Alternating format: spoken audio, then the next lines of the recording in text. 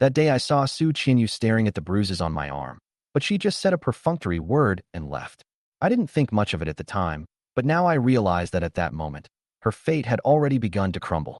After getting into the car, her world suddenly felt like it had been ripped open, and a sharp pain exploded from the depths of her brain.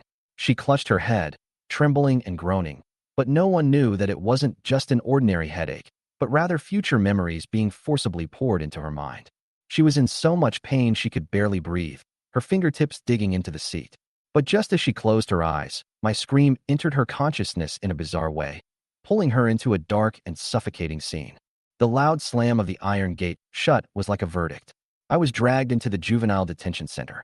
The warden approached me step by step with an electric baton, and I only had time to plead for help in a trembling voice. "Sister, save me." But at that moment, she was sitting on the sofa playing games with Su Long.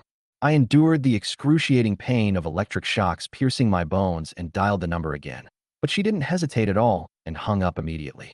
She didn't know, or perhaps she did know but never wanted to admit it, that she had given up my entire life at that moment. She was once again caught in a storm of memories, seeing Su Qiming crying and telling her that Su Long had pushed his sister off a cliff to prevent the outside world from knowing about the scandal. In that instant, Su Qinyu's world shattered into sharp shards of glass. Su Qinyu questioned Su Long, but he sneered and shook his head. The next second, when he heard that he was going to tell his older sister, his eyes immediately changed. It wasn't fear, but the shadow of malice awakening, like another monster that had always been hidden in his heart was opening its eyes. The memories of the future continued to tear at her consciousness. She saw with her own eyes Su Long pour colorless powder into her water glass when she wasn't paying attention. It was a drug that could cause mental confusion, and the moment she drank it, her fate had completely gone astray. The scene suddenly shifts, and the director of the juvenile detention center arrives at the Su family with a doctor, claiming he can treat her mental problems. Su Wang hesitates, but then agrees. He smiles and takes her to the so-called hospital, but I know that's the gate to hell. The hospital, converted from an abandoned military area, was surrounded by iron wire mesh, with peeling paint, dim lighting, and an air thick with the smell of mold and despair. This time, the person being pushed onto the electric shock chair was not me, but Su Qinyu, who would be controlled by drugs in the future. She retreated in fear, but the director grabbed her and said, "You'd better shut up before you go out to see your sister." As soon as he finished speaking, an electric current surged into her body without warning. She screamed as if she were being burned alive, and her skin was charred black from the electric shock. She cried and said she would call the police, but the police chief sneered and started a second wave of electric shocks, stronger and more brutal, as if to tear her apart. She was in so much pain she felt like she was about to suffocate, but she couldn't pass out until she finally uttered a hoarse plea for mercy. Don't shock me anymore." The moment the director cut off the electricity, I seemed to hear the sound of her soul shattering. At that time, I didn't know that she was left in the cold corridor like an abandoned, broken doll, barely having the strength to struggle. She sat in an empty chair, her eyes vacant, her body covered in burns. My chest ached as if it were being torn apart, but reality was crueler than the pain, because what surrounded her next were a group of inhuman children. They pointed at her, yelled insults, threw stones, and called her mentally ill, but she didn't even have the strength to raise her hand to defend herself. In that instant, I suddenly realized that if I didn't appear, she would be completely swallowed up by darkness. "Get out of my way," I shouted those words. When I rushed over, I even forgot that I was still a child. I only remembered that she was being bullied, and I could no longer be as powerless as before. I punched the most arrogant boy to the ground, elbowed the second, and kicked the third. They fell to the ground groaning, while I just stared at her. "Sister, don't be afraid. You're not mentally ill. I'll protect you." But the scene suddenly cuts off, and I am suddenly back in that small dark room, the world she was trapped in. I see her curled up in the corner, leaning against the wall like a crushed flower, only able to maintain her last bit of hope with the light coming through the small hole. Every evening, I would put candy in her mouth. That was all the warmth I could give her. The way she cried with the candy in her mouth was like begging the world to let her go, but the world never wanted to let her go. Finally, the eldest sister arrived, but she didn't know that this wasn't a hospital, but a nightmare, a purgatory for the two of us. When she saw Qianyu cried and hugged her, as if grasping at the last straw. My older sister took me home. "I really can't take it anymore." Qianyu cried so hard she almost stopped, but the director's words, "Her condition has flared up," pushed her back into the abyss, and her older sister actually believed him. "Big sister, don't go." Yu cried out, kneeling on the ground, but all she heard in response was the sound of the door closing, the iron gate locking, and the moment her world completely collapsed. The director dragged her to the treatment room and tied her up. The second he pressed the switch, her screams cut through my heart like a scraper. But the older sister next door said to him, "Thanks to your treatment, she's much better now." I watched as she was tortured to the point of near death, while the people outside treated the abuser like a miracle doctor. At that moment, I vowed to tear off their self-righteous mask of perfection. As the director saw my eldest sister off, I rushed out and stood in front of them. I don't know where I got the courage. I only knew that I could no longer remain silent. "He's not a good person. He's torturing my fifth sister." The director sneered, saying that electrotherapy was a treatment method. I was almost disgusted by his shamelessness. I saw it with my own eyes. He tied her to a chair that could generate electricity and burned her hands. The older sister froze, but the next second, she frowned at me and said, "Su Ningyue, don't be ridiculous. Director Chun is a doctor.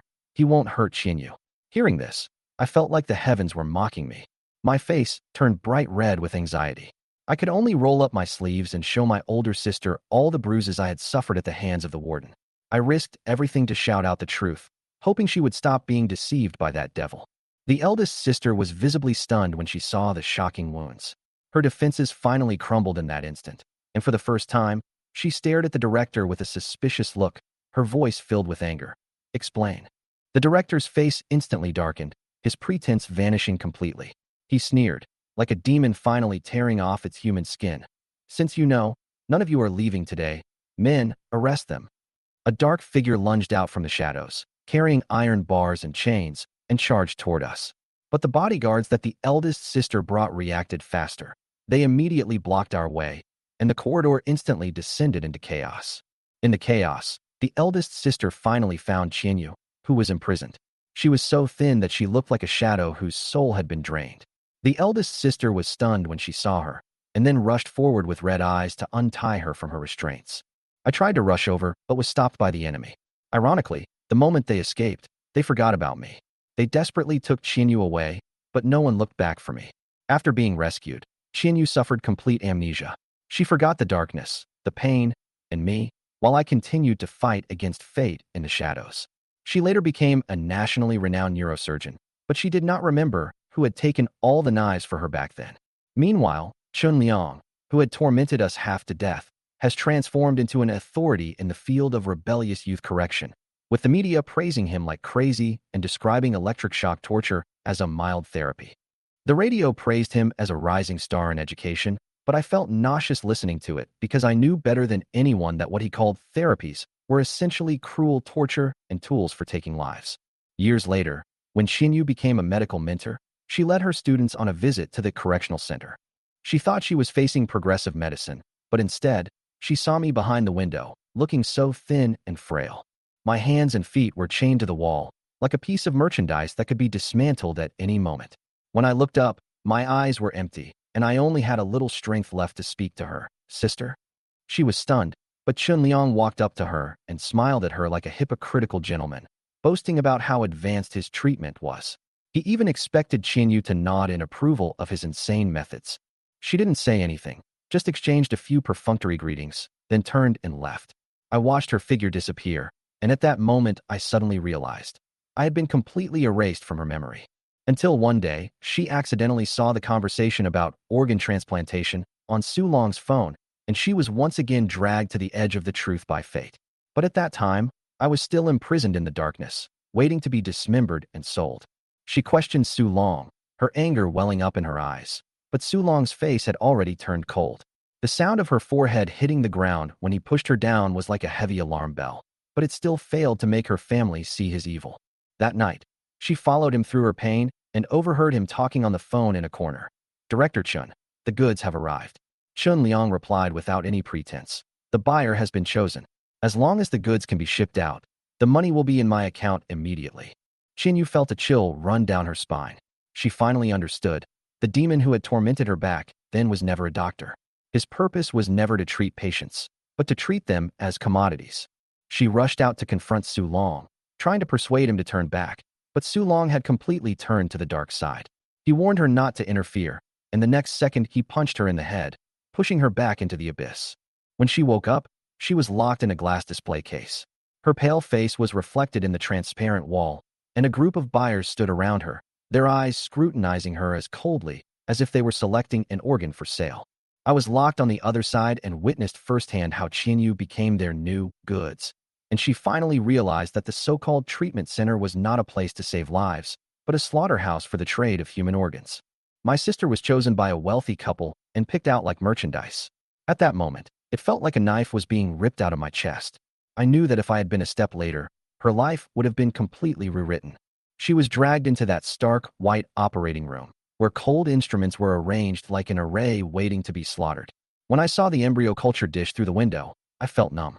I knew what they were going to do was destroy everything she had. My sister was strapped to the operating table, and the monitoring equipment displayed her vital signs realistically on the screen. As the doctor approached with a syringe, she could neither struggle nor make a sound. I knew this was her most desperate moment. The moment I kicked the door open, light shone into the lab like a sharp blade. When my sister looked up and saw me, a flash of life crossed her eyes. In just half a second, I punched the doctor to the ground. I untied her and helped her up. Her hands were cold and trembling. It was then that I truly realized that if I had arrived any later, she would have been completely destroyed in this place. As soon as we rushed out of the corridor, the sound of batons cutting through the air assaulted us. I shielded her, going head-to-head with the security guard. I used all my strength, a punch, an elbow, a kick, just to make her take one more step. The moment the police baton struck my shoulder, everything went black, but I gritted my teeth and stood firm because my sister was behind me. She couldn't afford to get hurt anymore, so I had to force myself to keep going. Through the gaps between countless pursuers, I pulled her to the exit. The night wind almost made me collapse the moment it rushed into my lungs, but I still held my sister's hand tightly and told her, "We're safe now. I'll take you home." But fate gave us no time to catch our breath. The voices coming from afar made me freeze instantly. I looked in the direction of the voices and saw Su Long standing with the wealthy couple, his tone as obsequious as a well-trained wolfhound. "My sister is in good health and would be perfect for your needs." His words pierced her heart like a knife, and the businessman's comment pushed her into the abyss. "That way you won't have to suffer." The older sister stood in the shadows, her whole body frozen, her eyes flashing with shattered light. She finally understood that she had not fallen into the trap by chance, but had been pushed into the abyss by Su Long himself from beginning to end. Tears streamed silently down her face, but Su Long only saw the money. He didn't even notice that his sister was watching him from a short distance away. The pain he felt was a betrayal more agonizing than death. I held her hand to let her know that at least I was still there for her, but she was trembling violently. I knew she was breaking down inside. She had given everything for Su Long, only to receive this kind of deal in return. After leaving the treatment center, I escorted her home. She leaned on my chest and cried like a lost child. I had always seen her strong since she was little, but this was the first time I had ever seen her cry like she had been shattered. When she got home, she collapsed onto the sofa, completely exhausted. The combined emotional and physical torment caused her headache to return. She rubbed her temples, trembling with pain, and I could only carefully support her. I gently massaged her head. The moment she closed her eyes, there were still tear stains at the corners of her eyes. Her voice was choked with sobs and almost stopped. I knew that she had gone through far more pain than the average person. I gently knelt down in front of her and whispered, "Sister, let me give you a massage. You'll feel better soon." He carefully supported her shoulders, letting her lean against the sofa, and gently pressed his fingers on her temples, his fingertips warm as he slowly drew circles. Chapter 71, Past Events. His touch was gentle and delicate. Su Ningyue closed her eyes and felt the warmth spreading from the top of her head, as if it were taking her to a peaceful harbor. Su Ningyue gently pressed her forehead, temples, and back of the neck with his fingers, each pressed just right, and Su Ningyue's tears welled up in her eyes. "Sister, you should rest well. I'll go make you something to eat," Su Ningyue said gently, covering her with a blanket and letting her relax on the sofa. Soon, the kitchen was filled with the soft clattering of spatulas and the sizzling sound of ingredients being stir-fried. Su Ningyue first blanched the tender green broccoli and sweet and crisp carrots, then quickly cooled them to maintain their fresh color. She then stir-fried them briefly with fragrant olive oil and finally sprinkled them with white sesame seeds. The whole dish was refreshing, delicious, and colorful. Next, he sliced the fresh salmon into even, thin slices, marinated them briefly, and then pan-fried them in a little butter until golden brown and fragrant. The fish skin becomes crispy under high temperature, while the inside remains tender and juicy, emitting a subtle aroma. He carefully arranges the salmon on a plate, displaying it as exquisitely as a work of art, and adds a few lemon slices, the sweet and sour flavor perfectly complementing the freshness of the fish. Before long, the table was filled with delicious and visually appealing dishes. Su Ningyue carried a bowl full of pumpkin porridge and slowly walked to Su Qianyu's side, gently calling to her, "Sister, the food is ready. Come and eat some." Su Qianyu slowly opened her eyes, looked at the exquisite dishes on the table in front of her, and tears welled up in her eyes. She lowered her head and gently scooped up a mouthful of pumpkin porridge. The silky smoothness and sweetness instantly dispelled the chill in her heart. She looked up at Su Ningyue, her pupils trembling slightly. Su Ningyue smiled slightly, picked up his chopsticks and put a piece of salmon on her plate, and said softly, "Sister, no matter what happens in the future, I will always be by your side." Under Su Ningyue's meticulous care, Su Qianyu's body and mind gradually recovered, and her headaches became less and less frequent. Su Ningyue always stayed by her side, taking meticulous care of her. Every morning, Su Ningyue would prepare breakfast for her, including homemade oatmeal porridge, a fruit platter cut into neat pieces, and a cup of hot milk, all arranged neatly. In the cool evenings, Su Ningyue would always thoughtfully lay a blanket on the sofa and place a cup of warm ginger tea on the coffee table. He worried that his sister would get cold, so he would gently pull a warm blanket over her shoulders from time to time. Sometimes, the two of them would watch TV together on the sofa, and Su Ningyue would peel an orange for her and hand it to her segment by segment. Su Qianyu gradually realized that Su Ningyue had become a part of her life. Whenever she felt unwell, he was the first person she thought of. That kind of thoughtful protection gradually made her forget the shadows of the past and feel a long-lost sense of security. But all of this came to an abrupt end very soon. That day, when Su Qianyu went out to buy groceries alone, she unexpectedly bumped into Su Long at a street corner. The pain of the past surged into her heart, but Su Long suddenly knelt down in front of her, his eyes filled with regret. "Sister, please forgive me," Su Long whispered, tears welling in his eyes. "I know I was wrong, but I was forced into it. Back then, they had power and influence. Killing me would have been as easy as crushing an ant. I didn't dare disobey them. I had no choice. I really had no other option." He spoke, his voice trembling with sobs. Su Qianyu looked at him coldly, her eyes unwavering. "Su Long, now that things have come to this, is there any point in saying all this?" Su Long's eyes flickered, unable to meet her gaze. He lowered his voice, his tone becoming even more sorrowful. "Sister, I truly regret what I did. If I have the chance, I'm willing to atone for my sins.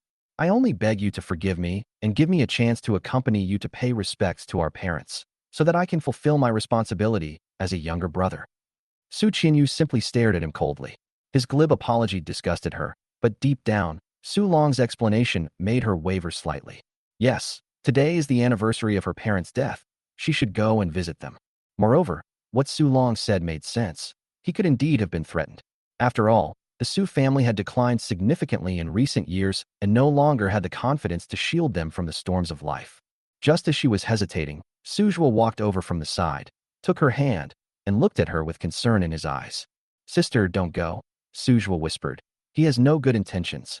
Looking into Su Ningyue's worried eyes, Su Qianyu's heart softened. She gently patted his hand and smiled tenderly. "It's all right, Jua. It's just visiting our parents. There's no danger." Su Ningyue frowned slightly, but he didn't say anything more in the end, only whispering, "Sister, be careful." She nodded, squeezed his hand reassuringly to reassure him, and then left with Su Long. In the chilly wind, Su Qianyu followed Su Long to her parents' graves. Beside the tombstone, Su Long stood silently with his head bowed, looking devout, as if he were repenting. However, as he slowly stood up, a cold glint flashed in his eyes. Su Qianyu was lost in her grief for her parents and was completely unprepared. Su Long pulled a sharp dagger from his pocket and pointed it at her throat. "Don't move. Come with me obediently and give birth to the child, or I won't be polite." His tone was icy, and all pretense on his face had been stripped away, leaving only greed and cunning. Su Qianyu felt as if her heart was being torn apart. She couldn't believe what she was seeing, and her voice trembled slightly. "Su Long, I'm your sister. Why did you do this? For money, you'd actually try to kill me?" Su Long's eyes flickered, but he didn't answer. He just gripped the dagger tightly and gritted his teeth as he approached her. Just then, a sinister laugh echoed through the empty cemetery, breaking the surrounding silence. With a faint sound of footsteps, an elderly man staggered out of the shadow of the tombstone. He had a full head of silver hair and sunken eyes, looking like a walking corpse. The old blind man raised his withered, wiry fingers and pointed at Su Ningyue, his voice hoarse. I've been waiting for this day for decades. His laughter was grating, carrying a chilling madness. Su Ninyue's heart tightened, and she stared at him warily. Who are you? What has my Su family done to offend you? The old blind man snorted coldly, his face contorted with madness, as if recalling past humiliations. My ancestors were once wealthy merchants with a vast fortune, but your Su family's ancestor, seeing our business thriving, secretly plotted and framed us, forcing us into bankruptcy. My family members were driven to their deaths one by one, and my lineage has lived like monsters for generations. It's all thanks to your Su family. Fortunately, my son is capable and has finally avenged me. Chapter 72. He abandoned her. Su Ningyue was forcibly taken to a postpartum care center by Su Long. In order to prepare her body to receive the embryo, she was forced to take various nutritional supplements and vitamins every day. In an attempt to escape her fate of becoming a tool for childbirth, one night, when the caregiver wasn't looking, she found a box of infertility pills and, without hesitation, swallowed the entire box. The drug took effect more intensely than she had imagined. A few hours later, she felt a sharp, stabbing pain in her abdomen. Her vision gradually blurred. All the light and shadow in her sight disappeared rapidly, and finally, she was plunged into darkness. Upon waking, she not only lost her ability to have children forever, but she also lost her sight. When the wealthy businessman learned that she had lost her usefulness, he kicked her out of the postpartum care center. She was roughly dragged to the side of the road by several security guards and casually thrown onto the cold, hard cement ground, as if she were a useless piece of trash. Su Ningyue collapsed to the ground in a disheveled state, her eyes vacant and darkness surrounding her. Her once clear eyes are now cloudy and lifeless due to the effects of medication. The dry, cracked skin at the corners of her eyes is covered with faint bloodstains. Her once jet black and lustrous hair is now dry, tangled, and hangs loosely over her shoulders. She dragged her exhausted body, stumbling and groping her way through the streets, until she finally collapsed helplessly under an overpass. The cold wind was biting, and she curled up in a ball, her thin clothes already pierced by the cold wind, shivering. Waste paper and garbage were scattered under the bridge. Several homeless beggars glanced at her curiously, then looked away as if it were commonplace. Leaning against a bridge pier, Su Ningyue sat helplessly on the cold cement ground, her back stiff. She raised her hand, groping to touch her blind eyes, feeling a stinging and burning sensation. At this moment, her former confidence and radiance had been completely stripped away, leaving only a wretched and miserable figure. Su Ningyue found Su Ningyue, who was homeless, again and took her home. Along the way, Su Ningyue held her hand, and although Su Ningyue couldn't see, she could feel the warmth. However, Su Ningyue soon noticed that Su Ningyue's health seemed to be not as good as before. Whenever she got close to Su Ningyue, she could always hear a slight cough. She couldn't help but ask, "Xiao Ningyue, are you sick? Why are you always coughing?" Su Ningyue paused for a moment, then replied with a smile, "It's nothing, sis. I'm probably just a little tired lately. I'll be fine after a few days of rest." Despite his efforts to conceal it, Su Ningyue could still sense his weakness. She reached out and gently touched his face, feeling that his skin was colder than before. Su Ningyue continued to take care of her as meticulously as before. He prepared hot meals for her every day, massaged her head, and helped her take a walk near her home every morning so she could breathe fresh air. His thoughtfulness made Su Ningyue almost forget the suffering she had endured. One day, Su Ningyue excitedly grabbed her hand. "Sister, I found a doctor who can cure eyes." Upon hearing this, Su Ninyue's face lit up with a long-lost smile, but it quickly faded after a moment. She said in a low voice, "Xiao Ningyue, how? How could we possibly have that much money to see a doctor? This treatment must be very expensive, and I don't want to be a burden on you." Su Ningyue gently patted her hand, his tone tender. "Sister, don't worry. I'll find a way to solve the money problem. I will never let you live in darkness forever." Although Su Ningyue's face grew increasingly haggard and his cough became more frequent, he never showed any pain in front of Su Ningyue, always comforting her with a gentle smile. The day before the surgery, Su Ningyue meticulously arranged everything for Su Ningyue and kept comforting her. However, on the day of the surgery, when the doctor was about to take her into the operating room, Su Ningyue did not see Su Ningyue for a long time. Her heart began to pound with anxiety, and she asked the doctor urgently, "Where's Xiao Ningyue? Hasn't he arrived yet?" The doctor gently comforted her. "Miss Su, it's time for the surgery. Your brother might be delayed by something. Please go in first." But Su Ningyue stubbornly shook her head. "No, I want to wait for him. He said he would accompany me into the operating room. I can't live without him." She held tightly to the cuffs of her surgical gown, stubbornly standing at the door waiting. Just then, a hand gently rested on her shoulder. Sister, Sujua won't be coming back, Su Long said in a low voice. He knew the surgery would be expensive and he couldn't afford it, so he ran away. Su Qinyu froze, as if she had fallen into an abyss in an instant. She could hardly believe her ears, muttering to herself, Xiaozhua, how could he abandon me? How could he leave me at this time? Seeing this, Su Long gently took her hand and pretended to comfort her, saying, Sister, don't be sad. Suzhua is still young and doesn't have much ability. He can't earn much money. I will pay for his surgery and make sure you can get treatment. Upon hearing these words, Su Qinyu coldly withdrew her hand and rebuked, Su Long, stop pretending. I know you have ulterior motives. You're not genuinely trying to help me.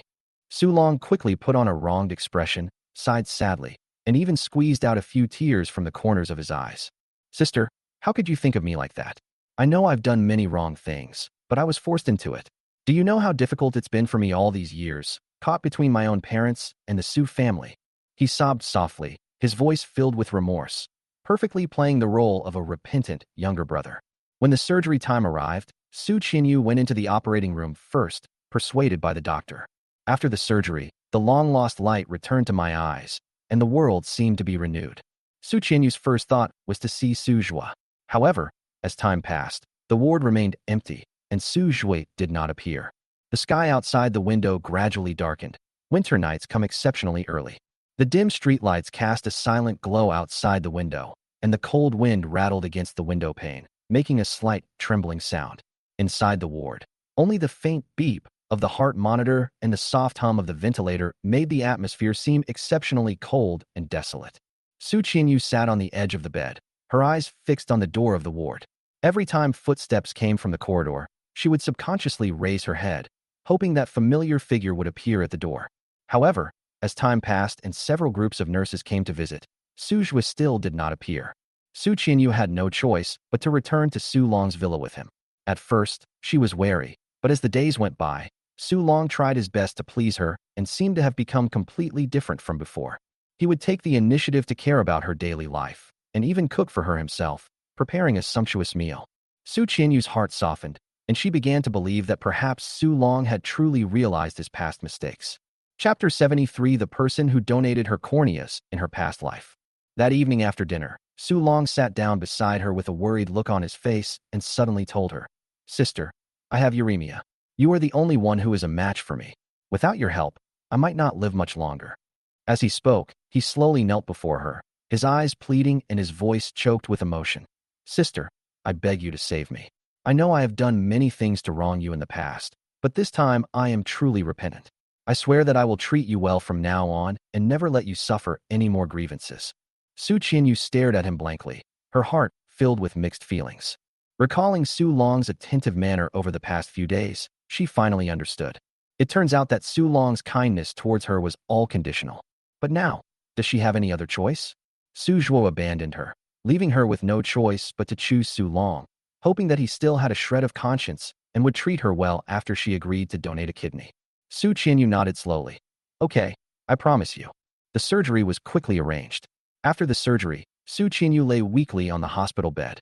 However, day after day, the ward remained empty, and not even a greeting came.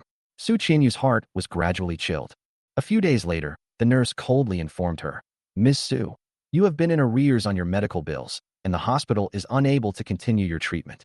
You would be better off leaving as soon as possible. She struggled to sit up in her hospital bed, only to find that her body was extremely weak and her surgical wound was throbbing with pain. She dragged her still healing body and slowly stood up, enduring the pain. Outside the hospital, the sky was so gloomy it seemed to weigh her down. She walked out of the gate step by step, and a torrential downpour suddenly began. The cold rain hit her body and took away her last bit of warmth. Su Qinyu was soaked to the bone, covered with a thin hospital gown. With each step, her wounds felt like they were being torn apart, but she could only grit her teeth and endure it as she struggled forward in the cold rain. Su Qinyu dragged her weak body and staggered to the rented room where Su Zhui used to live. Located at the end of a secluded alley, the dimly lit stairwell was damp and musty. The walls were peeling and crumbling. The stairwell was piled with clutter, and the dusty windows blocked out the faint light. She slowly pushed open the door, revealing a small and dilapidated room. Water stains were faintly visible on the walls, and several exposed electrical wires hung from the ceiling. The room contained only a simple single bed and a small wooden table, with a piece of the corner missing, making it look particularly worn. Su Qinyu stood in the center of the room, looking around, as if she could still feel the presence of Su Zhua, who once lived here. Her gaze fell on the small wooden table, on which lay several open medical books. The pages were yellowed and the edges were slightly curled, clearly indicating that they had been read countless times. She gently stroked the pages, her fingertips touching the handwriting he had left behind. In the corner was a worn-out medicine box containing some simple medicines and used gauze. Seeing these, Su Qinyu felt as if her heart was being cut by a knife. She clearly recalled Su Zhua's gentle smile. Her eyes instantly welled up with tears, and they silently slid down her cheeks.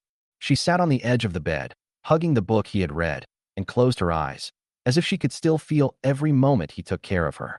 However, at this moment, she still didn't understand where Su Zhua had gone. Why was there still no news of him? Just as she was lost in thought, a soft sigh came from the doorway. She looked up and saw her neighbor standing by the door, looking at her with pity. "Oh, little girl, you must be Su Zhua's older sister?" The aunt walked in, sighed, and said sadly, "Your brother is such a good child, but unfortunately, he has a hard life." Su Qinyu asked anxiously, "Auntie, do you know where Xiaozhua went? Why? Why hasn't he come looking for me?" A hint of heartache flashed in the aunt's eyes as she slowly said, "Su Zhua became seriously ill several months ago. I don't know why, but he donated his corneas and has been unable to see anything since then." Su Qinyu felt her mind go blank, as if her heart was being torn apart by immense grief. She covered her mouth tightly with her hand, trembling uncontrollably, tears streaming down her face. The woman continued in a low voice. His condition worsened, he coughed incessantly, and became skin and bones. The hospital told him that only a kidney transplant could save his life, but he didn't want to be a burden on you, so he endured the pain and lived alone. Not long ago, he couldn't hold on any longer, and now he has left this world. These words struck like a bolt from the blue, shattering Su Qianyu's last hope. She couldn't believe, and didn't want to believe, that Su Zhua, who had taken such good care of her and protected her with his life, had left her forever. She collapsed to her knees, tears streaming silently down her face, murmuring, "Xiaozhua, why didn't you tell me? Why didn't you let me accompany you on your final journey?" Su Qinyu hugged herself tightly in anguish, sobbing uncontrollably. Su Zhua's gentle face and his caring attention flashed through her mind, but all of that was now a final farewell. Suppressing her grief, Su Qinyu rushed to the hospital where she had undergone surgery. She wanted to find the final answer in the hospital's surgical records. She refused to believe, and could not accept, that the light she had gained was obtained at the cost of Su Zhua's own sacrifice. At the front desk, she pleaded with the nurse to let her see her surgical records. The nurse looked through them for a moment, then handed her a document, saying gently, "This is your surgical record. The donor and payer for the surgery are listed here." Su Qinyu took the document with trembling hands, feeling uneasy. She slowly turned the pages of the surgical record and saw the donor's name clearly written on them, Su Zhua. Those words were like a brand, deeply piercing her heart. She could hardly believe her eyes, her fingertips tracing the name over and over again, her heart clenching with pain. "Su Zhua, Xiaozhua," she murmured softly, tears blurring her vision, her heart filled with boundless heartache. He not only donated his corneas, but also paid for all the surgery costs, which enabled her to regain her sight. A wave of intense guilt and pain overwhelmed Su Qinyu, and tears streamed down her face like a burst dam. She finally understood that all her light had been bought with her brother's life. All the memories of the past pierced her heart like sharp knives, causing her chest to ache as if it were being torn apart. At that moment, Su Long's image appeared in her mind like a dark cloud. He knew all this, yet he deceived her, making her mistakenly believe that he was the one making sacrifices, and causing her to misunderstand Su Zhua. Su Qinyu clenched her hands into fists, her nails almost digging into her palms, and the hatred surging in her heart made her tremble all over. "Su Long," Su Qianyu's eyes revealed an unprecedented resolve. "How could you be so cruel? So selfish?" Chapter 74, A Chance to Start Over. Su Qianyu dragged her tired body back to the Su family home. However, the sight before her made her gasp in shock. The once magnificent and splendid Su family is now nothing but ruins. The once grand gate is now rusty and dilapidated. The gateposts are crooked and collapsed. Weeds grow rampant in the courtyard, and the flower beds are long since withered and dilapidated, filled with withered plants and fallen petals. All around was silent, with only the cold wind whistling through the ruins, making the abandoned manor seem even more desolate and gloomy. She slowly walked into the dilapidated hall, and the scene before her eyes made her heart ache. The walls, once adorned with exquisite picture frames, are now reduced to blurry traces and shards of broken glass. Broken furniture and porcelain lie scattered on the floor. Su Qianyu's steps were heavy, her heart churning with endless sorrow. The warm home she once knew, the place where she and her sisters laughed and played, was now a ruin, a desolate wasteland. Just as she was lost in thought, an old maid who used to work for the Su family came forward, her face full of sorrow. The old maid sighed softly.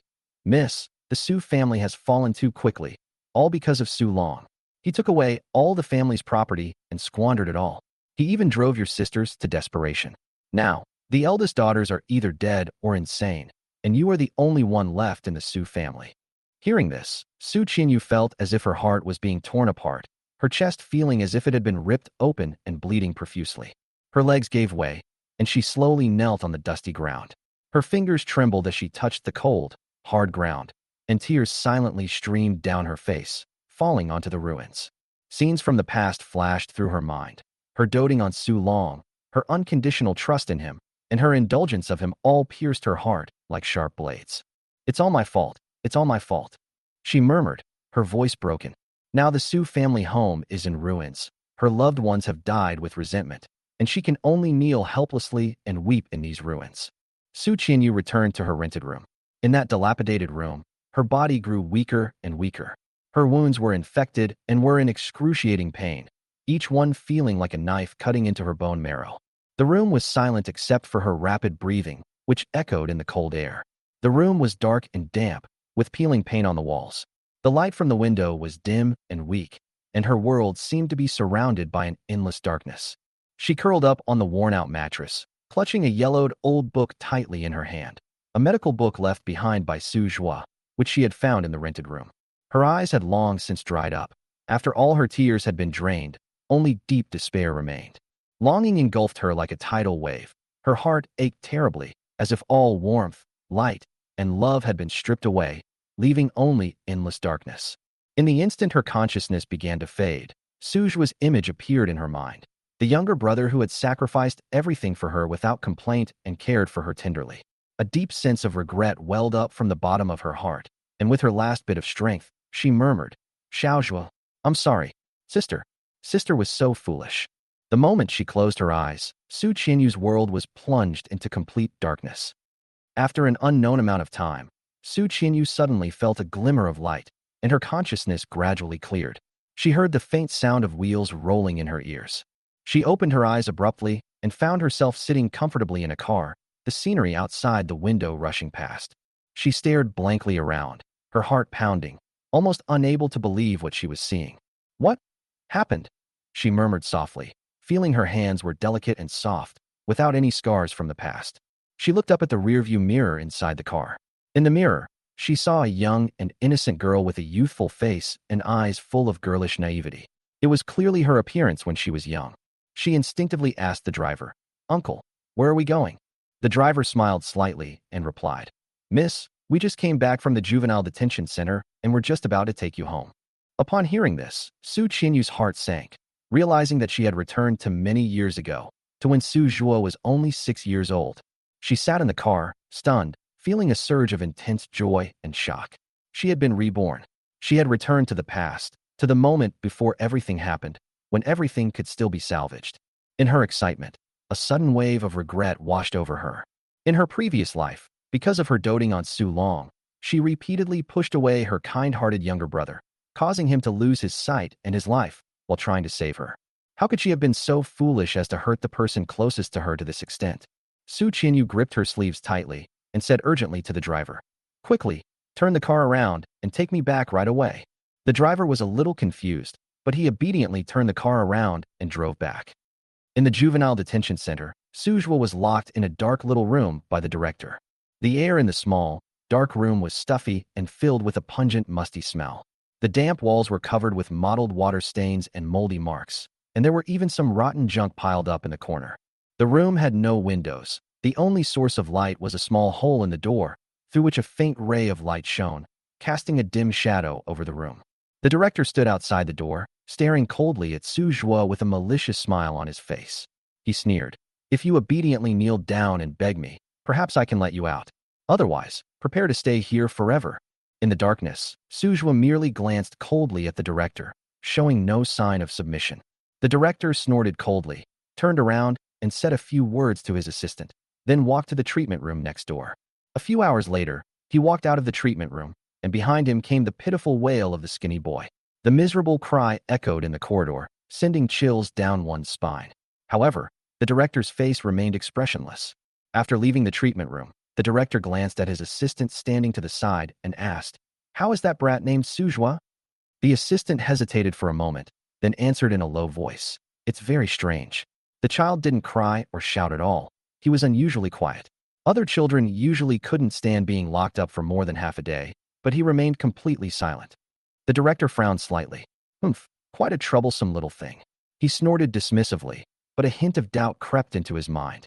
Normally, other children would break down and cry after being in a dark room for half a day, but this child was so quiet, which was truly unusual. However, he didn't think much of it. He then gave his assistant a few instructions and leisurely went to the cafeteria to prepare for his meal. The canteen was on the other side of the building. It was a spacious but gloomy hall with pale paint on the walls and iron bars on the windows. Through the thick glass, you could only vaguely see the sky outside. A few old chandeliers cast a dim yellow light, making the entire canteen appear even darker. The children sat in their seats, their expressions blank, barely exchanging words with each other, mechanically chewing the meager amount of food on their plates. Chapter 75. He should have atoned with his death long ago. The assistant got the director's meal and then took the opportunity to patrol the cafeteria to make sure they behaved quietly. The director sat down with a tray in his hand. On the tray was a meat pie and a bowl of plain rice soup. He ate slowly and leisurely, seemingly quite satisfied with the food. However, just as he lowered his head to chew, he glanced up casually and his gaze suddenly froze. It was a youthful yet calm face, coldly staring at him. It was Su Ningyue. He was sitting quietly in a corner of the cafeteria, looking completely at ease. The director's chopsticks stopped in midair, and his face suddenly darkened. This child had actually come out of the dark room by himself. He slammed his hand on the table, his voice dripping with rage as he growled. That little brat dared to run away on his own. Arrest him right now and lock him up again. The assistant nodded immediately, strode forward, grabbed Su Ningyue again, dragged him into the dark and damp little room, and slammed the door shut. The director paced back and forth in the corridor, cursing under his breath. He shook his hand violently and returned to his office, still furious, his heart filled with unease. As night fell, the entire correctional facility gradually fell silent. All the rooms were pitch black, with only the cold moonlight streaming through the windows into the corridor, bringing a chilly glow. The director tossed and turned in bed, feeling inexplicably restless. He sat up and finally decided to go to the small dark room to check if Su Ningyue was still there. The corridor was empty, and the only sound was the echo of his leather shoes on the floor. As the director walked to the door, his heart skipped a beat for no apparent reason, and his palms were covered in a fine layer of cold sweat. He took a deep breath and leaned close to the small hole in the door, trying to confirm whether Su Ningyue was inside. However, all that met the eye was emptiness and darkness. The entire room was deserted. The director's face turned deathly pale instantly. He couldn't believe his eyes and murmured, "This is impossible. How could he have escaped?" With trembling hands, he pulled the key from his pocket, quickly inserted it into the lock, and frantically opened the door to the dark room. The door creaked open, and he hurriedly peeked inside, looking around. It was indeed empty, with only a cold wind seeping in through the cracks in the door, carrying a chilling, bone-deep atmosphere. The director's pupils contracted sharply. A strong sense of terror welled up in his heart raced, and his eyes were filled with undisguised horror. How on earth did this child disappear one after another from the dark room? Just as the director was in shock, the door to the dark room suddenly slammed shut, trapping him completely in the cold darkness. The station chief was immediately startled, his face turning pale. He rushed over and pounded on the door, urgently shouting, "Open the door! Open the door quickly! Help!" However, the corridor was silent, and no one responded. The director's hands pounded until they ached, and his fear grew stronger until he turned around helplessly and saw a figure sitting quietly at the door of the small dark room. That's Su Ningyue. His eyes were calm and unwavering, carrying a cold and serene demeanor beyond his years. "You have committed countless evils and harmed numerous people. You should have atoned with your death long ago. The director's heart skipped a beat. Suppressing the rising fear, he forced a cold smile and gritted his teeth, saying, "You little brat, you dare talk to me like that? Believe me or not." Before he could finish speaking, he froze in his tracks. Right beside Su Ningyue, a girl in a red dress slowly appeared. Her long hair was disheveled, her face was pale, her eyes were empty, and her mouth was slightly open, revealing a row of sharp and eerie teeth. Dark red liquid dripped from between her teeth as she stared at him, as if he were her prey. The director's heart tightened suddenly. He took a few steps back and tremblingly raised his hands to protect himself. However, the girl in the red dress let out a low growl and pounced on him with the agility of a wild beast, instantly grabbing his shoulder and biting down hard with her sharp teeth. The director let out a shrill scream. The intense pain caused his whole body to convulse, and blood gushed from his shoulder, staining his clothes red. "Ghost, ghost, don't come any closer." He frantically waved his hands, trying to push Ying away, but the vengeful spirit's strength far exceeded his expectations. Ying tore at his flesh, biting off large chunks of skin and chewing them cruelly, blood dripping from the corners of her mouth. The director was in so much pain that he was covered in cold sweat. His face was deathly pale, and he made intermittent pleas for help, as if he realized that his end was near. Each bite brought excruciating pain, as flesh was torn apart bit by bit, and bones were faintly exposed to the air. Ying's face was covered in blood, but there was no pity in her eyes, only endless resentment. The director finally breathed his last amidst excruciating pain, his pale face still bearing traces of fear and agony. After Ying bit off the last piece of his flesh, she slowly retracted her fangs. Her appearance gradually softened, the terrifying sharp teeth disappeared, and in their place was a lively and lovely face, like a delicate flower, looking innocent and naive, making it hard to imagine that she was just a cruel and ruthless vengeful spirit. She smiled at Su Ningyue, and the two walked out of the detention center together. At the same time, Su Ningyue arrived at the treatment center. She looked around, trying to find Su Ningyue.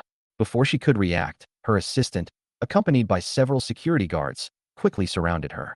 His face grim, he coldly questioned, "That brat you brought killed the director. You must take responsibility for his death." Su Ningyue was taken aback at first, but then an undisguised sense of joy welled up inside her. But she quickly regained her senses, her eyes filled with sarcasm, and she retorted with a cold laugh. "You say Xiao Zhu killed the director? How could a 6-year-old child possibly kill someone? You're actually trying to pin the blame on a child. It's ridiculous and laughable." A flash of anger crossed the assistant's face, and he said firmly, "We saw him come out of the small dark room with our own eyes. That's where the director had his accident. If the child you brought is okay, why is he at the scene of the incident?" Seeing that the situation was getting out of control, several police officers strode in and said in an authoritative tone, "Miss, please come with us to the police station first." Su Ningyue glanced coldly at her assistant and followed the police out without fear.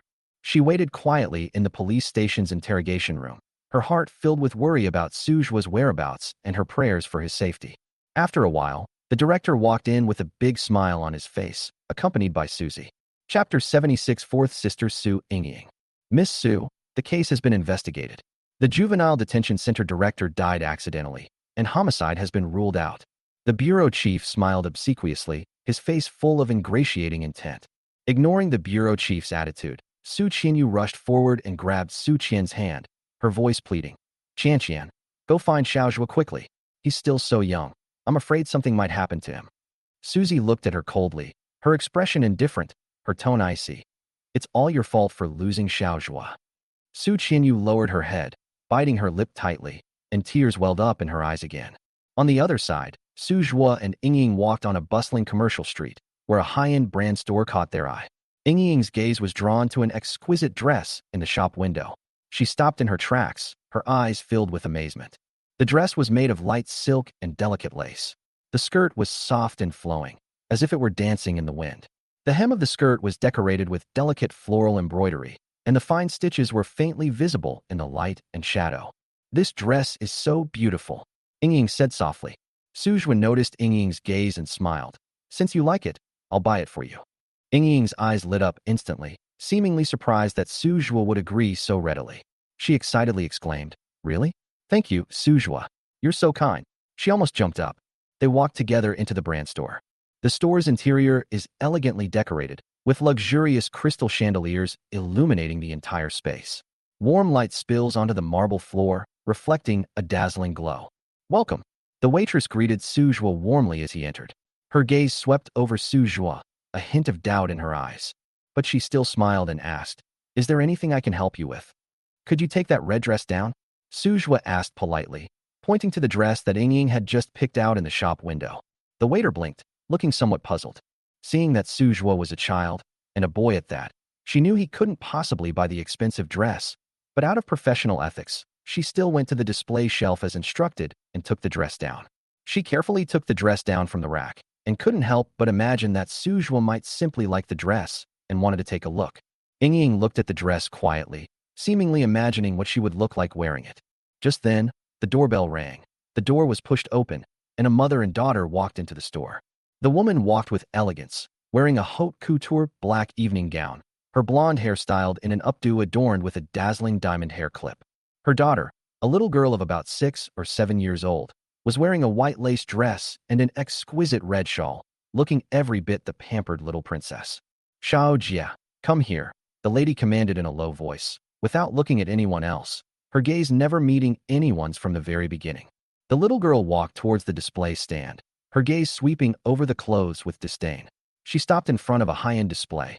"Hey, where's that red dress I saw last time? Where did it go? Get it back to me right now."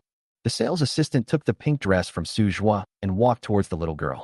However, as soon as she got the dress, the little girl frowned in displeasure. "Who told you to give my favorite dress to that little brat? This dress is dirty." Her voice was sharp and shrill. "How do you do business?" The lady frowned slightly, her gaze sweeping over the sales assistant's face, and said coldly, "How can a child be allowed in a place like this?" The sales assistant was clearly a little embarrassed, but she still forced a smile and explained in a low voice, "I'm sorry, but we don't have a specific rule that children can't come in." Ying watched from the side, a hint of disdain flashing in her eyes. She turned slightly to Su Ningyue, her tone carrying a cold laugh. "Do you want me to teach them a lesson for you? Those people are infuriating to look at." However, Su Ningyue was not angry because of the provocation. "No need." Ying nodded, though she was still a little angry. She decided not to interfere anymore. Su Ningyue then walked to the sales assistant and said softly, "Could you please wrap up this dress and take it to the cashier?" The sales assistant's expression was a little stiff. She didn't react immediately. She looked down at Su Ningyue, a hint of hesitation on her face. They clearly didn't believe that the little boy in front of them could afford the dress. However, as a trained sales associate, she forced a smile and said in a low voice, "Okay, I'll wrap it up for you right away." But just as she turned to get the bag, the little girl glanced at Su Ningyue with a playful look, a hint of sarcasm on her lips. "Oh my, this guy is really interesting. Does he even know how much this dress costs?" The girl's mother's eyes swept over Su Ningyue from head to toe, finally settling on the dress in his hand. A cold smile appeared on her lips, and her tone was full of sarcasm. "You child, do you think this is a vegetable market where anyone can just pick and choose?" The little girl laughed too. "Shouldn't you ask your parents if they have enough money in their wallets before you come to pick out a dress?" "Little friend, are you sure you want to buy this dress?" the sales assistant asked tentatively, her tone tinged with uncertainty. Su Ningyue nodded, her expression remaining calm. "Yes, please wrap it up for me."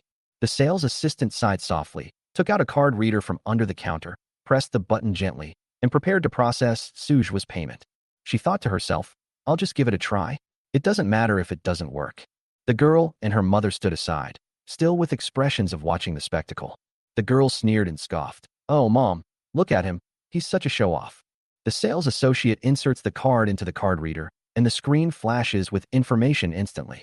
The sales associate then gently presses the confirmation button and waits for the machine to respond.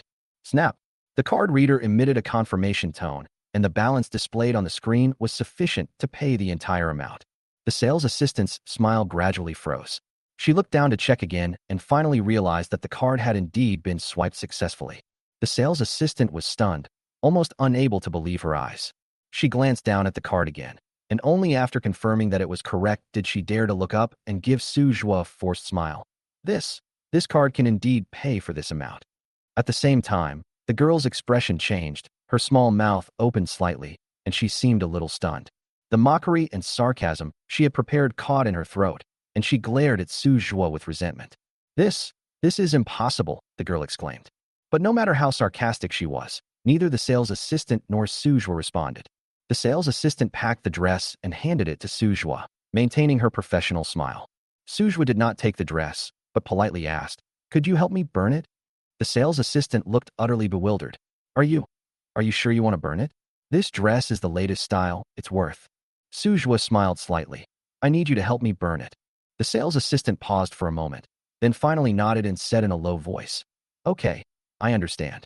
Her tone was not very respectful, and even a little cautious. Sujua nodded in satisfaction. Bring me a few more dresses. He pointed to the shimmering dresses in the store, each one more luxurious than the last. The sales assistant was somewhat surprised, but said nothing and silently began to take down the dresses. The girl and her mother, standing not far away, were utterly shocked. The girl's eyes widened when she saw that Sujua had bought her favorite dress and demanded that it be burned. Her mood instantly collapsed. Her face turned bright red with sadness and anger, but she couldn't utter a single word. The girl's mother gently patted her back and comforted her. It's okay, baby, don't cry. The girl ignored her mother's attempts to comfort her and continued to cry loudly. Sujua remained calm. He pointed to several other dresses and said to the sales assistant, Burn these too. The sales assistant's hand paused on that dress for a moment.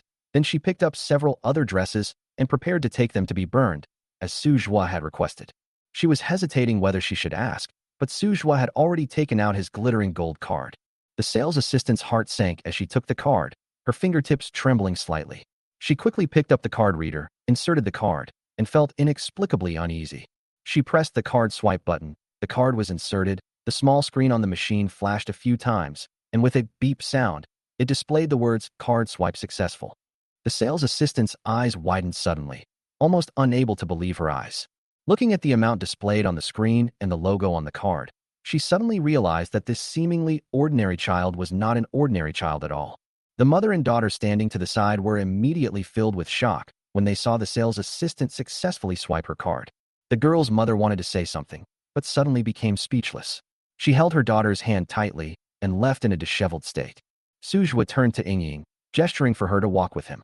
Ying nodded gently beside him and followed Sujua out of the store. On the other side, Su Ying sat in her studio with her legs crossed. She had a hot figure, fair skin, and delicate and beautiful features, especially her upturned eyes, which seemed to see through all hypocrisy. The computer screen displays a hacker forum page. She was typing rapidly on the keyboard with one hand, leisurely sipping her drink. Suddenly, a post caught her attention. Her eyes flickered, and she quickly clicked on the post, only to find that a question she had posted last week had been answered by an anonymous user. Su Ying's heart began to race. Over the years, she has met countless experts, but only a handful of people could solve her problem. Interesting, she murmured to herself, her eyes narrowing slightly with a sly smile. She immediately clicked on the person's profile, but to her surprise, the account that was answering questions was just a low-level account with very little information, and she couldn't find any useful clues at all. This person is indeed extraordinary. Su Ying frowned and began to ponder. This person is definitely not an ordinary hacker. This alt account is very likely a backup account for some big shot. She browsed through some more posts on the alternate account's homepage and discovered several noteworthy details. His answers to the questions were all insightful and unique. Who exactly is this person? Su Ying murmured softly. While shopping with her best friend, Su Ying was still thinking about the forum.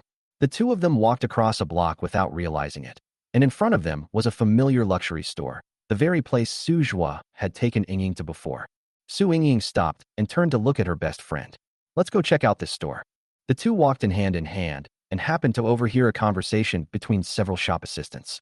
That kid was really rich that day. He bought over $1 million worth of stuff in one go, and then burned it all in the end. I wonder if his parents know about it, but a family that can afford a gold card probably doesn't care about that amount of money. Didn't you see the clothes that kid was wearing? That's the latest Sisu design, much more expensive than the dresses in our store. I wonder which young master he is. I should have asked him more that day. Hearing this, Su Ying was stunned. Not long ago, Su Wang had told her that Sujua had gone missing and asked her to help find him. In the photos Su Wang sent, Sujua was wearing that brand of white t-shirt before he went missing. Could that child be Sujua? Is it really such a coincidence? Su Ying quickly left the shop, thinking that she had to get to the bottom of this. After leaving the store, she called her best friend and said, Something came up. I have to go now. You can have fun by yourself. Her best friend didn't ask any further questions, just said okay and hung up the phone. Su Ying quickly walked towards the roadside stalls. She turned a corner, and a roadside stall appeared in front of her. The stall owner was a middle-aged man with fine lines around his eyes.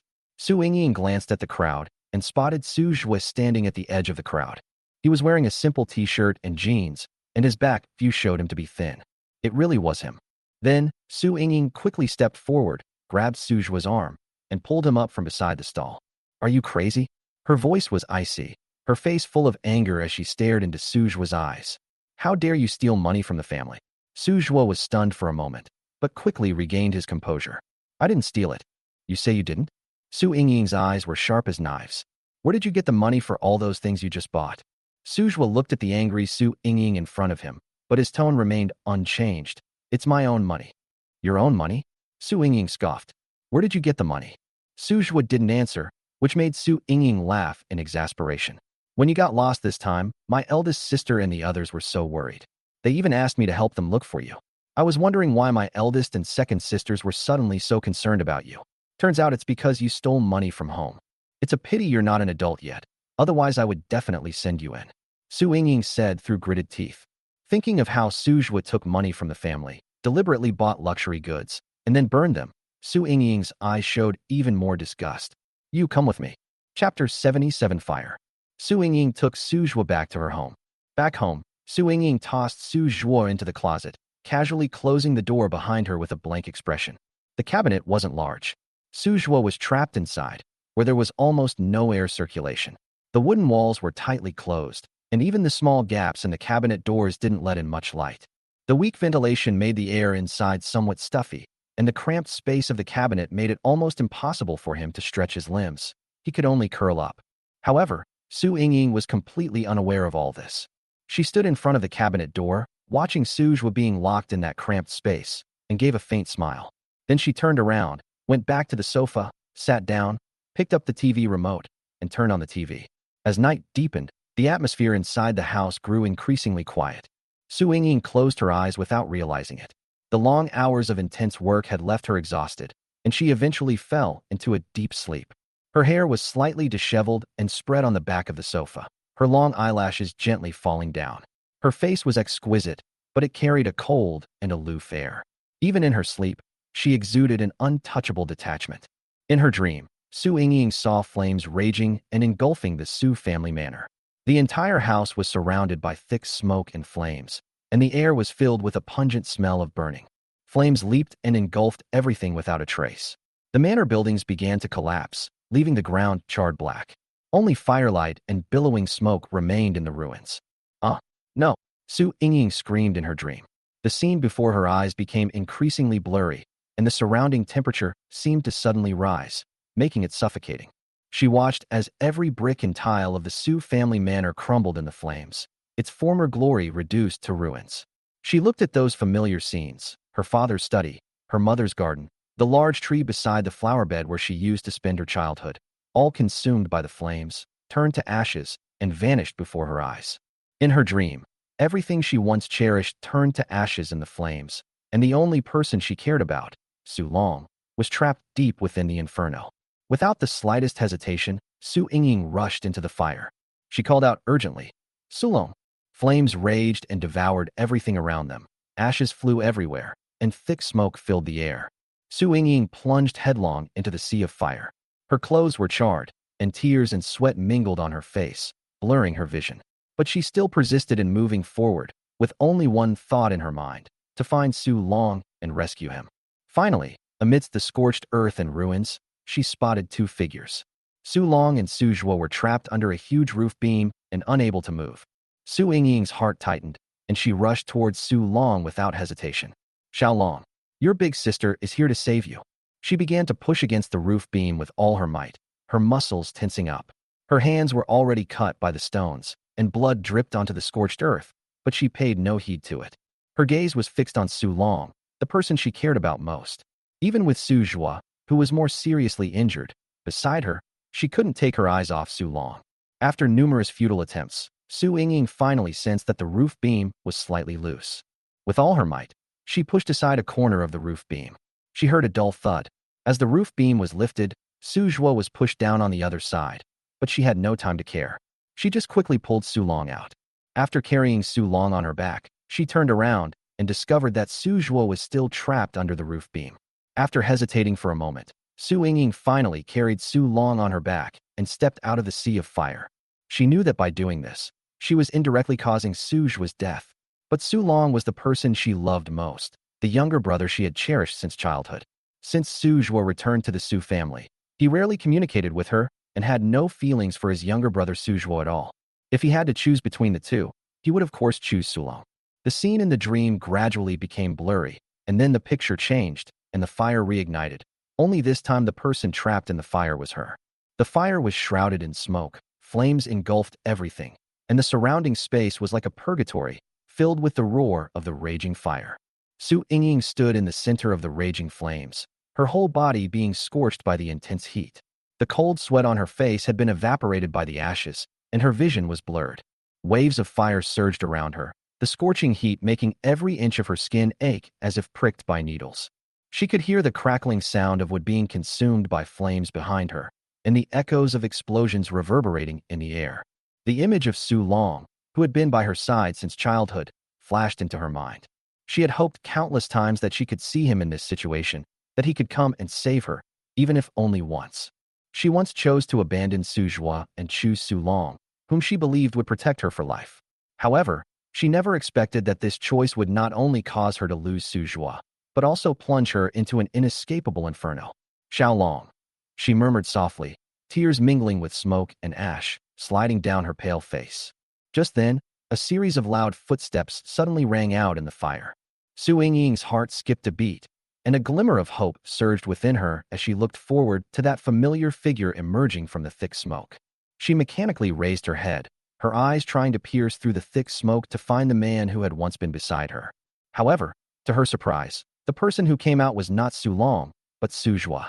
Su Ningyue was covered in charred mud and burn marks. His face was pale in the light of the raging fire, but his eyes revealed a calmness he had never shown before. Su Ningyue's heart skipped a beat. The shock of that moment almost left her speechless. She never expected that the person who saved her would be Su Ningyue. You? Her voice choked with emotion, almost from the shock. How could you? Su Ningyue didn't answer her, but took a step forward and whispered, "Don't be afraid. I will take you out." She barely had the strength to stand. Her legs were weak and powerless from prolonged and intense fear. She wanted to say something, but found herself unable to utter a word. She could only let Su Ningyue hold her waist and gently carry her on his back. Su Ningyue's back was like a solid mountain, and his body carried an unshakable strength. At that moment, Su Ningyue almost forgot all her fears and felt a sense of security she had never felt before, a security she had never found with Su Long. Chapter 78, A Second Chance, The Choice. Su Ningyue continued walking towards the edge of the fire. Behind him, the flames continued to roar, and the scorching air seemed to devour everything. But Su Ningyue still stood tall in that sea of fire, like a fearless hero, enduring everything. Su Ningyue finally spoke. "I'm sorry for what I did back then." "Stop talking." Su Ningyue interrupted her in a deep voice. "You don't need to apologize. What you need to do most right now is to stay alive." As he spoke, he gently led her away from the flames. Gradually, the temperature in the fire seemed to decrease, and Su Ningyue's consciousness began to blur. Her vision also became indistinct. She could feel Su Ningyue's breathing becoming more and more rapid, but he still didn't stop. Finally, they escaped the inferno. Su Ningyue gently placed her on the ground, then squatted down himself, panting, and leaned against a wall where the flames were not burning. His entire body was burned, and his skin was torn open countless times, leaving bloodstains and scars. But he didn't complain, nor did he fall down. He simply raised his eyes and looked at her. "Are you all right?" he asked, his voice tinged with fatigue, but mostly with concern for her. Su Ningyue was stunned. She looked up at the younger brother she had once abandoned, and tears welled up in her eyes. Why did you save me?" she asked softly. A glint flashed in Su Ningyue's eyes. He didn't answer directly, but simply said, "Because you are my sister." Su Ningyue woke up suddenly from her dream, her forehead covered in cold sweat and her breathing rapid. Her heart was still pounding, and the fire scene from her dream was still vivid in her mind, as if it had just happened. She tried to calm herself down, took a deep breath, and patted her chest, thankful that it was all just a nightmare. However, just as she was comforting herself, a piercing alarm suddenly sounded outside the window, followed by thick smoke and flames rising from the street outside. The surrounding sky was illuminated by clusters of red flames, making it seem as if the entire city was engulfed in a sea of fire. Fire! Run for your lives! The shouts of the neighbors came from afar, filled with urgency and panic, and quickly spread. Su Yingying jumped out of bed and ran frantically to the window. She saw that the buildings in the distance were engulfed in flames, thick smoke billowed, and the firelight illuminated half of the night sky. The air was filled with the smell of burning. Run! The fire is spreading over here. The shouts of the neighbors could be heard all around. The crowd downstairs was in chaos as everyone hurriedly grabbed their belongings and ran outside without a care in the world. Su Yingying's mind went blank, and she instinctively rushed towards the exit of the stairwell, desperately trying to get downstairs. But just as she was rushing halfway there, she suddenly remembered something. She stopped in her tracks. She had forgotten that Su Ningyue was still locked in the closet. She understood that if she didn't rescue Su Ningyue now, the child would likely die in the fire. However, with the shouts and chaos around her, her mood became increasingly confused. In the firelight, she saw the flames gradually approaching outside the window, and thick smoke began to fill the stairwell. Su Yingying hesitated for a moment, but in the end, she gritted her teeth and made a decision to ignore Su Ningyue. What she just saw was just a dream. If a real fire broke out, Su Ningyue would definitely not care about her. The person who would risk everything to save her at that time would definitely be Su Long. Su Yingying turned around abruptly and continued rushing downstairs.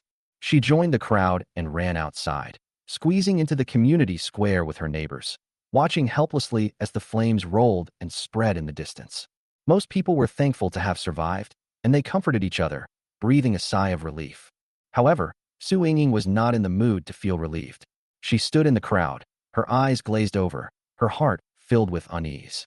Her thoughts were racing, and the image of Su Ningyue in the closet kept replaying in her mind. That face lingered in her thoughts.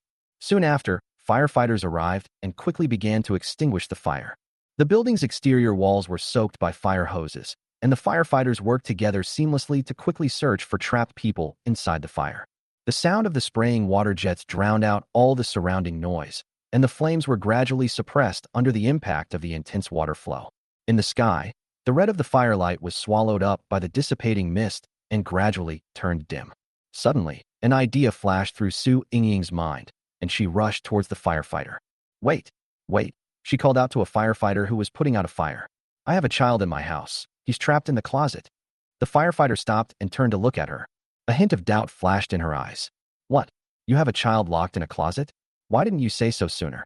I didn't expect the fire to spread so quickly. Su Yingying lowered her head, her tone somewhat guilty. Although he didn't care about Su Ningyue, she didn't want him to die either. The firefighters were stunned for a moment, then quickly reacted and rushed to Su Yingying's house with several colleagues. With the arrival of firefighters, the fire was finally brought under control. The fire was contained at its perimeter, and the flames were gradually extinguished. Firefighters began entering the building to search for the trapped people. After a flurry of activity, they finally found the way to Su Yingying's apartment. The door, charred black from the fire, was quickly pried open, and firefighters entered wearing breathing apparatus. This closet. Quick! Su Yingying pointed to the large wardrobe in her room. He's locked in there. Firefighters rushed to the cabinet and forcefully pulled open the door. Thick smoke and dust poured out instantly, making it almost impossible for everyone to breathe. Firefighters quickly opened the cabinet door, and thick smoke and ash rushed out, making it almost impossible for everyone to breathe. The firefighters immediately adjusted their masks and nervously looked around, but the cabinet was empty. What's going on? The firefighter frowned, turning to look at Su Yingying with a hint of confusion in his eyes. Are you sure he's in this cabinet? Su Yingying froze, her eyes fixed on the empty cabinet, a look of indescribable astonishment flashing across her face. She clearly remembered that Su Ningyue was locked in this cabinet by her. How could he have disappeared in the blink of an eye? He was clearly trapped inside. Su Yingying rushed forward instinctively, forcefully opening and closing the cabinet door, checking it over and over again, but there was still nothing inside. Seeing her like this, the firefighter frowned and sighed helplessly. You're probably frightened and a little confused. Don't worry, it's all right. We'll take you to a safe place right away. Su Yingying was still a little confused when she heard this, but she still followed the firefighters to the safe area. The neighbor looked at Su Yingying and then whispered, You mean that little boy? I saw him leave from your house just before the fire started, heading out of the community. What? Su Yingying looked up abruptly, a hint of surprise flashing in her eyes.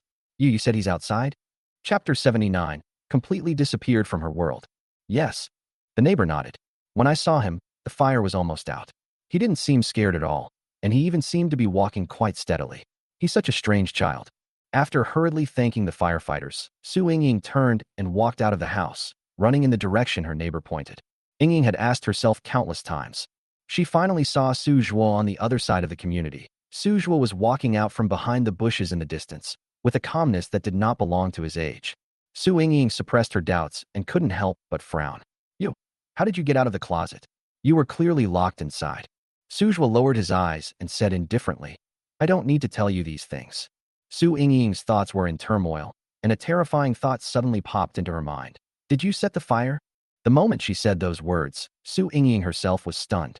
She hadn't expected to suddenly voice this thought, and stared blankly at Su Zhuo in front of her. Su Zhuo smiled slightly, looked directly at Su Yingying, and said calmly, If I said no, would you believe me? Come with me. Su Yingying said without waiting for a reply, and grabbed Su Zhuo.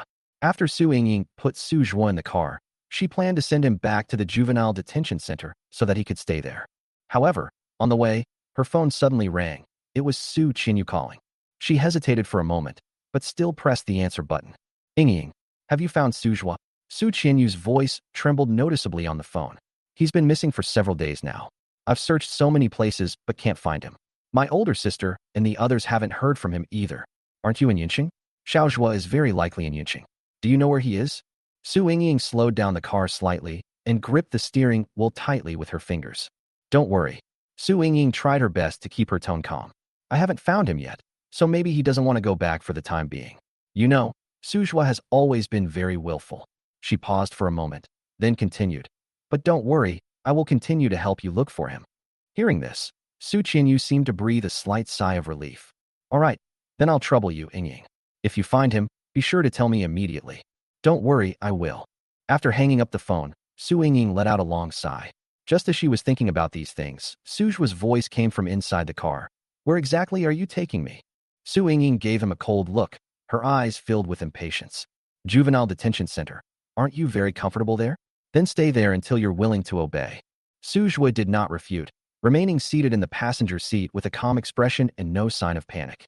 The scenery outside the car window rushed past, but Su Yingying felt increasingly strange. The closer she got to the juvenile detention center, the stronger her sense of unease became. The car finally stopped in front of the juvenile detention center. Su Yingying started the car and slowly brought it to a stop. She glanced at Su Zhuo in the passenger seat and saw that he was still staring indifferently out the window. A complex mix of emotions welled up inside her, disgust and anger. She took a deep breath and broke the silence. Let's get off the bus. Su Zhuo slowly opened the car door and got out. Su Yingying followed closely behind, her pace slightly hurried. Upon entering the lobby of the juvenile detention center, they were greeted by the new director, Chen Sheng. When he saw Su Yingying bring Su Zhuo in, a look of shock flashed in his eyes, which then turned into anger. What are you doing bringing this kid here? Chen Sheng's voice suddenly became agitated. He stepped forward, pointed at Su Zhuo, his eyes filled with hatred. It's you. You're the one who killed my uncle. Su Yingying was taken aback, not expecting Chen Sheng to be so agitated. She frowned and looked at him coldly. What are you talking about? Who is your uncle? My uncle was the former director. It was because of you, you brat, that my uncle was killed. Chen Sheng's voice grew louder and louder, filled with barely concealed anger. Su Yingying frowned deeply, unable to understand how a 6-year-old child could kill someone. But she knew one thing. If she really left Su Zhuo here, this person would definitely seek revenge. Don't worry, I will take good care of this child. Chen Sheng sneered, his eyes filled with malice. Okay. Su Yingying nodded. She always felt that since Su Zhuo appeared, everything was developing in a direction she couldn't control. She didn't like this feeling, so the only way was to make Su Zhuo disappear from her world completely. As Su Yingying turned to leave, she suddenly looked back at Su Zhuo, who was being pulled away by Chen Sheng. Su Zhuo remained expressionless, like a cold stone sculpture, standing there out of place in this world. Su Yingying didn't look at it again and turned to leave the juvenile detention center. The sound of the car starting completely suppressed her inner feelings, and she didn't look back. Su Yingying returned home in a daze. When she received the phone call, Su Long's voice sounded clearly aggrieved. Sister, nobody cares about me. You've all left, and I'm all alone at home. My eldest sister gave all the maids a day off, so there's no one to cook for me. Su Yingying's heart softened immediately, and she gently comforted him. Xiaolong, I'll come back to be with you right away. Wait for me. Soon, Su Yingying drove back to the Su family home. When she entered the house, she saw an empty living room with only Su Long sitting on the sofa. Sister, you're finally back. Su Long stood up, a smile spreading across his face. Su Yingying quickly walked up to him and patted his shoulder. Sister is back. Sister, why are you so late? I've been waiting for you for ages. Su Yingying reached out and ruffled his hair. All right. What do you want for dinner tonight? I'll make it for you. Su Yingying was busy in the kitchen preparing dinner. While she was chopping vegetables, she suddenly saw a blurry figure in the reflection of the glass outside the window, moving around furtively in the yard. The figure flashed by, appearing somewhat suspicious. Su Yingying frowned slightly, a sense of unease rising within her. She didn't pay attention to it immediately, but continued to work with her head down.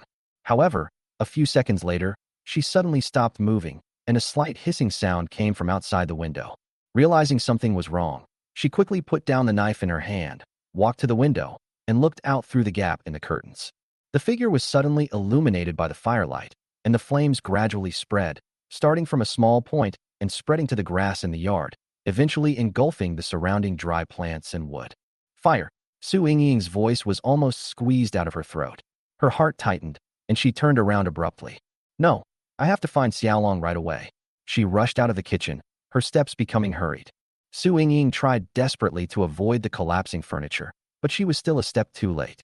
Just as she turned around, the heavy wooden cabinet suddenly crashed down from above, landing heavily on her right leg. A sharp pain instantly spread throughout her lower body. She gasped for breath, and her face turned deathly pale.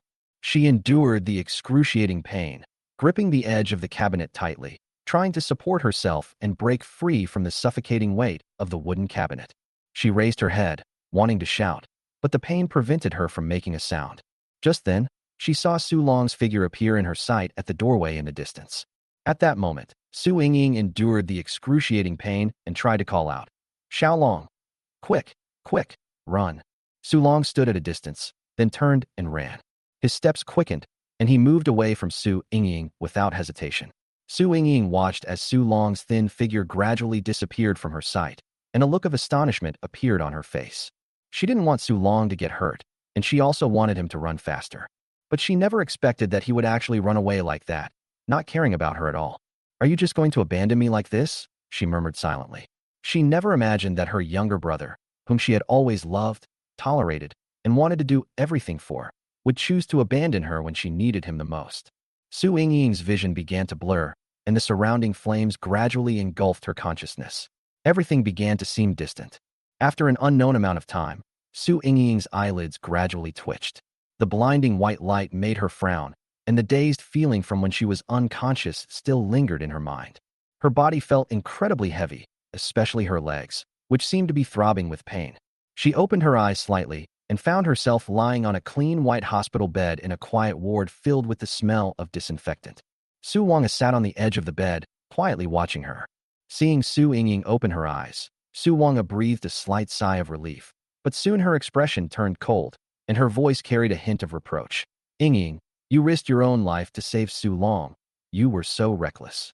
Su Yingying paused slightly, looking down at her injured leg. A slight smile played on her lips, as if she were mocking herself, or perhaps feeling helpless. Sister, it's nothing. I'm fine. It's just, she paused. I just feel that Xiao Long is too young. He doesn't understand anything yet. If I don't save him, he won't be able to escape on his own. But he's not a child anymore. Yingying. Su Wang interrupted her.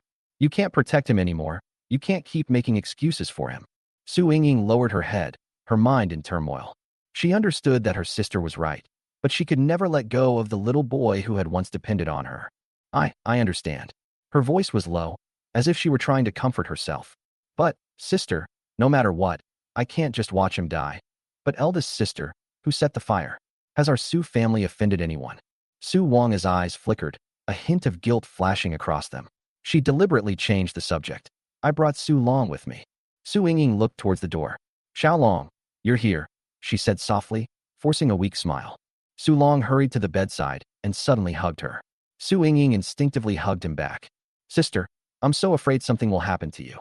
Su Long's voice was choked with emotion, and tears welled up in his eyes, as if they were about to spill over at any moment. He hugged Su Yingying tightly. I've been worried about you. What would I do if something happened to you? Su Yingying was taken aback by Su Long's words, and her heart softened. He gently patted Su Long's back until she fell asleep in his arms. Yingying, Su Wang said calmly. Do you still believe what Su Long said? Su Yingying turned around, frowning slightly. He's very worried about me, and he relies on me so much. How can I not believe him? Su Wang looked at her with a complicated expression. Yingying, listen to me. Su Long is playing with you, and he's playing with everyone else too. How could you say that? Su Yingying immediately retorted, her expression changing. Su Wang remained silent for a moment, seemingly considering how to begin. Finally, she sighed. I know you don't want to believe it, but I'll bet you that everything Su Long is doing now is an act. Su Yingying was stunned, staring intently at Su Wang, seemingly still processing her words. I don't believe it. All right, Su Wang stood up. Then let's make a bet. I'll show you Su Long's true colors. Asterisk. After Su Yingying recovered, Su Wang took her and Su Long to the prearranged location. Along the way, the scenery outside the car window gradually became desolate and rudimentary, with modern cities being replaced by distant fields. The rural environment is very simple, surrounded by vast stretches of empty farmland, with almost no trace of modernity. Only the wind gently blows through the rice paddies, making a rustling sound. The houses on both sides of the road were dilapidated, with vines hanging on the mottled walls and several roof tiles missing. There was hardly anyone around. When the car stopped in front of an old courtyard, Su Wang said calmly, We're home. Su Long climbed out of the back seat of the car, his eyes wide open. Sister, I don't like it here. I don't want to live here. He grabbed Su Yingying's sleeve tightly, his voice pleading. Sister, please, let's go somewhere else, okay? It's so dirty and cold here. I'm scared. Su Yingying subconsciously reached out to comfort Su Long. She stroked Su Long's hair and whispered, Don't be afraid, Xiao Long. We're here. We won't let you suffer. Sister, why do we have to live here? Su Long continued to cry. I don't want to live here. I want to go back. I want to go back to our old home. I want to go back to that big house where there are many servants, and we eat well and live well. Su Wang stood aside, a cold smile flashing in her eyes.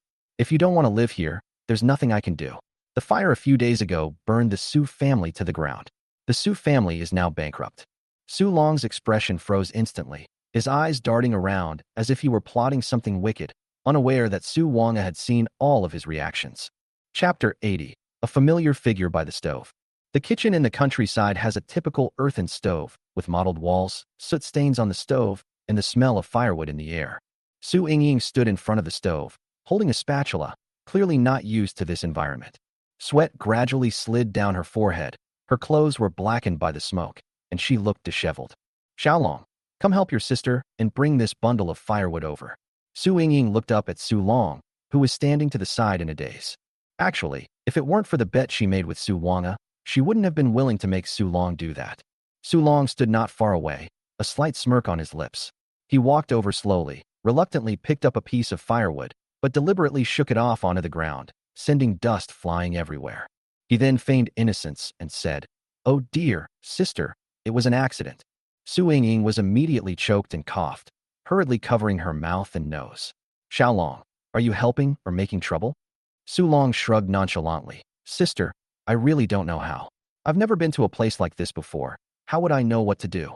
Su Yingying continued. Then help me blow on the fire and make it burn brighter.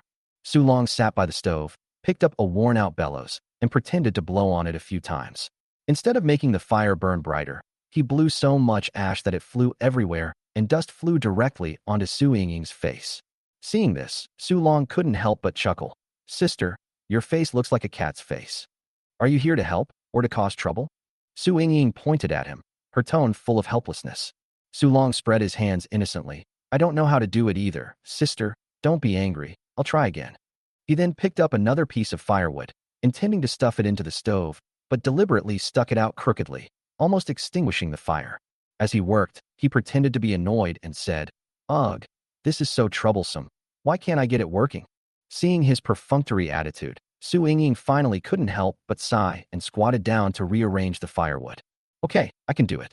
You go and rest. She finally couldn't help but speak up to stop him, her voice clearly showing exhaustion. Su Long, however, stood to the side with his arms crossed, watching her busy figure with great interest. Cough, cough. Su Yingying squatted on the ground, trying to catch her breath, but at that moment, a strange and unfamiliar scene suddenly flashed through her mind. It was a simple country kitchen, with the faint aroma of firewood filling the air. In front of the earthen stove, an adult man is intently stirring the food in the pot. He was tall and slender, dressed in simple cotton clothes, and his back view looked familiar. Every now and then, he would gently tap the edge of the pot with a spatula and mutter to himself, "Add a little more salt. This time it has to be just right." She squatted in front of the stove, holding a small bellows, skillfully adding firewood to the fire, and muttering to the man as she started the fire, "Don't just focus on tasting it. The food is going to burn." The man turned to look at her, a warm smile on his face. "Don't worry, sis, it'll be ready soon." Below on the fire again, the soup in the pot is almost gone. Su Ningyue smiled subconsciously, while muttering, "You're so slow at cooking, it'll be dark by the time we eat." The man shook his head helplessly, but continued to patiently stir the food in the pot. His silhouette, shrouded in the faint firelight, appeared exceptionally quiet. However, she saw the face clearly. It was Su Ningyue in his adult form. "What's wrong, sis?" The adult Su Ningyue raised an eyebrow slightly and asked with a hint of teasing, "Are you tired of blowing on the fire? Take a rest, I'll do it." Su Ningyue was about to answer when reality suddenly pulled her back. As the smoke cleared, the simple kitchen reappeared in her sight, the firewood in the stove still flickering. Su Ningyue blinked, feeling somewhat dazed. The scene just now felt so real, as if she had experienced it herself, and the warm feeling still lingered in her chest. "What's going on?" she muttered to herself, her brows furrowed tightly. She raised her hand and rubbed her temples, trying to clear her mind, but she still couldn't shake off that strange feeling. "Am I going crazy?" Su Ningyue whispered. She shook her head, trying to put the scene out of her mind, but the familiar warmth lingered for a long time. She looked again at the earthen stove in front of her, and then at Su Long beside her. In reality, Su Long was sitting lazily to the side, playing with the branch in his hand, showing no intention of helping at all. Comparing the scene to what she had just witnessed, Su Ningyue felt a complex mix of emotions that were difficult to describe. She took a deep breath, trying to calm herself down. After a flurry of activity, Su Ningyue finally managed to serve the food. Although conditions in the countryside are simple, she still tries her best to cook a few simple home-style dishes: a plate of shredded potatoes, a bowl of vegetable soup, and a plate of scrambled eggs. Although it didn't look like a large meal, it was the best she could do for Su Ningyue, who wasn't used to cooking on a traditional earthen stove. She wiped the sweat from her forehead, looked up at Su Long, and said gently, "Xiao Long, dinner is ready. Come and eat." Su Long slowly walked over from his chair, glanced at the food on the table, his brows furrowed slightly, and a hint of disdain appeared on his face. He sat down, picked up his chopsticks, casually took a bite of shredded potato, tasted it, and then immediately slammed the chopsticks heavily on the table. "This is awful," Su Long exclaimed, his face full of dissatisfaction. "What kind of taste is this? It's not good at all." Su Ningyue was taken aback for a moment. Her lips twitched slightly, but she tried to remain calm and gently persuaded. "Xiao Long, the conditions here aren't good, and the ingredients are limited. I've done my best. Please eat more and get used to it, okay? I'll cook something delicious for you when we get home." However, Su Long became even more agitated. He pushed away the bowl and chopsticks, his face full of impatience. "I don't want to. I don't want to eat this. I'd rather starve to death than eat this." Su Ningyue's expression stiffened slightly, but she suppressed her disappointment and reached out to grab Su Long's arm, trying to soothe him. "It's okay. Don't be like this. Just take a bite." "No." Su Long abruptly shook off her hand, his eyes bloodshot, his voice becoming shrill. "Why do I have to live here? Why do I have to eat this awful food? Where's my older sister? Why isn't she here? Did she take Su Ningyue out to eat something nice?" Chapter 81: Honey Harvesting. Before Su Ningyue could finish speaking, there was a loud bang as Su Long overturned the table. Food was spilled all over the floor, soup splashed everywhere, and bowls and chopsticks broke with a crisp sound when they fell to the ground. "Xiao Long!" Su Ningyue exclaimed in surprise, stunned. Su Long ignored her, rushed into the room next door, and slammed the door shut. Not long after, the sound of him crying loudly came from the room. His cries were sharp and piercing, filled with obvious grievances, as if he were the one who had suffered a great injustice. Looking at the mess on the floor, Su Ningyue squatted down and silently cleaned up the spilled food. "He's still young," she said silently to herself. "He just can't adapt to this environment and needs time." She forced herself to ignore the bitterness in her heart and continued to pick up the bowls and chopsticks from the ground, straightening the table, as if all of this could be pretended not to have happened. She stood up, gently brushed the dust off her clothes, walked to the door, knocked, and said in a still gentle tone, "Xiao Long, don't cry." Please open the door. I'll stay with you. The crying in the room gradually subsided, but Su Long did not respond. Su Yingying sighed softly, but still patiently waited outside the door for him to calm down. Su Long did not open the door until evening. Su Yingying lay exhausted on the simple wooden bed, her body and mind at their limit. The smell of firewood still lingered around her nose, and a few cicadas chirped outside. A heavy, humid atmosphere filled the air. She closed her eyes, the image of Su Long overturning the table still flashing in her mind. Gradually, weariness washed over her, and she finally drifted off to sleep. In her dream, Su Yingying stood in front of a familiar, yet unfamiliar villa. The Su family's villa is now empty and dilapidated. The once gleaming gate has been replaced with a cheap iron lock. The flowers and plants in the yard are withered, and half of the glass in the windows is broken and about to fall. The lawn in the courtyard, which should have been neat and orderly, was piled with discarded furniture and garbage bags, making the whole environment look desolate and bleak. She watched helplessly as several men who looked like creditors stood at the villa's entrance, holding stacks of documents and announcing in cold voices, "The Su family is bankrupt. This villa has been mortgaged, and you must move out today."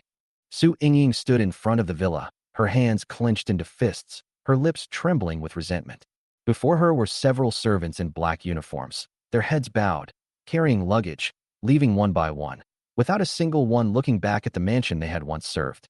"Yingying, let's go." Su Wang's voice came from behind, sounding a little tired. She held Su Yingying's hand while tidying up her simple luggage. Su Yingying turned her head and saw several of her sisters standing behind her, each of them looking haggard. "Where should we go?" Su Qianyu's voice trembled. "Let's get out of here first. The debt collectors are coming soon," Su Wang said. "We have to hide." Just as the group was about to leave, a series of hurried footsteps came from afar. Several debt collectors, armed with sticks and with fierce expressions, approached them. "Run!" Su Wang shouted. The sisters scattered and fled instantly, as the debt collectors rushed over like wolves and tigers. Su Yingying dragged her heavy luggage and ran desperately into the alley, but her steps became heavier and heavier due to exhaustion. Her shoes sank into the muddy water, splashing up dirty water droplets. Her trouser legs were covered in mud, and she looked disheveled. "Grab her!" the debt collectors shouted. Su Yingying's heart was pounding so hard it felt like it would jump out of her throat. She ran while looking back, watching the debt collectors get closer and closer. Her foot slipped, and she fell heavily to the ground. Her knees were cut by the rough stones, and blood quickly soaked through her pants. But she didn't have time to stop. Enduring the excruciating pain, she continued to get up and stumble forward. She didn't know how long she ran, only that she eventually got separated from her sisters. As darkness fell, pedestrians hurried past, and no one was willing to stop and help her. The scene shifts, and Su Yingying and Su Long have moved to the countryside and are living in a dilapidated little house. The walls were mottled with marks, and several roof tiles were broken, allowing the night wind to easily penetrate and bring a chill. There was no electricity in the room, only a dim kerosene lamp emitting a faint light that illuminated the shadows of the two people. "Sister, I don't want to eat this." Su Long pushed the cabbage and potato stew in his bowl aside, his face full of impatience. "This dish is awful. I want honey." Su Yingying looked at him, a helpless smile on her face. "Xiaolong, the conditions aren't good right now. This is all the food we have. Can we make do with this?" "No, I want to eat honey," Su Long shouted defiantly. Looking at his stubborn expression, Su Yingying finally sighed and said, "Okay, I'll go find you some honey." She then picked up the basket, left the house, and headed towards the nearby mountains. The mountain path was steep, and as she trudged along the muddy dirt road, the basket in her hands swayed precariously. Finally, she spotted a beehive in a large tree. The beehive hung high on the tree branch, emitting an enticing sweet aroma. Su Yingying gritted her teeth and climbed the tree to pick the beehive. She approached the hive cautiously, but still disturbed the bees inside. One by one, bees flew out of the hive, buzzing, and quickly swarmed around her, launching an attack. "Ah!" Su Yingying screamed, covering her face with her hands and trying to drive away the bees, but the bees frantically stung her.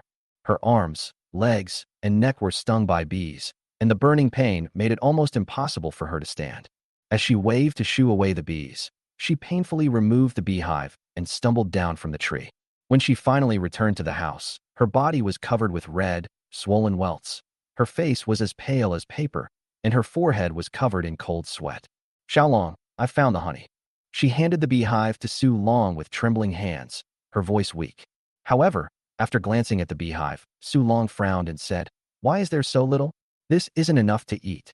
Su Ying was stunned, a deep sense of grievance appearing in her eyes, and tears welling up in her eyes. Her body was already exhausted and in pain to the point of collapse, but she still forced a smile and said, "It's okay. I'll go find more tomorrow."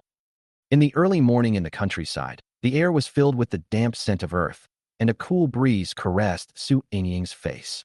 Her face was pale, with faint blue lines under her eyes, and she looked extremely weak, but she still insisted on getting up early to collect more honey for Su Long. Chapter 82, Su Jue's face. "Xiaolong, I'm going to collect honey. You stay home and don't run around, okay?" Su Ying said with a smile, her voice full of gentleness. Su Long simply nodded perfunctorily, then turned around and waved his hand impatiently. "Come back quickly, don't keep me waiting too long." The mountain road was rugged and difficult to travel, and the moisture in the air made the ground extremely slippery. Su Ying carried a tattered bamboo basket, her steps slow. She hadn't had a proper meal for a day and a night, and her exhausted body made her steps heavier and heavier. When she finally climbed to the bottom of a large tree with a beehive hanging from it, she was almost completely exhausted. She took a deep breath, slowly squatted down while holding onto the tree trunk, tried to regulate her breathing, and then tried to climb the tree again. When she first grabbed the tree trunk, her hands trembled uncontrollably from exhaustion, and she nearly slipped several times. "Just hang in there a little longer, it'll be over soon," she muttered to herself, gritting her teeth and persevering. Finally, she picked the beehive and put it in the basket. However, just as she was about to descend the mountain, she suddenly felt dizzy and her vision blurred. With her limbs too weak to hold on any longer, she collapsed to her knees, the basket in her hands falling to the side. "How could this happen?" Su Ying murmured weakly, her consciousness gradually fading until she collapsed to the ground, losing consciousness. When Su Ying woke up again, she found herself lying in her bed at home. A kind villager sat down beside her, looked at her, and smiled with concern. "You're finally awake. You fainted on the mountain, but luckily I happened to be passing by and saw you, so I quickly brought you back." Su Ying struggled to sit up, but was unable to because of her weakness. She forced a grateful smile. "Thank you. You've really gone to so much trouble." The villager shook his head and, as he got up to leave, whispered, "You're so weak. Don't push yourself anymore. Get some rest." Su Ying nodded, gratefully watching the villagers leave, then turned to look at the basket beside her, feeling a sense of relief. She reached out and hugged the basket to her chest, then dragged her weary body out of the room with difficulty. However, as soon as she stepped into the living room, Su Long's voice pierced the brief silence. "Sister, why are you only coming back now? I'm starving."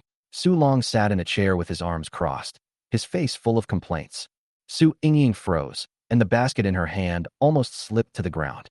She had thought Su Long would be anxious because he was worried about her, but instead she heard such cold words.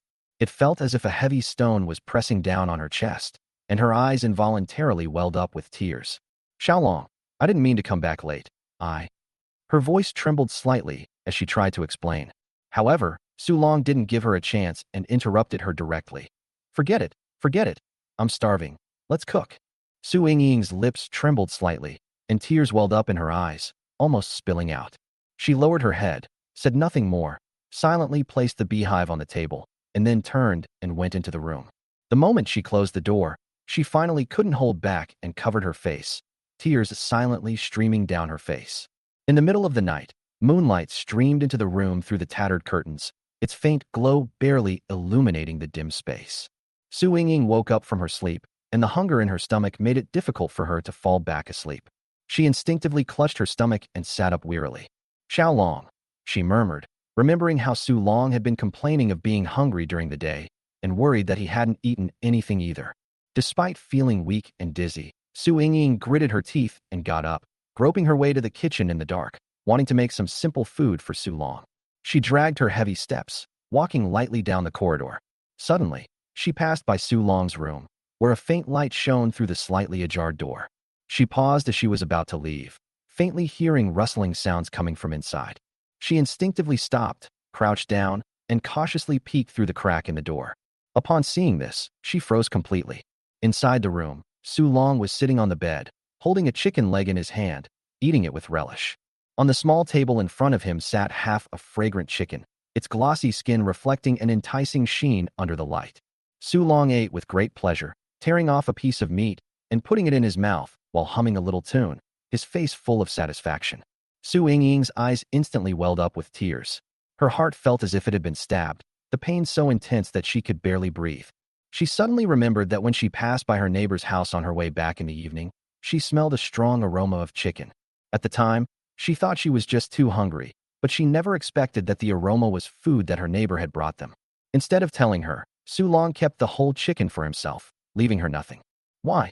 Su Ningyue murmured to herself. She thought about how she had almost exhausted her last bit of strength during the day to find honey for Su Long, and had even fainted on the way. But now, Su Long was eating the food that others had brought him, without caring about her feelings at all. She slowly stood up, leaning against the wall, feeling lightheaded, as if she didn't even have the strength to stand. Tears silently slid down her cheeks, dripping onto the back of her cold hands. She didn't push the door open again, nor did she go back to the kitchen. Instead, she dragged her tired body slowly back to her room. She sat on the edge of the bed, hugging her knees, burying her face in her arms, and crying silently. The moonlight remained cold that night. In the early morning, sunlight streamed into the room through the tattered curtains. Su Ningyue lay on the bed, her face deathly pale. Her forehead was burning hot, and beads of sweat dripped down, soaking her temples and pillow. Her lips were chapped, her eyes were unfocused, and she looked extremely weak. She tried to call out, but couldn't make a sound. She tried to sit up, but the weakness in her body made even raising her hand difficult. Her consciousness began to blur, and the image of Su Long kept appearing in her mind. Where did he go? Su Ningyue was filled with worry. Despite her illness, she was still concerned about Su Long. However, her shouts went unanswered. The whole house was eerily quiet. Just when she could barely hold on, a faint fragrance wafted into the room. It was a warm and familiar aroma, with a subtle scent of scallions and soy sauce. Su Ningyue opened her eyes slightly, a glimmer of hope appearing in them. She turned her head with difficulty and looked out the window, where she saw a slender figure working intently in the courtyard not far away. It's Su Ningyue. He was holding a spoon and cooking noodles on the simple stove in the yard. Chapter 83. The flower field in my dream transcends reality. The firelight flickered in the stove as he clumsily stirred the noodles in the pot, occasionally picking up a spoon and blowing on it. There was an egg and a few pieces of green vegetables next to the stove, which were obviously wild vegetables he had picked from the mountain. He cooked the noodles while carefully arranging them. Upon seeing this scene, Su Ningyue's tears welled up instantly. She didn't have the strength to call out to him. She just silently watched the figure outside the window. Shortly after, Su Ningyue carried a steaming bowl of noodles into the room. He carefully placed the bowl on the bedside table. Sister, you're sick. Please eat something. I cooked noodles, and there are eggs and vegetables. Su Ningyue looked at him and weakly reached out to take the bowl of noodles. Su Ningyue stayed after that. Su Ningyue never expected that Su Ningyue, whom she thought was weak and incompetent, would actually know so much. He can not only cook, but also grow vegetables, including sunflowers, and even roast sunflower seeds to make delicious melon seeds. In the early morning, the soft sunlight streamed into the small country courtyard. In the backyard, a large field of sunflowers stood tall, facing the sun. Each stalk was straight and strong, its golden flower heads resembling radiant smiling faces. The delicate, soft petals swayed gently in the breeze. The fresh scent of earth mingled with the fragrance of flowers, filling the entire courtyard, making the surroundings exceptionally peaceful and beautiful. The sunlight shone on the sunflower heads, making their golden color particularly dazzling, as if gilding this small yard with a layer of radiance. Su Ningyue woke up with a start, tears still wet on her face. The images from her dream lingered in her mind like an inescapable shadow, causing a dull ache in her heart. She refused to believe that Su Long would treat her so selfishly. She shook her head gently and muttered to herself, "It must be a dream. This isn't real. He's just a child. He couldn't possibly do this to me." Just as she was trying to calm herself down, she heard the sound of a car engine coming from the yard. She struggled to sit up in bed, walked to the window, and looked out. She saw a truck parked in the yard, and Su Ningyue was getting out of the driver's seat. The trunk was completely full, clearly packed with a lot of things. Sister's back. The moment Su Long saw the truck, his eyes lit up, and he immediately ran out of the house. He rushed to the car, grabbed Su Ningyue's arm with a fawning expression, and said in a coquettish tone, "Sis, what delicious things did you buy? There's so much stuff. It must be for me." Su Ningyue glanced at him, ignoring his coquettishness, her expression cold. She turned to the florist next to the car and said, "Is everything ready? As I told you before, plant these sunflowers in the backyard, dig them deep, and make sure there's enough space between them." The florist, along with several workers, carefully unloaded several large pots of sunflower seedlings from the truck. These seedlings have been carefully cultivated, with lush green leaves and intact root systems. The boss, carrying tools, directed the workers to transplant the seedlings one by one into the soil in the backyard. Su Wanga stood to the side, carefully supervising. Dig a little deeper here. Don't let the roots be exposed. Spread the spacing over there a bit more. Make sure each plant gets enough sunlight. Water it thoroughly after planting, and don't forget to clear away the weeds around it. The workers moved quickly, transplanting each sunflower seedling into the soil, then gently straightening them by hand, filling the soil with soil and compacting it, before watering them with a spray bottle. Su Long stood to the side, watching this scene, and couldn't help but purse his lips, muttering under his breath. What's the use of this? You might as well buy some good food. You can't eat flowers. Su Yinging also came out of the house. Looking at Su Wanga's actions, she asked with some doubt, Sister, why did you suddenly plant so many sunflowers? In such a desolate place in the countryside, isn't doing this a bit redundant? Su Wanga didn't look up, but simply said, some things don't exist for the sake of using them. Su Yinging was stunned for a moment, looking at the sunflower seedlings that were trying hard to take root in the soil. Although she did not fully understand Su Wanga's intention, she vaguely felt that this sunflower field might not be just for decorating the yard. After planting the sunflowers, Su Wanga patted the dirt off her hands, turned around, and said to Su Yinging, Yinging, come and take a look. With a hint of curiosity in her heart, Su Yinging slowly walked over, holding onto the door frame. The moment she stepped into the backyard, she froze on the spot, speechless with shock at the sight before her. In the soft morning sunlight, the sunflowers in the backyard had been carefully planted, each one neatly arranged like soldiers in battle formation, standing upright and facing the sun. The soil was turned over until it was smooth and fine, and it emitted a faint fragrance. The golden flower head shimmered in the sunlight, each petal so bright it seemed to be edged with gold. The blue sky contrasted beautifully with the golden ocean, and a few butterflies fluttered in the distance, adding a touch of lively beauty. Su Yinging stood there, staring blankly at the scene before her, her heart filled with turbulent emotions. Her pupils contracted slightly as the image from her dream flashed through her mind. The sunflower field, exactly the same as the scene before her. How could this be? She murmured, her eyes filled with shock. The flower field from my dream seems to transcend reality and is vividly presented here. What's wrong? Su Wanga asked calmly from the side, her eyes carrying a hint of meaning. I'm fine. I just think these sunflowers are so beautiful. Su Yinging raised her head, suppressing the shock in her heart, and forced a smile. She walked step by step toward the sunflowers, her fingers gently touching a tender green leaf, feeling its softness and vitality. The sunlight shone on her face, as if merging dreams and reality into one. Sister, why did you plant these sunflowers? Su Yinging asked in a low voice. Su Wanga looked at her and said softly, sunflowers always chase the sun. No matter how barren the soil is, as long as there is sunlight, they can grow. Hearing these words, Su Yinging was deeply moved. As the sun gradually sets, the countryside night becomes quiet and profound.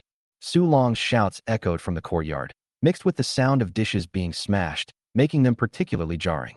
What kind of food is this? It's inedible, Su Long shouted, slamming the bowl heavily on the table, spilling soup all over the floor. Su Yinging stood to the side, her face pale, her hand unconsciously covering her forehead. She endured the throbbing pain in her head and tried to comfort Su Long. Xiaolong, don't be like this. The conditions in the countryside are indeed a bit poor. Tomorrow I'll go to town to buy some ingredients and cook you something delicious, okay? Chapter 84. The dream continues. Su Long, however, showed no appreciation and forcefully pushed her hand away. I don't want to wait until tomorrow. I want to eat something delicious now. Su Yinging wanted to say something, but the pain in her head became more and more intense. She could barely stand, and a fine layer of cold sweat appeared on her forehead. Seeing this, Su Wanga frowned and quickly walked over to support Su Yinging. Don't push yourself, your health is important. Su Wanga's voice was low but with a hint of concern. She half-supported Su Yinging. Leave Su Long's matter to me. You go to your room and rest first. Su Yinging wanted to say something, but Su Wanga gently stopped her with her hand on her shoulder. She lowered her head helplessly and could only nod reluctantly. Okay, then, eldest sister, you should try to persuade Xiaolong not to get angry with him. Su Wanga helped Su Yinging into the room, covered her with a blanket, patted her shoulder, and said in a low voice, Don't think about anything. Just rest well, leave the rest to me. Su Yingying closed her eyes, leaned wearily against the pillow, and quickly fell into a light sleep. At the same time, Su Wang turned and walked out of the room, but went straight back to her own bedroom, showing no intention of comforting Su Long. After thinking for a moment, she went into the kitchen and poured all the remaining lettuce from the pot into the chicken coop in the yard. The chickens pecked the vegetable leaves clean in no time, leaving not a single scrap of food in the kitchen. After doing all this, Su Wang muttered coldly to herself, turned around, and went back to her room, where she fell asleep peacefully. It was late at night. Su Long sat in a chair, his stomach starting to rumble incessantly. He clutched his stomach, frowned, and looked at him with dissatisfaction. Why haven't they given me any food yet? Are they really abandoning me? He finally couldn't resist any longer, jumped up from his chair, and groped his way to the kitchen in the dark, intending to find something to eat to fill his stomach. The kitchen was pitch black, so he turned on the light and began searching through every cabinet and every pot and pan. However, no matter how hard he searched, the drawers, cupboards, and even the pot were all empty. There wasn't even a leftover steamed bun. How can there be nothing? Su Long's stomach cramped with hunger, his empty stomach feeling like it was on fire. His face grew increasingly pale, and he sat on the ground, clutching his stomach, unable to help but mutter a low complaint. What kind of godforsaken place is this? We can't even get a meal. Su Yingying dragged her exhausted body back to her room, a huge rock pressing on her chest, making even breathing difficult. She had no energy to think and collapsed onto the bed, falling into a deep sleep. A dream quietly arrived, as if transporting her to another world. The warm morning sunlight streamed onto the windowsill. Birdsong was crisp and melodious, and the whole room was enveloped in a rare tranquility. Su Yingying slowly opened her eyes and was surprised to smell the aroma of food. She was startled, sat up slightly, and looked out the window. Just then, the door was gently pushed open, and Su Long walked in carrying a tray. On the tray was a bowl of steaming white porridge, 2 slices of freshly toasted bread, and a small dish of pickled vegetables. Su Long had a bright smile on his face, his eyes full of tenderness and consideration. "Sister, you're awake? Come and have breakfast. I prepared it especially for you." Su Yingying's eyes widened, hardly believing her ears. She watched as Su Long carefully placed the tray by the bedside and handed her a pair of chopsticks, and she felt as if she had been struck by something. "Xiao Long, you." Her voice was full of surprise, and her eyes were slightly moist. "You really made breakfast for me?" Su Long scratched his head shyly, like a child who wanted to make amends for doing something wrong. "Yes, sister, you work so hard all the time, and I want to help you share some of the burden. Although my cooking skills may not be very good, please try it." Su Yingying looked down at the white porridge in front of her, which was garnished with a few scallions and gave off a fragrant aroma. She picked up the bowl, gently scooped a spoonful, and put it in her mouth.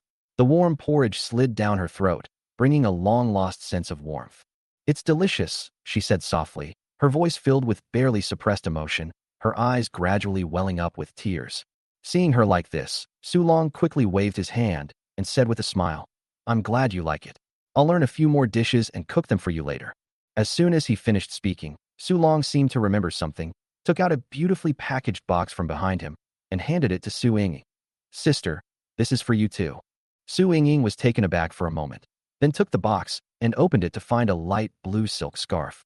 The fabric was soft and had a delicate sheen, clearly indicating that it was of carefully selected quality. "This is..." She looked up at Su Long, her eyes filled with disbelief. "You bought this?" "Yes, I heard from my neighbor yesterday that they sell these at the market, so I specially picked one out. Sister, you always take good care of me. Thank you for your hard work. This is a gift for you." Su Long's tone was full of sincerity. He gently picked up the silk scarf and wrapped it around her neck. "Sister, you look so beautiful in it." Su Yingying looked down at the silk scarf around her neck, feeling its delicate texture, and her heart was instantly filled with warmth. Tears welled up in her eyes and streamed down her face in large drops. "Xiao Long, thank you," she said, her voice choked with emotion. After finishing her meal, Su Yingying felt her head getting heavier and heavier, and the world in front of her began to blur. She tried to call out for help, but found her throat too dry to make a sound. Her strength seemed to have been drained from her body, and she gradually lost consciousness. When Su Yingying opened her eyes again, she was greeted by a dimly lit and old room. The walls were mottled, and the glass in the wooden windows was broken and haphazardly covered with tattered strips of cloth. The room was filled with a musty smell and an unknown pungent odor. She found herself locked on a dilapidated earthen bed, the surface of which was full of cracks and covered with a yellowed straw mat that emitted a nauseating sour smell. Awake! A sarcastic voice came from the corner. Su Yingying looked up and saw an old man standing in the corner of the room, staring at her lecherously. He was wearing a greasy, tattered jacket. His hair was messy as if he hadn't washed it in months. His face was covered in wrinkles. His eyes were cloudy, and a disgusting smile was on his lips. Stop struggling, little beauty. The old man approached the earthen bed, his hands behind his back, his smile becoming increasingly lewd. You are my wife now. What nonsense are you talking about? Su Yingying shouted angrily, trying desperately to break free, but her hands and feet were tightly bound by thick hemp ropes, which made her skin burn with pain. Her eyes were filled with fear and anger. Let me go, you pervert. The old man, however, was unimpressed. Instead, he sat down on the edge of the Kong, a heated brick bed, with a smug expression. Don't struggle. Your precious little brother brought you here himself. He took the money and patted his chest, telling me that you're mine now. These words were like a thunderclap, exploding in Su Yingying's ears. Her eyes widened, her body stiffened, and her throat felt as if something was blocking it, preventing her from making a sound. Chapter 85. Su Zhua, don't die. Xiaolong. It's impossible, how could he? She murmured softly, her voice trembling, tears welling up in her eyes instantly. The old man continued, Young lady, don't blame me. Your brother sold you himself. He said he was starving and took the money to bring you here. This is something your own family did, so don't blame me if you want to. You're lying. You're lying. Su Yingying shook her head desperately, unwilling to believe this cruel truth. Her heart felt as if it had been pierced by a knife, the pain almost unbearable. However, the old man's roguish yet smug expression made it impossible for her to deceive herself. She recalled Su Long's recent behavior, his willful, indifferent, and selfish actions, all of which flashed through her mind. All the concessions and tolerance we've shown in the past have resulted in this outcome. Su Long, what is it all for? Su Yingying gritted her teeth, tears blurring her vision. She had never been in so much pain. The disappointment in her heart washed away her last shred of trust like a flood. She once believed that Su Long was just young and immature, and even made excuses for him when he hurt her time and time again. However, at this moment, she finally realized that the younger brother she had given everything to protect had not taken her efforts seriously at all. Her world seemed to collapse. What welled up in her chest was not anger, but a deep despair. Why? Why did this happen? Su Yingying choked, tears streaming down her face, her heart feeling as if it had been torn into countless pieces. She closed her eyes in anguish, unwilling to see anything before her.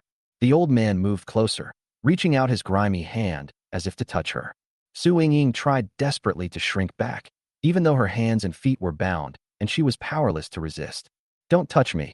Get away, she shouted angrily, a hint of ruthlessness flashing in her eyes. The old man burst into laughter at her reaction, but instead of immediately taking action, he stood up and said smugly, Fine, keep shouting. No one's coming to save you. Before he finished speaking, he turned and walked out of the room, leaving Su Yingying alone. She looked at the dilapidated roof, tears streaming down her face like broken beads. Shuren, she whispered, her voice filled with pain. Why did you do this to me? The old man walked in with several women from the same village, holding an old red wedding dress in his hand, a smug smile on his face. Little beauty, stop struggling. We'll get it over with today. Wear this dress, and you'll be my wife. The old man threw the wedding dress at Su Yingying, his eyes full of lewdness. Su Yingying shook her head vehemently. Dream on. I'd rather die than agree. The old man was clearly enraged by her attitude, and his smile turned ferocious. Don't push your luck. Since your brother sold you out, you have to listen to me now. Tie her up and change her into these clothes. Several women stepped forward, pinned Su Yingying down, and forcibly tore at her clothes. Su Yingying struggled desperately, roaring, Let me go, you beast. Her cries grew increasingly hoarse as her wrists were roughly held down, and tears streamed uncontrollably down her face. Bang! Suddenly, the door was kicked open, accompanied by an angry shout. Stop! Everyone was startled by the sudden sound and turned around to see a thin figure rushing in. It was Su Zhua. He was panting heavily, holding a thick wooden stick in his hand. Anyone who dares to touch her, I'll fight you to the death. Su Zhua shouted fiercely, charging towards the old man without hesitation. The old man was startled by Su Zhua's imposing manner. His expression changed, and before he could react, Su Zhua had already swung the wooden stick and smashed it hard on his leg. The old man screamed and fell to the ground. You brat, you're asking for it. The old man cursed, trying to stand up and fight back, but Sujwa showed no mercy and knocked him to the ground with another blow. The women were so frightened by this sudden change that they backed away. Sister, run. Sujwa helped Su Yingying up, his voice urgent. I'll get you out of here. Su Yingying was pulled out of the house by him, her eyes filled with shock. She never imagined that Sujwa would descend like a god and desperately protect her when she was at her most desperate. However, just as they reached the village entrance, several villagers surrounded them with hoes and sticks. You brat, you dare to cause trouble in our village? I'll teach you a lesson, the leading villager shouted, swinging a wooden stick at Sujwa. Sujwa quickly shielded Su Yingying behind him, using his body to block the blow. He groaned in pain, but didn't back down. Gritting his teeth, he turned back and shouted, Sister, go. Don't worry about me. No, I can't leave you. Su Yingying cried out, trying to hold him back. Go. Sujwa's voice carried a command. If you leave, they won't make things difficult for me. I can still hold on. Su Yingying burst into tears, but the situation left her with no other choice. She gritted her teeth, turned, and ran into the distance. Sujwa was surrounded by villagers behind him, and wooden sticks and fists rained down on him, but he never uttered a word of begging for mercy.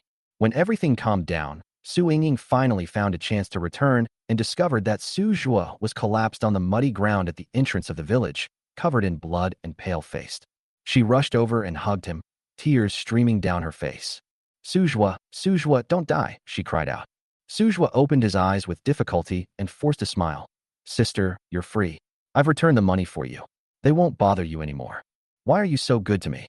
Don't you hate me? Su Yingying's voice trembled, her heart breaking. Because you are my sister, one of the few relatives I have in this world. Sujwa's voice grew weaker and weaker, but the smile on his face carried a hint of satisfaction. From now on, you must be good. Don't let anyone bully you again. Su Yingying hugged him, tears streaming down her face. Her heart felt as if it had been ripped apart, the pain almost unbearable. In the early morning, sunlight streamed into the room through the dilapidated windows, waking Su Yingying from her dream. She was panting heavily, her forehead covered in cold sweat, her heart still clenching as if gripped by the terrifying scene from her dream. Chapter 86. Not a Dream. Su Yingying sat on the edge of the bed and, after a moment, finally calmed down. She shook her head, trying to banish the images from her dream, comforting herself. It's just a dream. It's all fake. Su Long's image floated into her mind. Although Su Long's recent willfulness and selfishness had made her somewhat weary, as his older sister, she still wanted to try her best to make him happy. Thinking that there was almost nothing left in the house, Su Yingying sighed, picked up the little change she had left, and decided to go to the village supermarket to buy some snacks for Su Long. The wind chimes at the supermarket entrance jingled as Su Yingying pushed open the door and entered. Her nose was immediately hit by a smell that was a mixture of cheap plastic and candy. The small supermarket wasn't big, and the snacks on the shelves were arranged somewhat haphazardly, yet it exuded a lively, everyday charm. She picked out some cookies and candies that Su Long liked, and also grabbed a bag of cheap instant noodles. Just as she was about to pay, her gaze inadvertently swept across a corner of the supermarket, and she froze instantly. There, a man was standing in front of the freezer, bending down to select a beer. His back was somewhat hunched, and he wore a wrinkled gray shirt with his trousers rolled up to reveal his thin, bony calves. On his feet were a pair of plastic sandals covered in mud. Seemingly sensing that someone was watching him, the man slowly straightened up and turned his head. His face instantly made Su Yingying gasp.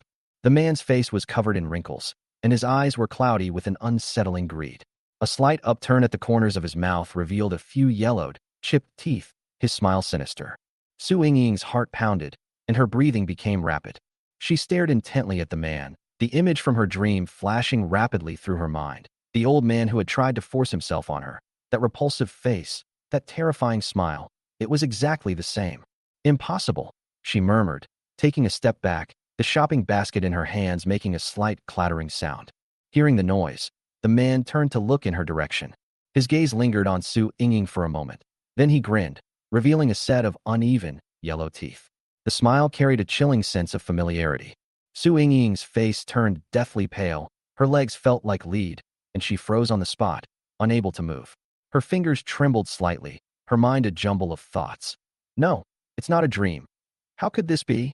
Her thoughts raced as she tried to find a reasonable explanation. Perhaps it was just a coincidence.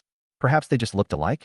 However, the familiar nausea and the scene exactly the same as in her dream made it impossible for her to deceive herself. Could it be? A terrible thought popped into her mind. and she felt as if she had fallen into an ice cave. Her hands gripped the shopping basket so tightly that her nails turned white from the force, and the fear in her heart almost made her scream.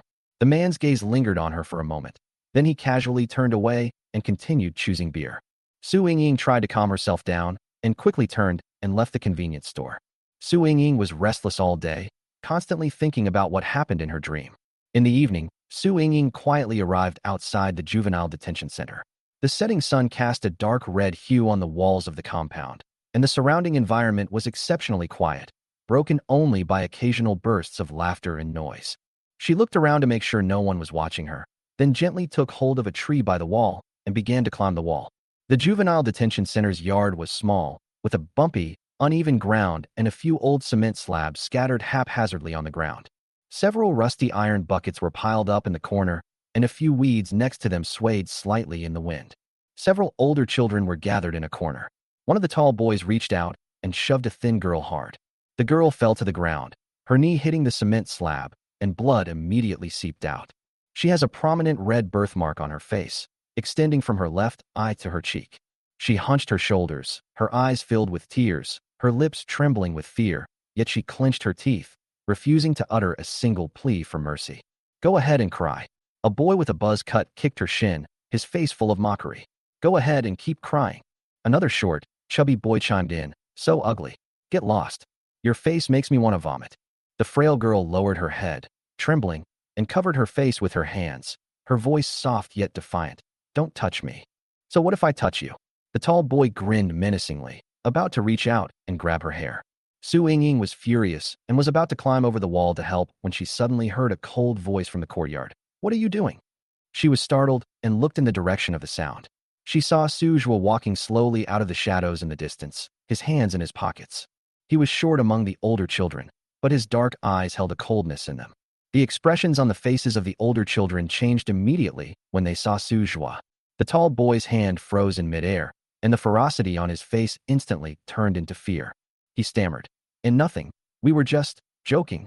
The short, chubby boy quickly took 2 steps back, his eyes darting around, avoiding Su Ningyue's gaze. "Yeah, just kidding, huh, right?" Su Ningyue didn't speak, but stared at them coldly. His gaze was like a cold knife, making the group tremble. "Let's go." The crew-cut boy quickly tugged at the taller boy's arm, his voice trembling with panic.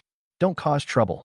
The older children scattered in a panic, as if they had seen a ghost, without even daring to look back, and quickly ran to the other side of the yard. Su Ningyue leaned over the wall, staring in disbelief at the scene. She couldn't understand why Su Ningyue, a child of such a young age, could frighten these people who were much taller than him. "Are you all right?" Su Ningyue walked up to the girl, squatted down, and looked at her. The girl looked up at Su Ningyue with teary eyes, her gaze filled with gratitude. She whispered, "No, it's okay, thank you." "Don't stay here," Su Ningyue said softly. "Go back to the dormitory." The girl nodded, stood up with the support of the wall, and limped away. As Su Ningyue watched this scene, a complex emotion welled up inside her. She realized that Su Ningyue was kinder than she had imagined. Chapter 87, going to a very far place. As the sun gradually set, the afterglow on the horizon dyed the walls of the juvenile detention center a deep orange red. Su Ningyue was perched on the wall, preparing to leave quietly, when she suddenly caught a familiar, yet unexpected figure out of the corner of her eye. That was Su Tongshan, her 6th sister. Su Tongshan is tall and has graceful lines. She wore a well-tailored dark gray suit, which made her look both cool and capable. Her long, slender legs were clad in stiletto heels, and her features were exquisitely sculpted. Her icy aura seemed to emanate from her very bones, while her clear eyes were sharp, as if they could see through everything. At this moment, she was standing at the entrance of the juvenile detention center, talking to the staff inside. Her tone was calm and formulaic, showing no emotional fluctuation whatsoever. "Shanshan, why is she here?" Su Ningyue was full of questions and couldn't help but take a few more glances. However, at that very moment, Su Ningyue suddenly felt a sharp pain in her head, as if she had been hit hard by something. She couldn't help but cover her forehead, her vision blurred, and her ears were ringing. Then, an unfamiliar image flooded into her mind like a torrent. In the video, the sky is covered with dark clouds, and the waves crash against the rocks with a deafening roar. The sea breeze, carrying a salty, damp scent, howled past, as if trying to blow people away. Su Ningyue stood on the edge of a high cliff, her hands being held tightly by someone. She struggled to turn around, only to see two familiar yet unfamiliar faces. One of them was Su Long, who had a cold smile on his face and his eyes were full of mockery. The other is Su Tongshan, who remains aloof and stunningly beautiful, yet her eyes and brows carry a chilling coldness that sends shivers down one's spine. She looked at Su Ningyue coldly, without the slightest hesitation, her voice as icy as the sea breeze. Don't blame me. You deserve this. What are you doing? Su Ningyue shouted, her voice filled with terror. I'm your older sister. Are you all crazy? Su Long snorted coldly, his tone laced with sarcasm. Sister? You're not worthy. No. Su Ningyue struggled desperately, but Su Tongshan and Su Long joined forces to push her step by step to the edge of the cliff. Go to hell, Su Tongshan said coldly.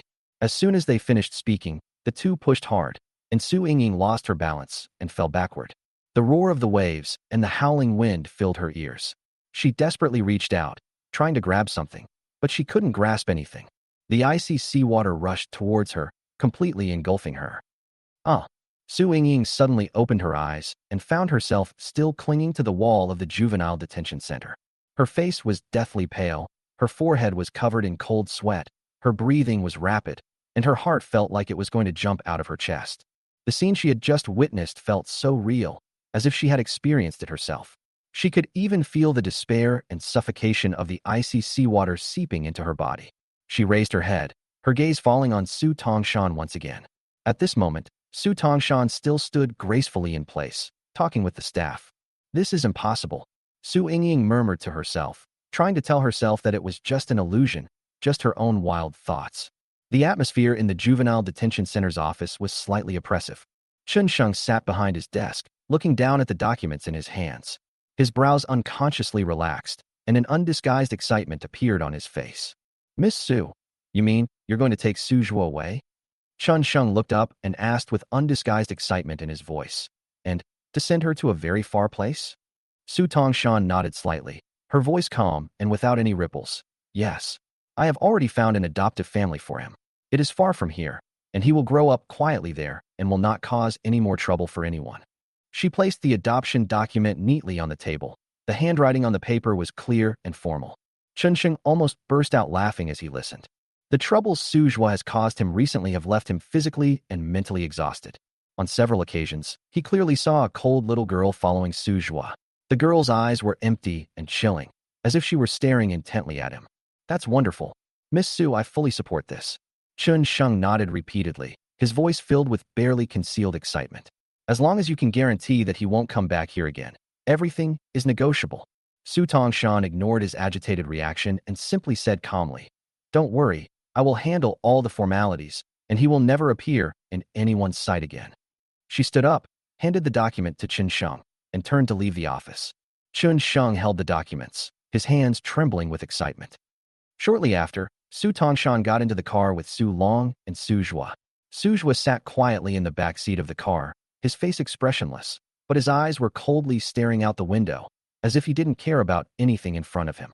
Su Long sat to the side with a smug look on his face, a faint smile on his lips. He occasionally poked Suzhou's shoulder with his finger and muttered, Finally got rid of you. Don't ever come back. It's all because of you that my sisters are ignoring me. Su Tongshan sat in the driver's seat, her gaze calmly fixed on the road ahead, her hands firmly gripping the steering wheel. At this moment, Su Ningyue was squatting in a corner outside the juvenile detention center. Where is she taking Suzhou? Su Ningyue asked herself in a low voice, her heart filled with conflict. She even wanted to rush up and stop Su Tongshan, demanding to know where she was taking Suzhou. However, just as she was about to stand up, the scene from her dream resurfaced in her mind. The turbulent sea, Su Tongshan's indifferent expression, and the moment she pushed her into the sea without hesitation. A sharp pain shot through her heart, and she shrank back into the corner, her face pale and her hands and feet icy cold. The car slowly drove away from the juvenile detention center's courtyard. Su Ningyue hid in a corner, quietly watching the car's tail disappear into the distance. Her gaze gradually became unfocused, as if swallowed up by the pain in her heart. Su Ningyue walked alone on the country road on her way back. The sky gradually darkened, and the surrounding trees swayed in the wind, making a rustling sound. She hugged her arms tightly, walking hurriedly, her mind still on Suzhou, her expression somewhat dazed. Suddenly, a faint sound of footsteps came from behind a tree by the roadside. Su Yingying looked up and saw that it was the man she had seen in the supermarket before. A strange smile played on his lips as he stared intently at Su Yingying, as if he were appraising a product. "Hey, little girl, walking alone." The man slowly approached, his voice tinged with a hint of mockery. "Remember me? We met at the supermarket before." Su Yingying's heart raced, and she immediately took a step back, her voice trembling as she said, "What do you want to do? Don't come any closer." The man's smile deepened. He licked his lips and continued to approach, saying, "Don't be afraid. I just want to talk to you. It's dangerous for a young girl to be walking so late. I'm a kind person and want to protect you." Su Yingying turned around in terror and tried to run away, but the man grabbed her wrist. Chapter 88 Prison Visit. His hands were rough and strong, holding her firmly and making her unable to move. The nauseating smell drew ever closer, sending chills down her spine. "Let me go," she struggled desperately, her face as pale as paper. "Stop struggling, little beauty." The man's voice grew increasingly sinister, and his smile became even more lewd. "Come back with your brother, and I'll take good care of you." Su Yingying's body went limp instantly, her vision went black, and she lost consciousness. After losing consciousness, Su Yingying felt her body becoming lighter and lighter, light enough to travel through endless time and space. She was taken to the man's home, and while he wasn't paying attention, she ran away as fast as she could. After that, she began a life of wandering. Penniless, she couldn't afford to eat. She wore tattered clothes, her shoes were torn, her hair was messy, her face was covered in dirt, and her hands were rough and cracked from being exposed to the elements for a long time. She walked down the street, and people around her looked at her with either indifference or disdain. Her stomach was growling with hunger, her head was spinning, and her vision was beginning to blur. She leaned against a telephone pole, panting heavily, as if she were about to collapse at any moment. Just then, a lively commotion came from not far away. She looked up and saw a luxury car parked in front of a magnificent hotel. Several men in suits respectfully opened the car door, and then a familiar figure stepped out of the car. That's Sulong. Sulong's appearance has completely changed. He was wearing a well-tailored dark blue suit with a gold lapel pin and polished leather shoes. His hairstyle was meticulously styled, his hair was combed perfectly, and he wore a spirited smile. Those around him treated him with utmost respect, some offering documents, others wine glasses, but he merely nodded indifferently. As he entered the hotel's revolving door, he casually glanced at the street, his gaze landing precisely in the direction where Su Yingying was. Su Yingying's hands trembled slightly as she gripped the hem of her clothes tightly. Finally, she mustered the courage to step out of the shadows. Xiaolong. She took a step forward, stood at the hotel entrance, and called out the name. Su Long, who was talking to his assistant, turned around when he heard the sound and his gaze fell on her. He paused for a moment, but then a hint of disgust flashed in his eyes. He raised his hand to cover his nose, as if he had caught an unbearable odor, and frowned as he said, "Where did this beggar come from? Get lost. Don't block my way." Su Yingying's heart sank. Looking into Su Long's cold eyes, her voice trembled slightly. "I'm your sister, Xiaolong. Don't you remember me? I'm your sixth sister." Upon hearing this, Su Long's lips curled into a mocking smile. "Sister? You must be mistaken. I don't have a sister. Don't embarrass yourself here." "Su Long, I'm your sixth sister. When you were little." Su Yingying tried to awaken his memory, her voice choked with emotion. Su Long interrupted her impatiently, waving his hand at his assistant beside him. "Get her out of here. Don't let this kind of person affect my image." The assistant immediately stepped forward and coldly pushed Su Yingying, saying, "Let's go. Don't cause trouble here." "Su Long, I sacrificed so much for you. Don't you really remember?" Su Yingying clung to her last hope, her eyes filled with despair and pain. "I'm your sister. We're family." Su Long scoffed, as if he had heard the biggest joke in the world. He casually pulled a crumpled 10 yuan note from his suit pocket and tossed it on the ground. "Since you're so pitiful, take this money and stop bothering me." 10 yuan fell to the ground, and Su Yingying froze, tears welling up in her eyes. She gritted her teeth, bent down to pick up the money, her heart breaking, yet utterly powerless. Su Yingying walked into a small noodle shop. She looked at the menu hanging on the wall, hesitated for a long time, and finally pointed to the cheapest bowl of clear soup noodles and said, "Give me a bowl of this." The noodle shop owner nodded and served a bowl of steaming noodles. Su Yingying wolfed it down, the steam rising from the noodles bringing her a long-lost sense of warmth. After finishing her meal, she got up to pay the bill, handing the crumpled 10 yuan note to the owner. However, after taking the money and looking at it, the owner frowned and said, 11 yuan for a bowl of noodles, this isn't enough." Su Yingying's face flushed instantly. She stood there, stunned and at a loss, sweating profusely with anxiety. But I only have 10 yuan. The shopkeeper's brow furrowed deeper and deeper, and he said impatiently, "What are you going to do about eating noodles if you don't have money? What are you going to do about owing me $1?" People around her began to whisper. Su Yingying felt ashamed and lowered her head, biting her lip tightly.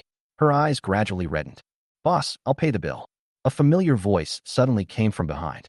Su Yingying looked up abruptly and saw Su was standing at the door, holding a few bills in his hand, which he handed to the owner. "I'll pay for the bowl of noodles and these dishes together." The owner took the money, nodded, and his tone immediately softened. "Okay, here's your food." Soon, the owner brought over several plates of steaming hot dishes and placed them in front of Su Yingying. Su sat down, handed her the chopsticks, and said calmly, "Eat slowly, don't choke." Su Yingying's eyes instantly welled up with tears. Looking at the dishes in front of her, her nose tingled, and tears involuntarily streamed down her face. After that, Su Yingying moved into Sujua's house.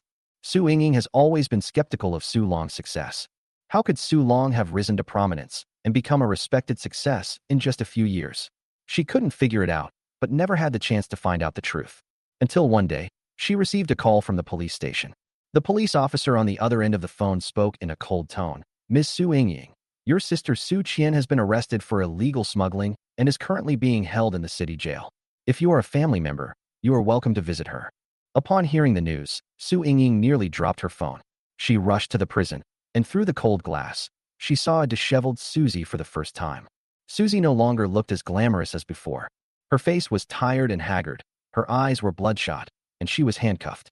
She looked as if she had lost all her vitality. "Yingying," Susie looked up, and a trace of sadness flashed in her eyes when she saw her. "Sister, what happened? How did you get arrested?" Su Yingying's voice trembled. She couldn't accept it. Susie gritted her teeth, a hint of resentment flashing in her eyes. "It's because of Su Long. He did so many dirty things, but in the end, he made me take the blame." Chapter 89, Meticulous Care. Su Long? What exactly did he do? Su Yingying's heart sank. Susie sneered, her eyes filled with hatred. "He made his fortune through illegal means, selling counterfeit drugs, defrauding investors, and even manipulating people's lives. Do you know how shady his so-called company is? He pretended to do charity, but in reality, he used the name of charity to swindle donations, and in the end, all the money went into his own pocket." Susie's eyes glistened with tears. "He asked me to help transport goods, and when the police started looking for him, he pinned all the blame on me." Su Yingying felt her hands and feet turn ice cold. Her chest felt as if a huge rock was pressing down on it, and even breathing became difficult. How could this be? Su Long, how could he do such a thing? Why wouldn't he dare? We've spoiled him since he was a child, and we couldn't bear to let him suffer even the slightest setback. Now, all he cares about is money, and he doesn't treat us like family at all. Su Yingying felt as if her heart was being torn apart, the pain beyond words. She stumbled out of the prison, her mind filled with Susie's words. A few days later, Su Yingying went to see Su Long. She stood in his luxurious office, looking at his aloof demeanor, her heart filled with pain. "Su Long, how could you do this?" Su Long leaned back leisurely on the leather sofa, holding a glass of red wine, his eyes full of mockery. "Sister, what are you talking about? Where's the evidence? Don't talk nonsense without evidence, or you'll get yourself into trouble." "Susie has already told me everything," Su Yingying shouted. "You got her thrown in jail. How many other people have you hurt? Su Long, where is your conscience? Do you know that you have broken the hearts of everyone who loves you?" Upon hearing this, Su Long's face darkened instantly, and he smashed the wine glass in his hand on the ground. "Conscience? In this world, you only have a conscience when you have money. You bunch of good-for-nothings, you're not even as good as the mud under my feet, and you still have the nerve to lecture me." "Su Long." Su Yingying's eyes reddened as she gritted her teeth and said, "You don't deserve to be called a human being. I'll let the whole world know what you've done. Let everyone know just how despicable you, this so-called successful person, truly are." Su Long narrowed his eyes, a cruel smile curling at the corner of his lips. "Is that so? Since you're so eager to tell others, then I'll shut you up forever." He waved to his men, and several tall men immediately surrounded Su Yingying and pinned her to the ground. She struggled desperately, but was held firmly in place and unable to move. "Cut off her tongue," Su Long coldly ordered, his eyes devoid of any pity. "No." Su Yingying's eyes widened, filled with despair, but her shout quickly turned into a scream. Blood splattered on the floor, Her body convulsed violently, and she eventually lost consciousness. When Su Yingying woke up again, she found herself lying in a hospital bed. The white ceiling and the smell of disinfectant made her feel disoriented.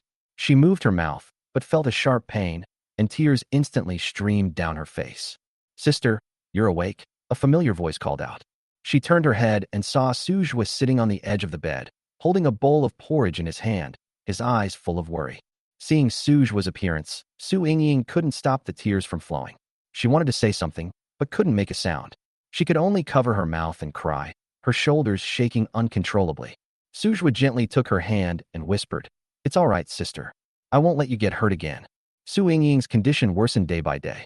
Since losing her tongue, she has not only been unable to speak, but her emotions have also become increasingly unstable.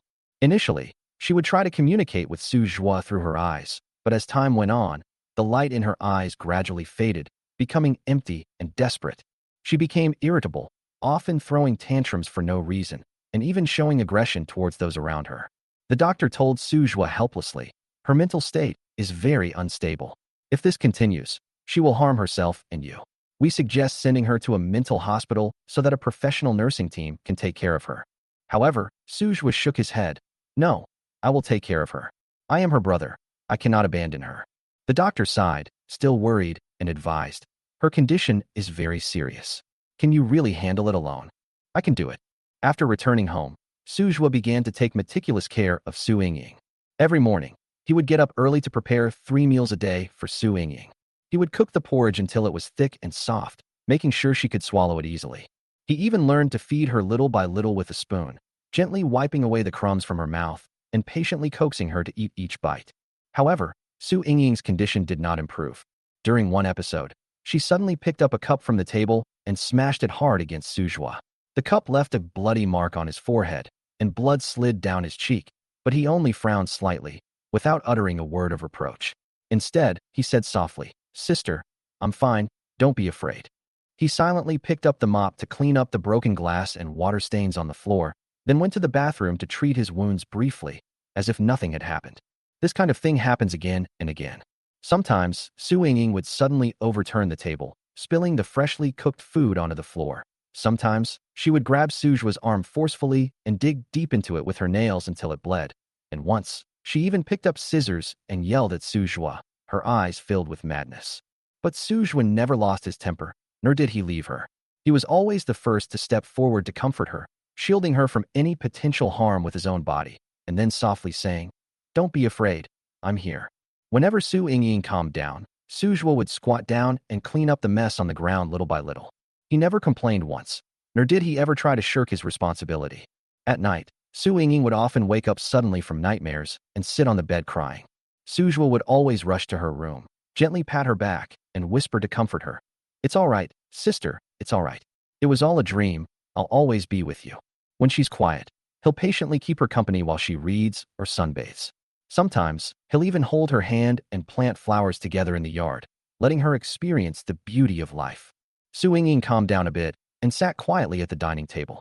Su Ningyue placed a steaming bowl of soup in front of her and said with a slight smile, "Sister, try this soup. I specially added the yam that you used to like. It should taste good." Su Yingying looked down at the soup, tears unconsciously streaming down her face. Her hands trembled slightly as she scooped up a spoonful and slowly put it into her mouth. Chapter 90. Su Ningyue is gone. No matter how much Su Yingying hurt him, Su Ningyue never left her. "Why are you so good to me?" Once, after her emotions had calmed down a bit, she wrote this sentence with trembling hands and handed it to Su Ningyue. Su Ningyue looked at her, gently took her hand, and said with tenderness in his eyes, "Because you are my sister.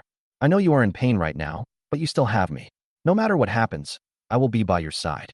Su Yingying's tears welled up again, and her shoulders trembled slightly. Su Yingying's condition improved day by day, her emotions gradually stabilized, and she could even occasionally show a slight smile. All of this was thanks to Su Ningyue's meticulous care. With Su Ningyue's birthday approaching, Su Yingying decided to do something special for him. She started preparing early, digging out the only oven she had at home, and buying some eggs, flour, and milk. She found many simple cake recipes on her phone, carefully studied the steps, and wrote down every detail. Early in the morning, Su Yingying began making the cake. She carefully cracked the egg, separating the yolk from the white. Then, following the recipe, She slowly mixed the flour and milk, stirring until she had a smooth batter. After pouring the batter into the mold, she placed the mold into the preheated oven. The cake gradually rose in the oven, emitting a rich aroma, and a satisfied smile appeared on Su Ningyue's face. After the cake came out of the oven, she carefully spread cream on it and sprinkled some brightly colored fruit on top as decoration. All done, she breathed a long sigh of relief, looking at the cake she had made herself. However, as time passed, Sujwa still hadn't returned home. From afternoon to evening, the cream on the cake began to melt slightly, and Su Ningyue's heart sank little by little. She glanced at the door every now and then. Where did Sujwa go? He never stays out this late. As darkness fell, there was still no news from Sujwa. Su Ningyue could no longer sit still. She put on her coat and hurriedly ran out. The streets were empty and deserted at night, with streetlights casting a dim yellow light, stretching Su Ningyue's shadow long. Various terrifying scenes kept flashing through her mind. As she walked, she muttered to herself, Sujwa, where did you go? Please don't let anything happen to you. She first went to a nearby convenience store and asked the clerk if she had seen Sujwa. The clerk shook his head. Then, she ran to her usual park and searched for the benches where Sujwa usually sat, but there was no one there. The night wind carried a chill, and Su Ningyue hugged her arms tightly, but she didn't stop walking. Sujwa, you can't get hurt. She murmured to herself, tears streaming down her face, blurring her vision. As midnight approached, Su Ningyue was almost completely exhausted. She stood on the street, gazing into the dark distance as cars whizzed past, but none of them carried her familiar figure. Sujwa, she called his name softly, her voice choked with sobs. That night, her world seemed to lose its direction.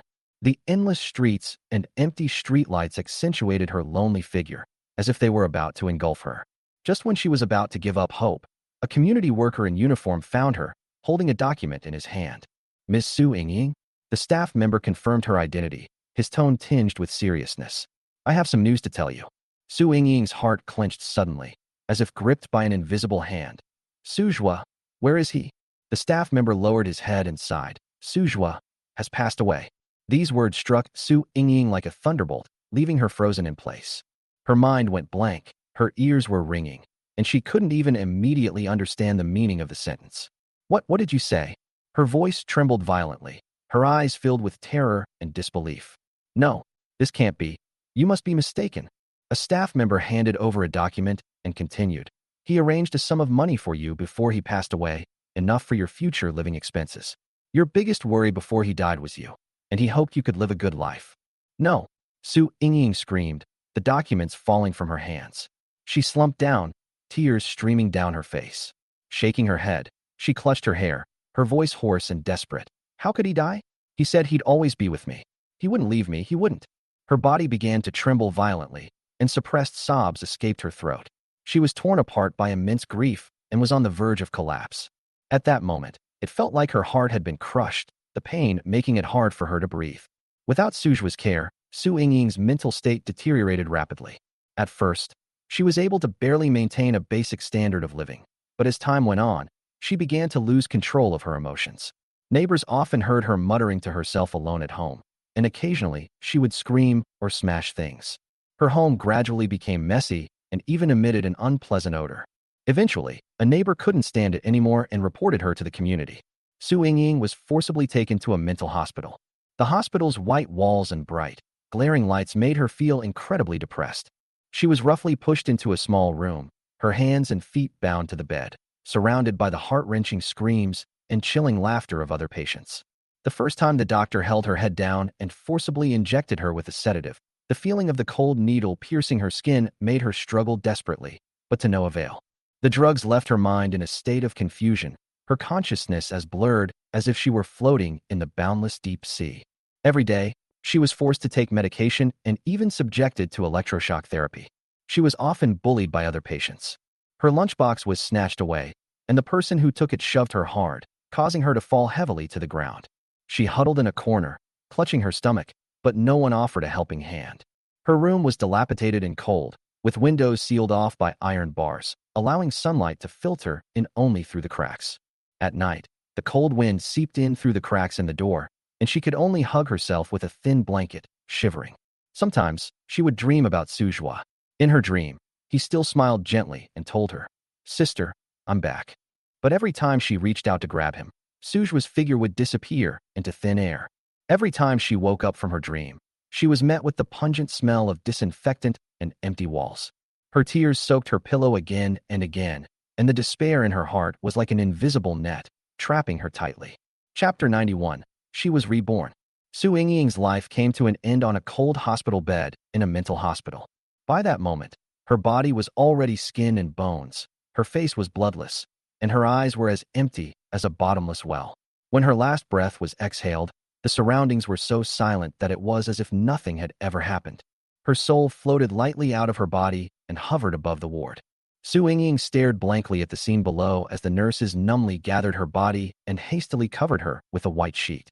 The smell of disinfectant still lingered in the air, and the cold, mechanical atmosphere stung her heart. "Is that all?" she murmured softly. Shortly after, a nursing staff member made a phone call. "Hello, is this Mr. Su Long? I am a staff member of the mental hospital. Your sister, Su Ningyue, has passed away. Please come as soon as possible to handle the funeral arrangements." A familiar yet cold voice came from the other end of the phone. "Su Ningyue? Who is that? You must have the wrong person. She's not my sister at all."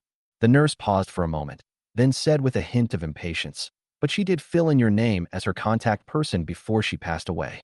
"Oh, then just pretend she wrote it randomly. It has nothing to do with me anyway." Su Long's tone was full of annoyance. "Do whatever you want, just don't call me again." The phone call ended. The caregiver shook their head, crossed out her name, and then casually tossed the urn into a corner.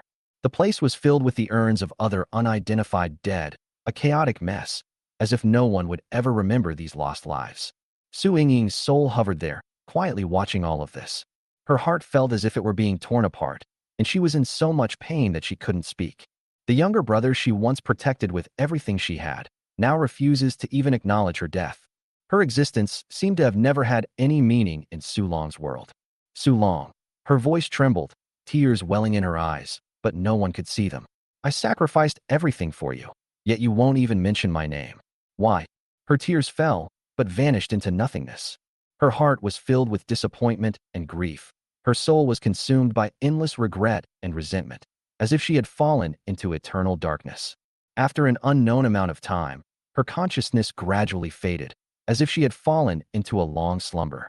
When she opened her eyes again, she found herself lying on a soft bed, surrounded by light and warmth. "Where is this?" She slowly sat up, her eyes scanning the surroundings. The room was decorated exquisitely and warmly, with bright sunlight streaming in through the white curtains. She looked down at her hands and found that they were no longer withered and cracked, but had returned to their youthful whiteness and smoothness. Her heart skipped a beat, and she quickly ran to the mirror.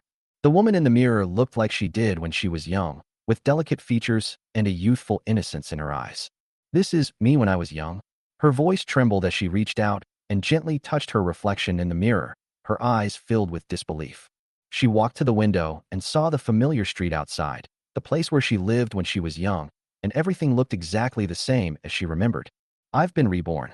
Her murmurs gradually turned into excited whispers, her eyes gleaming with disbelief. "I really have been reborn." Those painful memories surfaced in her mind.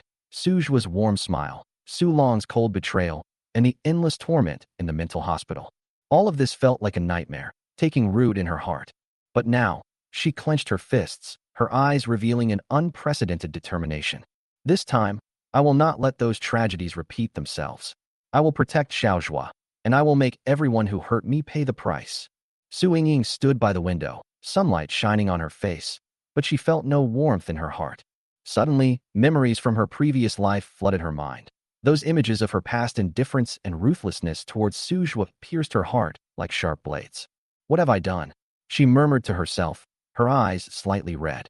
She remembered how, out of anger, she had locked Xiaojua in a stuffy closet. She remembered how, because of Su Long's provocation, she had sent Xiaojua to a juvenile detention center without hesitation. She even recalled the aggrieved look in Suju's eyes after he had been wronged countless times. "He's so young, yet I've hurt him time and time again. He hasn't done anything wrong." Su Ningyue hugged herself tightly, tears streaming down her cheeks. Guilt overwhelmed her like a tidal wave, making her heart ache so much she could hardly breathe. Su Ningyue wiped away her tears, her gaze hardening. She quickly composed herself and decided to go find Su Tongshan to get to the bottom of things. When Su Ningyue found Su Tongshan was sitting in a coffee shop, looking through documents. Su Tongshan still maintained her cool and capable demeanor, wearing a fitted black suit that accentuated her noble and aloof aura. She saw Su Yingying walk in, frowned slightly, closed the file, and asked in a cold tone, "What do you want from me?" Su Yingying cut straight to the point, her tone urgent. "Tongshan, where's Su Jua? Where did you take him?" Upon hearing this name, Su Tongshan's face instantly turned cold, and her tone became wary. "Why are you asking this? Where he is, what does it have to do with you?" "Of course it's related." Su Yingying almost rushed to Su Tongshan, her voice hoarse with anxiety. "He's our brother. How could you just send him away like that?"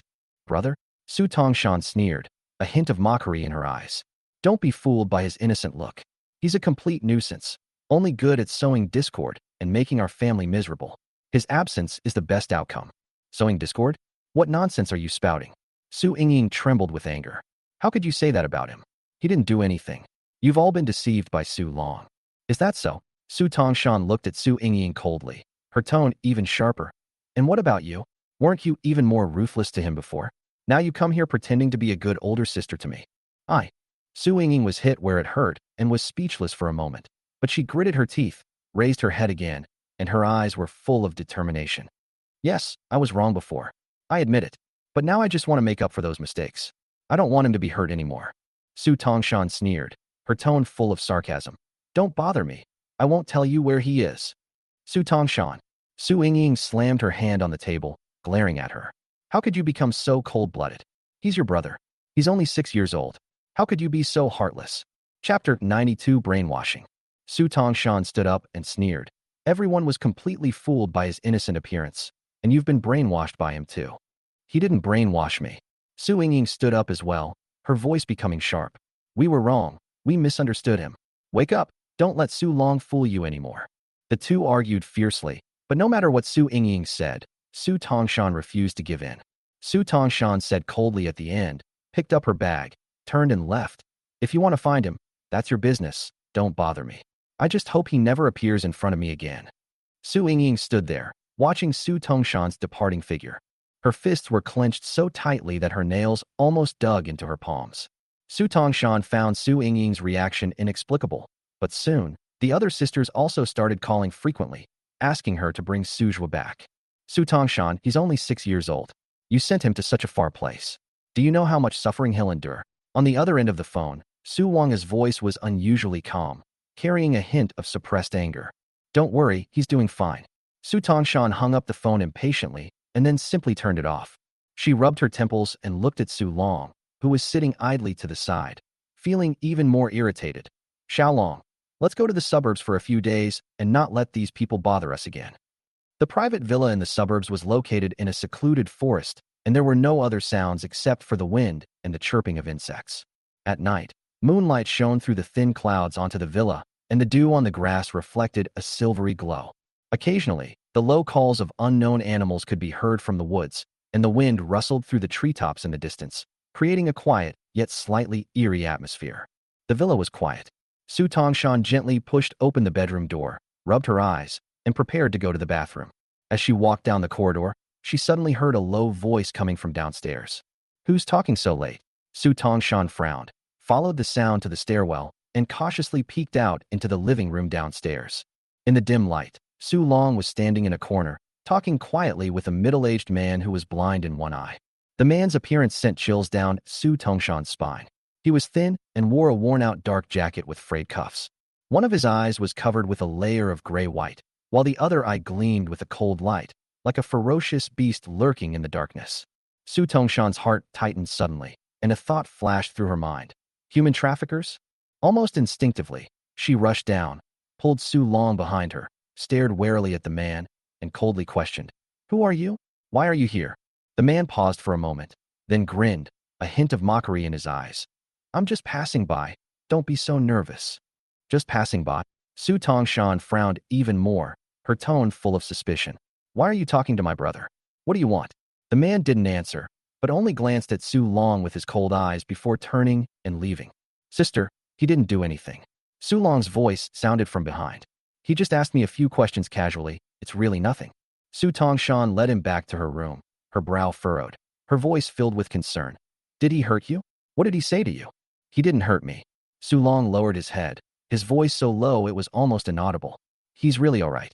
Su Tongshan was still worried and told him not to talk to strangers in the future before sending him back to his room. As night deepened, the villa returned to silence. Su Tongshan lay in bed, the man's cold gaze still echoing in her mind, making it impossible for her to fall asleep. Suddenly, the door was gently pushed open, and Su Long walked in carrying a glass of water. "Sister, I poured you a glass of water," Su Long said with a smile, but his tone was somewhat unnatural, his gaze was unfocused, and he dared not look directly into Su Tongshan's eyes. Su Tongshan took the water and looked at Su Long, a hint of doubt creeping into her heart. Why is he suddenly being so well-behaved? Su Long scratched the back of his head and forced a smile. "No, it's just that you seem too nervous today." His smile seemed sincere, but his fingers kept rubbing the rim of the cup, and his eyes kept glancing towards the door. Su Tongshan looked at him, feeling that something was off, but she couldn't quite put her finger on why. Su Tongshan took the water Su Long handed her and was about to drink it when a strange and eerie image suddenly flashed through her mind. The room is dimly lit in the video. Su Tongshan's face was pale, her eyes were unfocused, her hands trembled as she clutched her hair, and she murmured, "No, no." An old blind man stood beside her, his face a mass of wrinkles, a chilling smile playing on his lips. "Shanshan, you were abused by the Su family since you were a child. They never truly treated you as family." His tone was full of seduction. Su Tongshan shook her head, her forehead covered in cold sweat. "No, no way, they are my sisters. I don't remember any of this." The old blind man chuckled softly and gently patted her shoulder. "Don't remember? Huh, that's because they brainwashed you, forcing you to forget those painful memories. I'm telling you the truth to help you." Then he took out a stack of photos and several old diaries from beside him and handed them to her. "Take a look at these. Every single one of them really happened. Look closely at how they treated you." The photos and diary entries were all fabricated. In the photo, a thin girl is crouching in a corner, her face covered in tears and her arms bearing bruises, while the surrounding background has been altered to resemble the Su family's home. The diary records how the so-called Su family neglected and bullied her. "This isn't true." Su Tongshan's voice trembled, and she could barely hold the photo in her hand, but the old blind man's voice continued to ring in her ears, repeating those malicious words over and over again. "Su Tongshan, are you going to continue to endure this?" The old blind man's voice, like a venomous snake, slowly seeped into her mind, gradually eroding her remaining sanity. Su Tongshan's mind gradually began to become twisted. She became paranoid, questioning everyone around her, especially her family. She often fell into inexplicable panic, believing that her sisters were plotting against her. Her attitude also began to become extreme in front of her family. "The Su family owes me. Every single one of them owes me." Her heart had been completely corrupted by the old blind man's lies, and those false memories made her unable to distinguish between reality and illusion. Chapter 93 Test Results. In reality, Su Tongshan's hand hovered in midair, her fingertips trembling slightly as she held the water glass. She snapped back to reality, her forehead beaded with cold sweat, her chest heaving violently. That familiar sense of oppression still lingered in her mind, as if it might engulf her at any moment. She slammed the water glass down on the table, her voice low and alert. "Xiaolong, is there anything wrong with this water?" Su Long paused for a moment, a hint of panic flashing in his eyes. "And nothing. I just saw you were tired and wanted to get you a glass of water." Su Tongshan stared into his eyes, a hint of doubt in her voice. "Are you sure nothing was added to this water?" "Sis, what's wrong?" Su Long's smile seemed a little forced. He subconsciously gripped the table beside him, his gaze darting around, unable to look her in the eye. "Are you too tired?" Su Tongshan's brows furrowed more and more, the eerie image lingering in her mind. Seeing Su Tongshan's hesitant expression, Su Long forced a smile and urged her. "Sis, it's just a glass of water. Why are you so nervous? Drink it and get some rest. You've been working too hard lately." Su Tongshan's gaze shifted back and forth between Su Long and the water glass. She took a deep breath, put on a calm expression, picked up the water glass, and slowly drank the water. "All right, I'll drink it." She put down the cup, raised her eyebrows slightly, and looked at Su Long. Su Long grinned and said, "That's good. Get some rest, sis." Su Tongshan returned to her room and rushed to the bathroom. She pressed her fingers to her throat and vomited up all the water she had just drunk.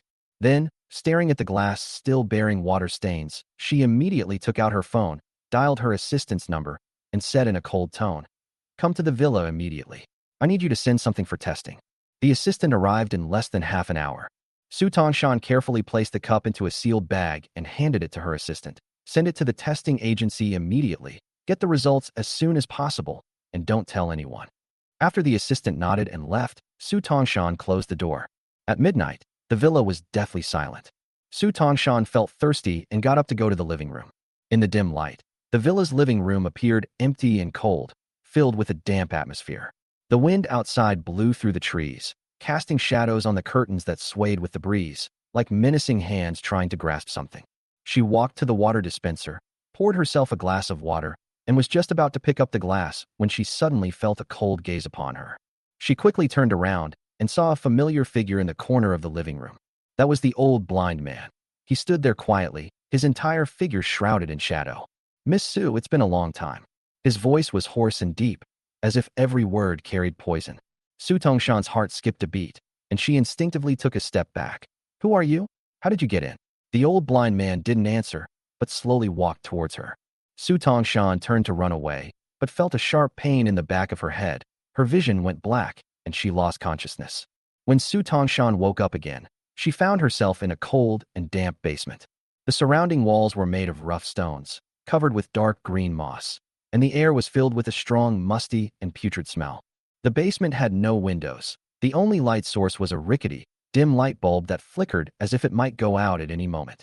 Rusty chains and filthy rags were scattered on the ground, and several fat rats scurried about in the shadows in the corner. Su Tongshan found herself with her hands and feet tied to a dilapidated wooden chair, her body pinned down and unable to move. She looked around, a strong sense of unease rising within her. Finally awake, the hoarse voice rang out again.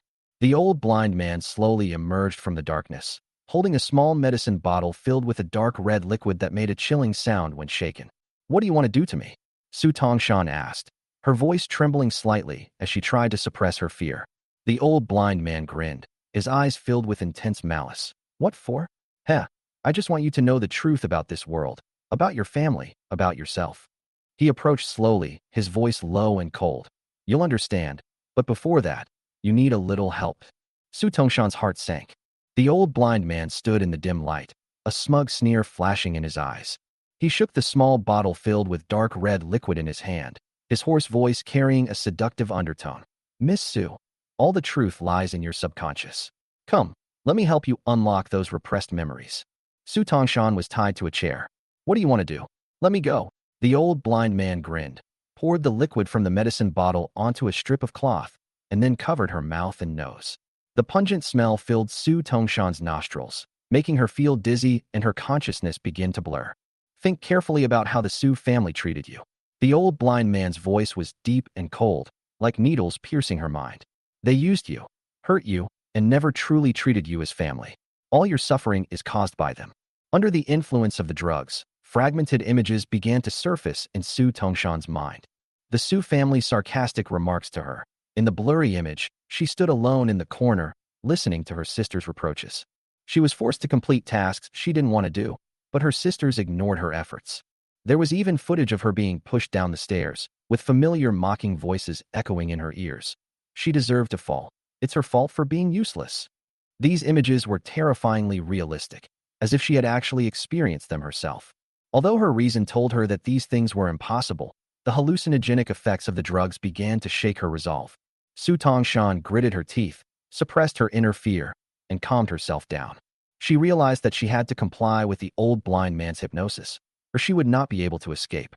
Her gaze gradually became unfocused, as if she had completely lost her mind, before she suddenly roared. "The Su family deserves to die. They never treated me like family, and I will definitely take revenge on them and make them pay for everything they've done." Seeing this, the old blind man smiled with satisfaction, a sinister smug glint in his eyes. "Very good, Miss Su. You've finally come to your senses. Go and let them taste your pain." He untied the ropes binding Su Tongshan and sent her back to the Su family. After returning to the Su family home, Su Tongshan's face returned to its usual coldness. She appeared calm on the surface, but was secretly on guard in her heart. Shortly after, her assistant came to her room with a document. "Miss Su, these are the results of the water sample you asked me to send for testing." Chapter 94. Su Long Die? Su Tongshan took the document, and the moment she opened it, her pupils suddenly contracted, and her face turned extremely pale. Hallucinogenic drugs? She murmured, reading the words from the test report, a wave of shock washing over her. She finally understood that the various images that flashed through her mind after drinking that glass of water were not accidental, but a conspiracy orchestrated by Su Long and the old blind man. He actually, she murmured to herself, her fingers trembling slightly. A complete picture began to piece together in her mind. The water Su Long handed her, the appearance of the old blind man, their whispers, and the hallucination she had inexplicably fallen into. As night fell and the streetlights dimmed, Su Tongshan walked home with a troubled mind. The shadows of the trees along the street swayed in the wind, making a low rustling sound. She clutched the test report tightly in her hand, her knuckles turning white from the force. Her mind was in chaos. Images of Su Long, the old blind man, and hallucinogenic drugs flashed through her mind like a revolving lantern, making her uneasy. What on earth happened? What do they want to do to me? Her thoughts were in disarray, and she didn't even notice that she had walked onto the road. A car suddenly came from around the corner. The driver immediately slammed on the brakes, but it was too late. Bang! Su Tongshan was knocked away and crashed heavily to the ground, then lost consciousness. While in a coma, unfamiliar memories flooded Su Tongshan's mind. She stood in a dimly lit, secret room. The old blind man sat in the chair opposite her, holding a thick stack of documents in his hands, a sinister smile on his lips. Ms. Su, these documents record all the internal problems of the Su family company. Unclear cash flow, management corruption, inflated assets. These are all the result of your sister's mismanagement. His voice was low and hoarse, but his tone was seductive. With just a little manipulation, we can completely collapse the Su family's business. Haven't you always wanted to prove that you are stronger than them? Now is the best opportunity. Will they believe me? Su Tongshan asked hesitantly. The old blind man grinned, revealing a few yellowed teeth. Of course. You are their most trusted sister. Under the instigation of the old blind man, Su Tongshan began to participate step by step in the disintegration of the Su family. First, she targeted the Su family's core businesses. One of the Su family's well-known electronics companies was once an industry leader, with a consistently high market share. The old blind man suggested that Su Tongshan propose a large-scale business expansion to Su Wanga. This proposal seems promising, but in practice it requires a large amount of financial investment. Sister, I checked the data, and expanding production is an inevitable trend. This is an opportunity for the Su family, Su Tongshan said confidently at the meeting. Su Wanga ultimately adopted the suggestion, but halfway through the expansion plan, a competitor suddenly launched a more advanced technology, causing Su's products to be instantly eliminated from the market, resulting in a mountain of inventory and heavy losses for the company. Next, Su Tongshan began to sabotage the Su family's investment plans. The Su family had always been cautious about real estate investment, but under the guidance of the old blind man, Su Tongshan incited her sisters to invest heavily in developing a seemingly promising suburban plot of land. However, the land was soon declared a protected area by the government, making commercial development impossible, and all investments went down the drain. Subsequently, under the old blind man's instructions, Su Tongshan constantly sowed discord among her sisters. She deliberately leaked false financial data, making Su Ningyue mistakenly believe that Su Wanga was secretly transferring company assets. The Su family's businesses collapsed one by one in just a few years. The once glorious family business is now riddled with problems. Its cash flow has dried up, employees are leaving for other jobs, and creditors are knocking on the door, demanding repayment. The Su family villa has also been mortgaged due to the inability to repay loans, and the sisters have been forced to separate and live in anonymity. The scene shifts, and Su Tongshan is standing in a pile of ruins. Beneath her feet stood the once glorious headquarters of the Su family, now overgrown with weeds, its glass shattered, and its signboard faded and worn. She held a contract in her hand, which was the profit share promised to her by the old blind man, a sum of money that would allow her to live a life free from financial worries. Very good, Miss Su. The old blind man stood behind her, his voice full of smugness. Su Tongshan's eyes were empty and lifeless, her hands trembling slightly. She asked in a low voice, "Is this the result I wanted?" The morning mist eventually dissipated, and when the effects of the mind control drugs wore off, Su Tongshan regretted her actions. Her hands gripped the sheets tightly, her knuckles white, her eyes unfocused, like a torn soul, shattered and impossible to piece back together. What did I do? Her murmur was weak, but filled with pain. How could I have done such a thing? I ruined the Su family. I destroyed my own family with my own hands. XIAOHUBOT circled greater than document anti-piracy circled greater than book find book robot heavy checkmark choose it you just right, stable, and no failure. Those memories were like blades, repeatedly cutting open her heart. How did the Su family mansion collapse? The sisters fell into despair, crying and arguing, and eventually became homeless. The once glorious Su family has been reduced to ruins. And the mastermind behind all of this was none other than her, Su Tongshan. Her tears fell silently, and her chest felt like it was being crushed by a huge rock, making it difficult to even breathe. It was my fault. She sobbed softly, her eyes gradually dimming. How could I have been used by him? How could I? At that moment, guilt and remorse overwhelmed her like a tidal wave. She forced herself to remain calm, suppressing her grief and planning her path to redemption. Su Tongshan dialed Su Long's number, her voice gentle and calm. Xiao Long, let's go to sea. I have something I want to tell you. Su Long on the other end of the phone seemed a little hesitant, but ultimately accepted her invitation. A few days later, a small yacht slowly sailed away from the dock and into the calm sea. A gentle sea breeze blows, the sky is azure, and the shimmering water appears incredibly tranquil. However, this tranquility could not conceal the intense turmoil within Su Tongshan's heart. Su Long stood on the deck, gazing intently at the distant seascape, completely enjoying the trip without a care in the world.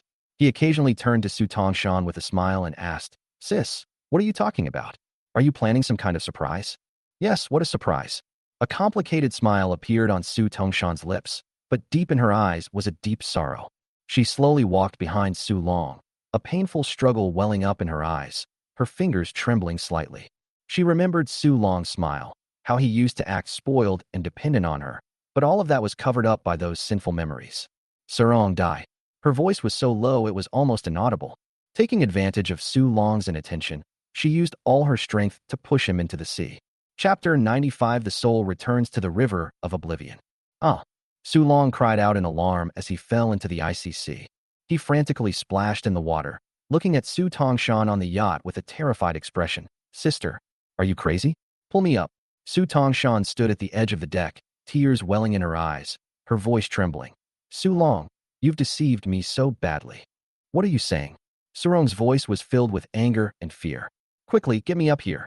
Su Tongshan didn't answer, but silently took off her coat and placed it on the deck, her eyes gradually becoming firm. "I destroyed everything in the Su family. Su Zhuo is innocent, and my sisters are innocent too. Now, this is the only way I can end it all." She took a deep breath, closed her eyes, and jumped into the sea. The icy seawater instantly enveloped her, her body swallowed by the waves, as if she were being dragged into an abyss by endless guilt and despair. She could almost hear the laughter of the Su sisters, fragments of their once happy life. The scene then shifts to the Su family's decline, showing their weeping and questioning. I'm sorry, she repeated in her heart over and over again, her tears mingling with the seawater, blurring her vision. Her consciousness gradually faded, until only endless darkness remained. Unfortunately, it seemed that fate was still on Su Long's side, and he was rescued from the sea by the search and rescue team. Su Tongshan's soul drifted out of her body, and she quietly watched the scene of her burial.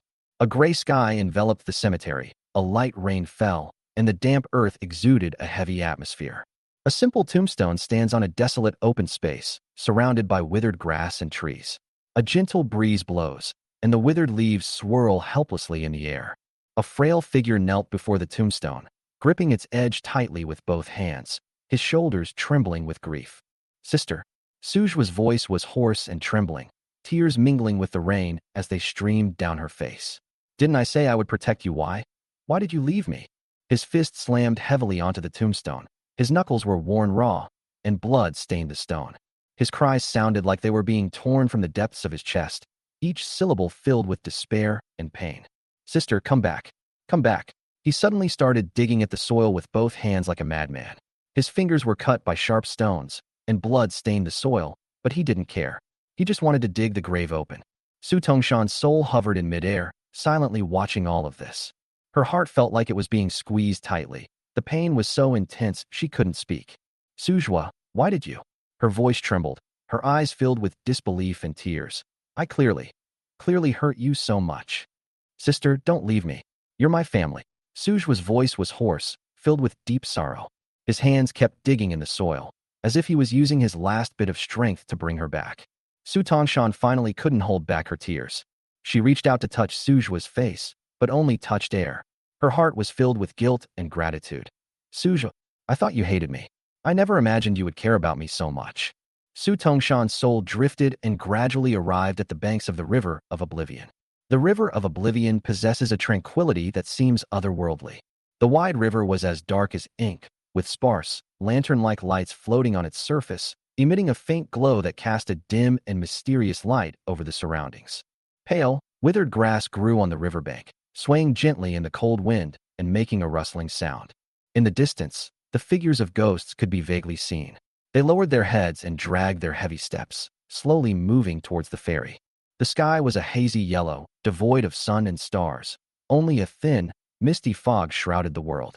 A faint chill permeated the air, as if capable of freezing every trace of warmth deep within the soul.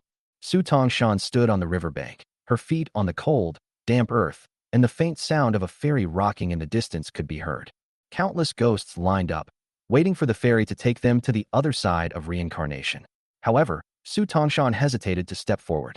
I don't want to leave, she whispered, her gaze fixed on the deep, dark river. I can't leave.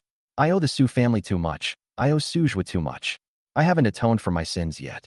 She squatted by the river, hugging her knees, as if curling herself into a lonely shadow. The wind from the River of Oblivion swept across her face, bringing endless cold and loneliness, but her gaze remained stubbornly fixed on the distance, as if waiting for something. Su Jue, she murmured softly, her eyes filled with tears. If I have the chance to see you again, I will definitely tell you. I'm so sorry. Su Tongshan sat blankly on the banks of the River of Oblivion, staring at the slowly flowing, dark water. Just then, several blurry figures gradually appeared in the distant mist. Her gaze was drawn to it, and as the figure gradually became clearer, her pupils suddenly contracted. It's my sisters, Su Tongshan's voice trembled, almost unable to believe her eyes. The older sisters looked incredibly miserable. Su Wang's noble demeanor was gone. Her clothes were tattered, her hair was disheveled like withered grass, and her once radiant face was covered with deep burn marks. Her eyes were empty. Su Ying was so thin she was skin and bones, her eyes were sunken, and her face was covered with scratches and bloodstains. Her mouth was slightly open, and a low whimper escaped her throat, like a sob, but she couldn't utter a complete sound. Her body was stiff and contorted, as if her bones had been maliciously broken. Su Qiming's beauty was gone. Her face was as pale as paper, and a trace of bright red blood oozed from the corner of her mouth. Her clothes were soaked, as if they had been drenched in water, and they emitted a putrid smell. A broken iron chain clung to her feet, as if she had been forcibly freed. The other sisters were in equally appalling condition. Some were dressed in tattered clothes, others were covered in blood, and each of them had eyes filled with deep resentment and bitterness. Black mist clung to their bodies, binding their souls like chains, preventing them from breaking free and leaving this cold, gloomy riverbank. Sisters, Su Tongshan's voice trembled as she staggered toward them. Why have you all become like this? Su Wang raised her head, staring blankly at Su Tongshan, and forced a cold laugh. Why isn't it because all of us, we were all killed by Su Long. Su Long. Su Tongshan was stunned. Countless images flashed through her mind, and the lies and evil deeds about Su Long gradually pieced together the complete truth. But we're not reconciled. Su Ying suddenly screamed, her voice filled with resentment. We died too tragically. We must take revenge.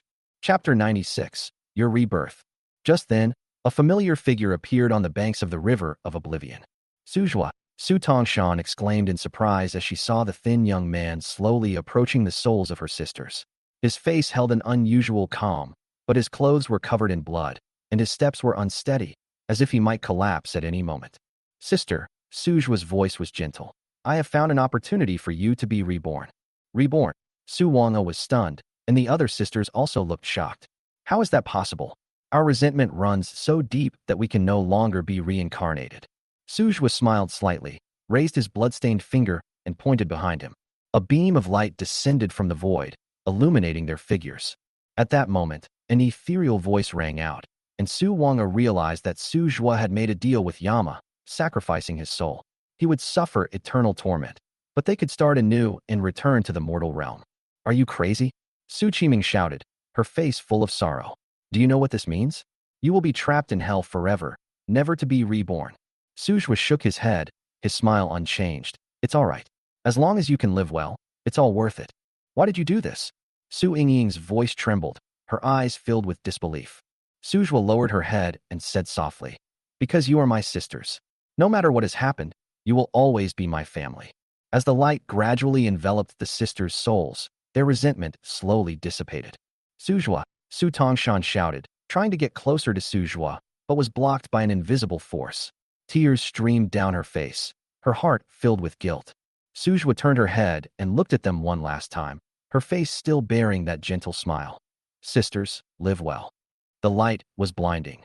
Su Tongshan could only watch helplessly as Su Ningyue's figure gradually disappeared along the banks of the River of Oblivion, before being swallowed by endless darkness. The atmosphere inside the hospital's emergency room was so heavy it was suffocating. Quickly, get the adrenaline ready, the attending physician shouted, his forehead covered in sweat. In the emergency room, the alarm of the electrocardiogram monitor was piercing and urgent, and the fluctuations on the screen gradually turned into straight lines, showing that the patient's vital signs were rapidly declining. Blood pressure is dropping, heart rate is decreasing. A nurse reported frantically. Continue CPR. Prepare for defibrillation. The doctor wiped his sweat while staring at the equipment, pressing hard on the patient's chest with both hands, sweat streaming down his face. They tried again and again to pull the patient back from the brink of death. Under the operating lights, Su Tongshan's face was as pale as paper, lifeless. 300 joules shock. The machine emitted a piercing sound, and the patient's body trembled slightly, but there was no other reaction. The monitor remained a cold, straight line. The heartbeat has not yet returned. The nurse's voice carried a hint of despair. Try again. The doctor gritted his teeth and gave the order, but a sense of helplessness gradually crept into his eyes. Everyone was doing their best, but a miracle seemed to have failed to happen to them. Time, the assistant whispered, pointing to the clock on the wall. The rescue time had already exceeded the limit. The attending physician took a deep breath, his eyes filled with complex emotions. He slowly lowered his hands, his voice low and sorrowful. It's been too long, we can announce. Just as he was about to announce that the resuscitation had failed, the electrocardiogram monitor suddenly emitted a sharp beep, and a slight fluctuation appeared on the straight line on the screen. The heartbeat has returned, the nurse exclaimed in delight. Blood pressure is stable, and vital signs are recovering. The doctor's eyes were filled with shock and disbelief. The patient they had almost given up on had miraculously recovered his vital signs. An eerie silence enveloped the entire emergency room as everyone stared blankly at the gradually stabilizing curve on the monitor. This is impossible. The attending physician muttered to himself, but quickly composed himself and turned to instruct. Continue to monitor the patient's condition and be prepared to deal with any emergencies. Su Tongshan slowly opened her eyes. The glaring incandescent light made her squint slightly, and she could hear rapid breathing and hushed conversations all around her. A sharp pain shot through her head, and a flood of memories overwhelmed her, instantly throwing her consciousness into disarray. How am I still alive? Her voice was low and hoarse, trembling with disbelief. Fragments of memory flashed back into my mind. The moment I was hit by the car, the chaotic hallucinations, and my experience in the River of Oblivion. Her fingers trembled slightly, and her eyes were filled with confusion. Is this a dream? She murmured, feeling more confused than ever before. But soon, her consciousness began to clear. She felt the life force within her body rekindle, and the heavy oppressive feeling had vanished without a trace. She raised her hand and touched her face. The warm touch told her that this was not a dream, but reality. I've been reborn. Her lips trembled slightly, a hint of excitement flashing in her eyes. It's all real. The image of Su Ningyue flashed through her mind, and the thought of that thin figure walking step by step into the abyss sent a sharp pain through her chest. The guilt weighed on her heart like a boulder, making it almost impossible for her to breathe. I actually sent Xiaozhu away. She struggled to sit up, her eyes filled with regret and pain. Xiaozhu, I will definitely find you. This time, no matter what, I will never let you get hurt again. The doctor rushed over and tried to press her back onto the bed. Miss, you have just woken up and are very weak. You can't move around. No, I can't stay here. Su Tongshan's eyes were filled with determination as she pushed away the doctor's hand. I have to leave. The nurse tried to dissuade her, but Su Tongshan had already pulled out the 4-needle regardless of everything, struggled to get out of bed. Her movements were a little unsteady, but she did not hesitate. Quickly notify the family. The doctor shouted helplessly, but Su Tongshan had already staggered out of the ward, with only one thought in her mind: to find Suzhua, even if it cost her everything. The sunset over the coastal city is reflected on the azure sea, like scattered gold dust. The coastal highway winds its way along the coast, with rolling green hills on one side and the vast ocean on the other. A salty sea breeze gently swept by, carrying a hint of coolness. The goose houses along the street were arranged in a pleasing manner, with flowers adorning the windowsills, creating a scene resembling a painting. Chapter 97. He Can't Be Found. Su Tongshan gripped the steering wheel tightly, staring at the road ahead. I'll definitely find him, she repeated to herself, as if trying to encourage herself. Along the way, her gaze couldn't help but sweep over the figure of each child, a glimmer of longing igniting in her heart only to be quickly extinguished. She imagined what it would be like to see Suzhou again. Perhaps he would have grown taller, and maybe his face would have a brighter, more sunny smile. As long as he's all right, nothing else matters. The car slowly came to a stop in a quiet alley. Far from the hustle and bustle of the city, the roadside is lined with lush phoenix trees, their fiery red petals swaying in the wind, and the ground covered with a soft carpet of flowers. She got out of the car and walked towards the door of her memory, facing the gentle breeze. A small building with white walls and red tiles, where the wind chimes hanging at the door tinkled softly in the sea breeze, their sound crisp and melodious. This is it. She stood in front of the door, and as she raised her hand to knock, her heart suddenly started beating faster. The moment her fingertips lightly touched the door panel, countless possibilities flashed through her mind. Perhaps Suzhou would run out from inside, her eyes filled with familiar dependence. Perhaps a gentle old man would push open the door and tell her that Suzhou was playing in the backyard. Footsteps came from inside the door, and her palms involuntarily broke out in a cold sweat. I hope he's doing well, I hope, she murmured to herself, gazing expectantly at the door that was about to open. The door opened, and an unfamiliar middle-aged woman peeked out. She had short, neat hair and looked at Su Tongshan with a puzzled expression. Hello, who are you looking for? Su Tongshan's smile froze slightly. She paused for a moment before asking anxiously, what about the family who used to live here? They had a little boy named Suzhua. Is he still here? The woman shook her head, clearly having no recollection of the name. I'm sorry, my family only moved here recently, and we don't know the previous residents. Su Tongshan felt as if she had been doused with a bucket of cold water, and all her strength was instantly drained. She opened her mouth, but her throat seemed to be blocked by something, and she couldn't make a sound. The expectations in my mind collapsed instantly, replaced by emptiness and helplessness. She gripped the doorframe tightly, her eyes filled with disappointment. You really don't know them? Did they move away? Or did they leave any contact information? Seeing her anxious expression, the woman showed a hint of sympathy, but still shook her head. I'm sorry, I really don't know. Su Tongshan slowly loosened her grip, and a deep despair gradually welled up in her eyes. She turned around and stood blankly in front of the door, as if she had lost her way. All the anticipation she had felt along the way shattered like glass, the sharp shards piercing her heart with pain. She walked slowly along the street, Suzhua's image replaying in her mind, while the woman's words echoed in her ears. A sense of loss washed over her like waves. She stood by the sea, gazing at the gradually darkening horizon, tears silently streaming down her face. Xiaozhua, where are you? She choked out, her voice carried away by the wind and the roar of the waves. A month has passed, and Su Tongshan's face has lost its former radiance. Her eyes are bloodshot, and the dark circles under her eyes show her exhaustion. Every day, she would run through the streets and alleys of the city, holding a small poster with Suzhua's photo on it, asking everyone she met, have you seen this child? His name is Suzhua. He is only 7 years old. Before she could finish speaking, many people would shake their heads and leave, and some would even say indifferently, take this to the police. The sea breeze tousled her hair. She squatted on the street corner, hugging her knees and sobbing softly. She clutched a stack of missing person posters in her hand, the edges of the papers curled up as if they might crumble at any moment. The image of Suzhua kept flashing through her mind, that small, soft child, always with a timid yet yearning look in her eyes. If I find him again, I will never let him suffer any injustice. She gritted her teeth and forced herself to stand up and continue searching. She visited shelters and welfare homes, even talked to homeless people, and spent a lot of money hiring people to investigate, but all the clues ultimately came to nothing. Time passed slowly, and anxiety and despair eroded her heart, making each day feel like torture. One late night, Su Tongshan walked alone on the beach. The cold sea breeze made her shiver, and the streetlights cast her shadow, making her look especially lonely. She looked up at the starry sky, tears blurring her vision. Xiaozhua, where are you?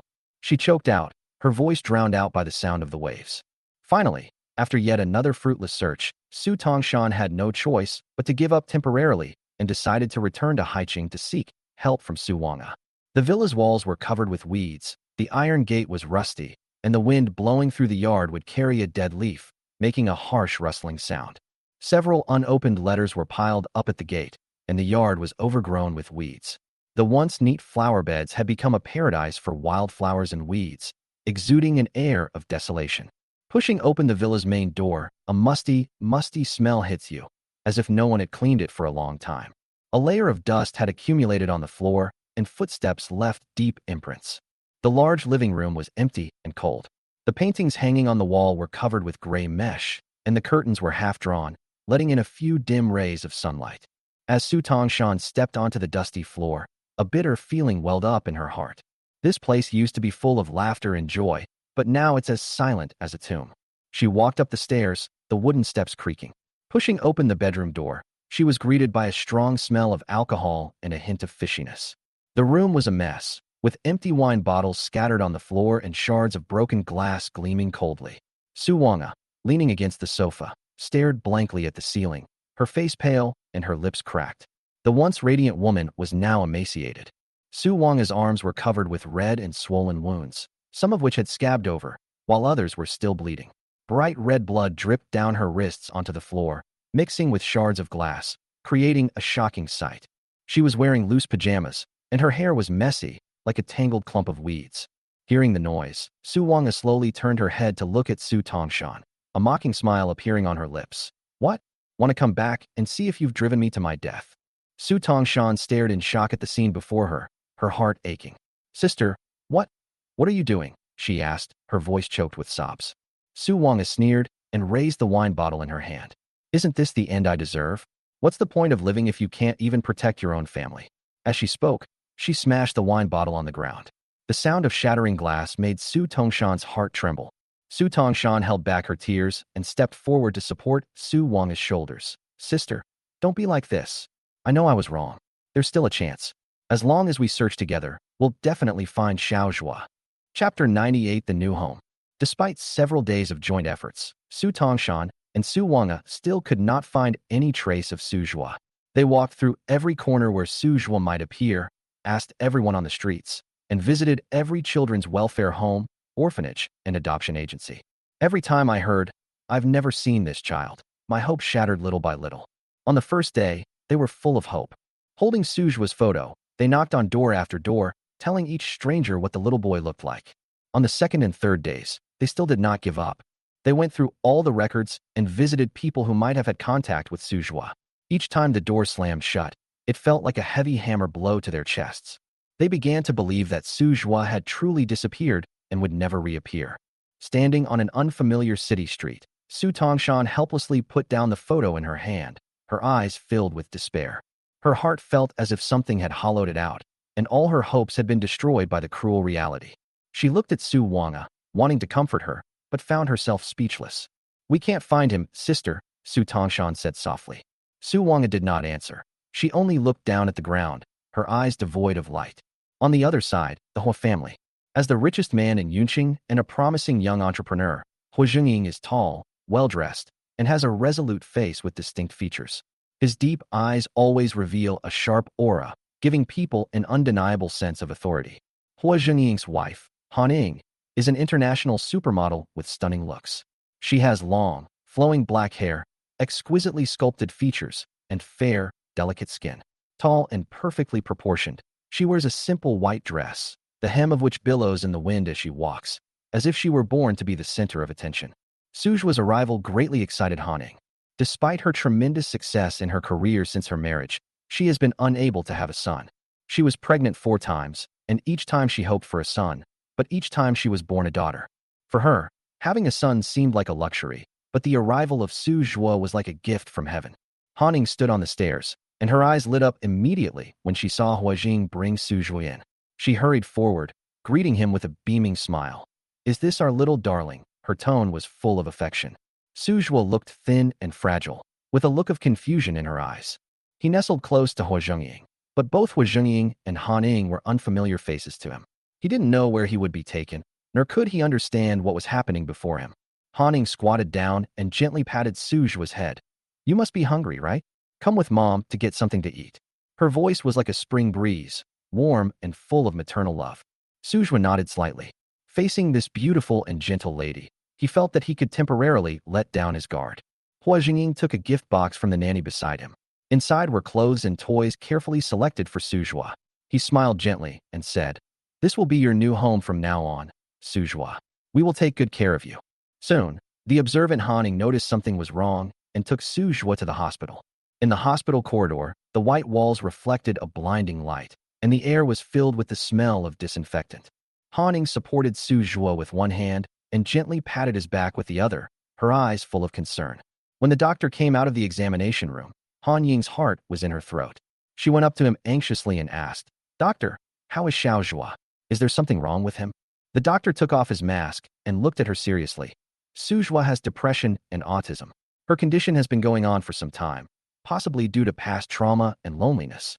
The doctor's words hit Han Ying like a heavy hammer. Depression? Han Ying repeated the word, a hint of disbelief flashing in her eyes. She looked down at Su Jue standing beside her, the thin little boy. He was unusually quiet at the moment, like a piece of paper blown away by the wind, so fragile that he was almost silent. Why? Why did he get depression? Han Ying murmured. The doctor sighed. Based on the medical records and some symptoms, it should be caused by long-term emotional neglect and isolation. Su Jue may not have received the love and companionship he deserved since childhood, and this emotional trauma has profoundly affected his emotions. The long-term loneliness and feelings of abandonment have even led him to have depressive tendencies. These words were like a knife to Han Ying's heart. She couldn't imagine what kind of loneliness and pain this little child had experienced in the past to shut down his emotions like this. I won't let him suffer anymore, Han Ying murmured to herself, tears welling up in her eyes. She didn't understand why some children had to go through such difficult upbringing just to be able to appear in her life. She gently stroked Su Jue's head and said softly, "I'm sorry, baby, Mommy is late." Su Jue did not respond, still keeping her head down with empty eyes, as if she did not see anything around her. Han Ying felt a pang in her heart, and she couldn't help but reach out and gently grasp Su Jue's hand. "From now on, I will always be by your side." Looking into Han Ying's loving eyes, the doctor's tone softened. "You can give him more time and care to help him rebuild his trust. Treating depression is a long process, but with love and patience, the child will gradually get better." "Thank you, doctor." Han Ying wiped away the tears from the corners of her eyes and looked up at the doctor with a smile. She held Su Jue's hand tightly and whispered, "You won't feel lonely anymore. Mom will take care of you and will never leave you." Su Jue raised his eyes, though a hint of confusion still lingered. Han Ying tenderly embraced Su Jue, her eyes filled with affection. She knew that the child had unspeakable pain in his heart, but she was determined to use her love to fill these cracks and help Su Jue learn to trust others again. In order to help Su Jue recover, Han Ying sought out Lin Jun, her close friend since college. Han Ying arrived at Lin Jun's clinic. Lin Jun frowned as she reviewed Su Jue's medical report. "Are you really planning to adopt this child? I don't mean anything by it. It's just you know his condition is quite serious. The recovery process may be very long, and it's not certain that he can be completely cured." Han Ying sensed the doubt in Lin Jun's tone and said firmly, "He is my son now, and no matter what happens, I will not abandon him."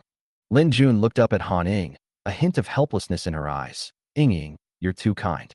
Why go through all this trouble? If you really want a child, you can simply adopt a healthy one from the orphanage." "Don't say that." Han Ying interrupted Lin Jun. "Xiao Zhua has already suffered too much. I can't let him experience the pain of abandonment again." Lin Jun sighed and put down the medical record in her hand. "All right, since you've made up your mind, I'll do my best to help you." From that day on, Han Ying began trying various methods to help Su Jue recover. At Lin Jun's suggestion, Han Ying arranged for Su Jue to receive psychological therapy once a week. She accompanied Su Jue to class, actively integrating herself into his world and using simple games or interactions to guide him to express his feelings. Han Ying noticed that Su Jue liked to draw and paint, so she specially set up a painting room for Su Jue.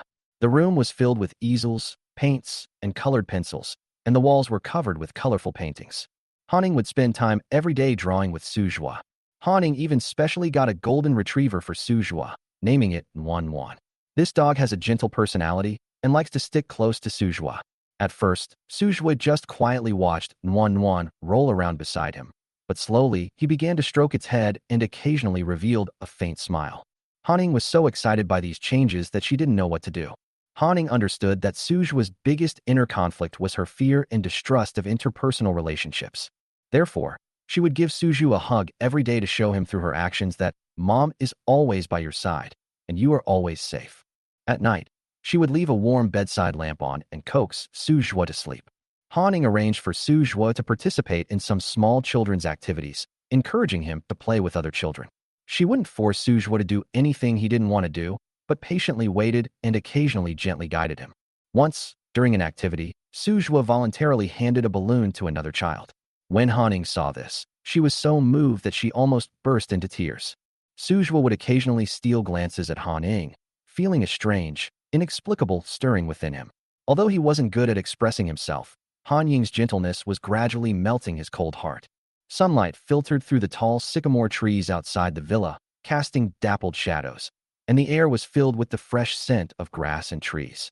The area outside the Hua family villa was quiet, with the occasional chirping of birds adding to the peaceful atmosphere. The distant horizon was a deep blue, and a gentle breeze rustled through the treetops, bringing a touch of coolness. The villa's back garden is covered with lush green grass and surrounded by brightly colored flowers, resembling a natural painting. Hua Zhengying held a bunch of car keys, a hint of pride in his expression. "Xiaozhua, this is a gift from your father." He handed the keys to Su Ningyue, who took them blankly and looked at a small sports car parked in front of her. This car has a sleek design and an understated yet luxurious feel, clearly indicating its high value. Su Ningyue simply looked at the car, without showing any excitement. Standing to the side, Hanning gently shook her head, a helpless smile appearing on her lips. Young, do you really think such a young child would like cars?" Hua Zhengying spread his hands and smiled innocently. "Little boys will like something someday. I'm preparing it for him in advance. If he doesn't like it when he grows up, we can get him a better one." Hanning couldn't help but roll her eyes and patted Su Ningyue on the shoulder. "Don't mind him. Mom has already prepared an even better gift for you. Come on, I'll take you to see it." Hanning led Su Ningyue by the hand, through the path behind the villa, and onto a secluded grassy area. The scenery here seems to have been meticulously designed, with flowers and plants neatly trimmed into various shapes, and a small playground standing out in the middle. The playground is fully equipped with facilities, a colorful slide with a smiling sun at the top, a small climbing frame made of hemp rope, next to which is a mini swing that makes a crisp bell sound when it swings. In the center there is a small carousel, painted a dreamy milky white, with the little horse surrounded by colorful lights that shimmer with a soft glow. The most attractive feature is a small soccer field covered with soft mats and surrounded by a low wooden fence, which looks both safe and cozy. Su Ningyue stood there blankly, looking at everything in front of him, a rare look of surprise in his eyes. "Do you like it?" Hanning leaned down and asked gently. "This was specially built for you by your mother. You can come and play anytime in the future." Hua Zhengying walked up from behind, hands in his pockets, and said with a smile, "This is much more attractive than my car. You can tell just by looking at his eyes." Hanning led Su Ningyue to the slide first, gesturing for him to climb up and try it. Su Ningyue hesitated for a moment, but with Han Ying's encouragement, he slowly climbed to the top and then slid down. Although his face remained expressionless, Hanning keenly noticed a hint of excitement flashing in his eyes. "That's fantastic." Hanning clapped her hands, encouraging him like a child. "Let's do it again." Hua Zhengying walked to the mini soccer field, picked up a children's soccer ball, and waved to Su Ningyue. "Xiaozhua, come and play soccer. Let's see if you have the potential to become a soccer star in the future." Su Ningyue hesitated for a moment, then slowly walked over. Hua Zhengying deliberately kicked the ball very slowly, and when Su Ningyue kicked it back, he didn't use much force, but he kicked it very accurately. Hua Zhengying feigned surprise and said, "Wow, you played really well. Why don't you go play professional football in the future, and I'll be your agent?" Hanning stood aside with her arms crossed, laughing. "Come on, he's still young. He plays football for fun, not to become a star." As she spoke, she walked to the carousel and lifted Su Ningyue onto it. As the carousel turned slowly to the accompaniment of soft music, Su Ningyue gripped the soft handrails and gradually relaxed his guard, even slightly raising the corners of his mouth. This scene stunned both Han Ying and Hua Zhengying. Hua Zhengying said in a low voice, "He just laughed, he really laughed." Han Ying sighed softly. "As long as we spend more time with him, he will definitely get better slowly. I really want to know what Xiao Zhu will be like after he fully recovers. He will be as cute as an angel then." The laughter and joy in the amusement park gradually blended into the golden afterglow of the setting sun. Han Ning and Hua Jing stayed with Su Zhua until it got dark. Chapter 99, Discovering Talent. Hua Shi is the youngest child in the Hua family, only 7 years old. Her big eyes are as bright as stars, and she always has a curious and mischievous look in them. She wore her hair in high pigtails, her hair jet black and smooth, each tied with a pink bow. Her small face was round and rosy, like a ripe apple, and she exuded a lively and clever spirit. She wore a white dress with an embroidered rabbit pattern on the chest, making her look like a lively little elf. "Mom, who is this?" Hua Qian put down her school bag and immediately saw Su Zhua sitting on the sofa. Her eyes lit up, and she skipped over to him, tilting her head to examine him closely. "He's the younger brother," Han Ning said with a smile. "He'll be a member of our family from now on." "Really? I have a little brother?" Hua Shi clapped her hands, her face beaming with joy. She leaned closer to Su Zhua and said in her childish voice, "Little brother, my name is Hua Shi. Shall we play together from now on?" Su Zhua didn't speak, but nodded slightly. Hua Shi was overjoyed and grabbed Su Zhua's hand, running towards the back garden. "Little brother, I'll take you to play on the slide. And the swings, they're super fun." Hua Shi took Su Zhua to explore every attraction in the garden. She swung to the highest point on the swing and shouted, "Look how high I fly." Then she ran to the carousel and insisted on sitting with Su Zhua. The two rode side by side on the carousel, and Hua Shi chattered all the way. Su Zhua funny stories from school, which made Su Zhua's lips curl into a slight smile. Finally, Hua Shi pulled Su Zhua to a small soccer field and handed him a small soccer ball. "Little brother, let's play soccer. I'll be the goalkeeper, and you kick the ball. Let's see if we can score." Su Zhua kicked the ball silently a few times, but Hua Shi skillfully blocked it each time. However, Hua Shi would exclaim exaggeratedly each time, "Wow, that's amazing. You almost scored." Gradually, Su Zhua played more and more seriously, while Hua Shi's laughter grew louder and louder. After dinner, Han Ning took Hua Qian's textbooks and workbooks to the living room and gently called out, "Qian, come and do your homework. You have a test tomorrow." Hua Shi was snuggled up on the sofa watching cartoons while hugging a plush toy when she heard this and immediately pouted, "I don't want to write."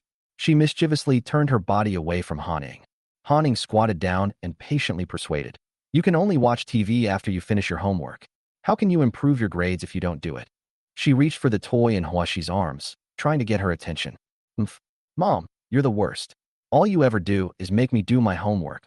Hua Shi hugged her toy tightly and started to whine and act spoiled. Han Ning sighed, her temples twitching. Despite feeling somewhat helpless, she maintained a gentle tone. "Qian, it's not okay not to do your homework. Since you don't want to listen to your mother, I'll have to hire a tutor to help you with your homework." "No, I hate my tutor."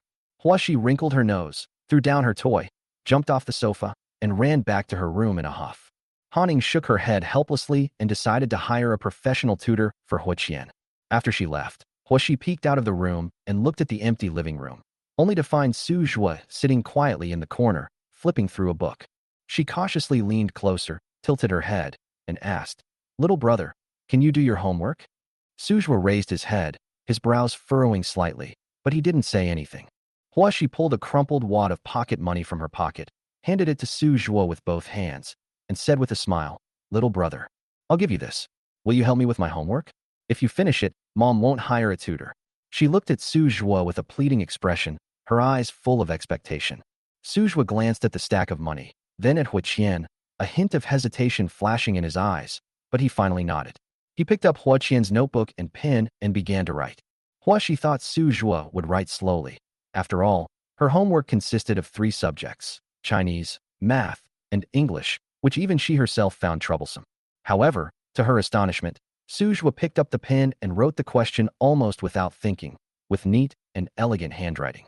He finished all his homework in just half an hour. "Wow, little brother, you're amazing." Hua Shi rushed over, picked up the workbook, flipped through a few pages, and exclaimed in amazement, "Your handwriting is so beautiful. Even the teacher's handwriting isn't as pretty as yours. These questions take me ages to figure out. How come you can solve them at a glance?" Su Zhua lowered his eyes and did not respond, but silently put the pen back in its place. Hua Shi was so excited that she danced around, hugged her homework to her chest, and whispered to Su Zhua, "Little brother, you're much better than your tutor. This money is your reward." She stuffed the stack of pocket money into Su Zhua's hand, blinking her eyes and smiling like a sly little fox. Su Zhua didn't push her away, but just glanced at her quietly and then nodded gently. Meanwhile, Han had already arranged a private tutor for Huiqian. The tutor sat at Huaxi's desk, put on her glasses, and said kindly to Huaxi, Shi, let me see your recent homework. I want to understand your situation first. Huaxi felt a little guilty, but she still took out her homework from her school bag and carefully handed it over. The tutor opened the Chinese homework and saw an essay on the theme of environmental protection. The writing was fluent and the ideas were profound, which was completely unlike the level of an elementary school student. He raised an eyebrow and flipped to the math homework. Every question was written neatly and systematically, with steps as rigorous as standard answers. The English homework also used very advanced sentence structures. The tutor closed the homework book and exclaimed, Cici, your homework is excellent. Especially this essay. The sentences are fluent and insightful, and the math is perfect, the steps are clear, and all the answers are correct. I don't think you need any tutoring at all. You've already done very well. Han, who was standing to the side, couldn't help but frown when she heard these words. She had known all along that Huaxi wasn't a good student, and these assignments clearly didn't look like they were written by her. Han walked over to Huiqian, crossed her arms, and asked, Qian, did you really write these assignments yourself? Huaxi shrank back guiltily and muttered softly, Of course I wrote it. Han stared into her eyes, her tone becoming stern. Huiqian, don't lie. You usually procrastinate even on the simplest Chinese diary entries. How come you suddenly wrote such a good essay? Tell me honestly, who wrote it for you? Huaxi was so intimidated by her mother's sharp gaze that she dared not move. Her face turned red, and she mumbled incoherently. It was my younger brother who wrote it for me. Han paused for a moment, then asked uncertainly, Younger brother? You mean Xiaozhua? Chapter 100 The New School. Huaxi nodded, then added softly, I gave him pocket money and asked him to write it for me. Upon hearing this, the tutor adjusted her glasses in surprise and asked curiously, Which child are you talking about, Suzhua? Did he really do this homework? Han didn't answer immediately, but called out, Xiaozhua, come here for a second. A moment later, Suzhua came out of the room. He was wearing a simple set of home clothes, and his thin, small figure made him look somewhat childish. When the tutor saw him, her mouth slightly agape, clearly not expecting that the person who had completed this assignment was only 6 or 7 years old. Han couldn't help but show a look of surprise. She squatted down and asked in a complicated tone, Xiaozhua, did you really do these assignments for Qian? Suzhua pursed her lips and nodded. The tutor looked at him in disbelief and exclaimed, This child's learning ability is simply extraordinary. This content is already at the junior high school level, isn't it? Han Ying's shock deepened as she looked at the little boy in front of her, a surge of emotion welling up inside her. At night, Han Ying and Huijing finished their busy day and lay down on the soft bed. The warm yellow wall lamp cast a soft glow, and the room was filled with a refreshing fragrance. Accompanied by the gentle night breeze outside the window, the whole atmosphere was exceptionally tranquil. Han Ying leaned against the headboard, holding a fashion magazine in her hand, but she couldn't concentrate on reading it. She glanced at Huijing from time to time, a thoughtful look on her face. Huijing was reviewing company documents when he noticed Han Ying's gaze. He put down the documents, smiled, and put his arm around Han Ying's shoulder. What's wrong still thinking about Xiaozhua? Han Ying nodded, pursed her lips, and said, Zhuozhua really has a lot of potential that we don't know about. It's not a good idea for him to learn from Qian now. Relying solely on tutors is not enough to unlock his talents. Huijing pondered for a moment, then said in a deep, firm voice, You're right. Zhuozhua needs a better educational environment. He's so smart, we can't let him waste his time. We should send him to a good school so that professional teachers can guide him. Han Ying leaned on Huijing's shoulder and whispered, I think so too. Besides education, he needs more friends. Although he is always quiet, I think he really needs others to care about him. I hope he can slowly emerge from the shadow of autism. Huijing nodded and squeezed her hand. You're right.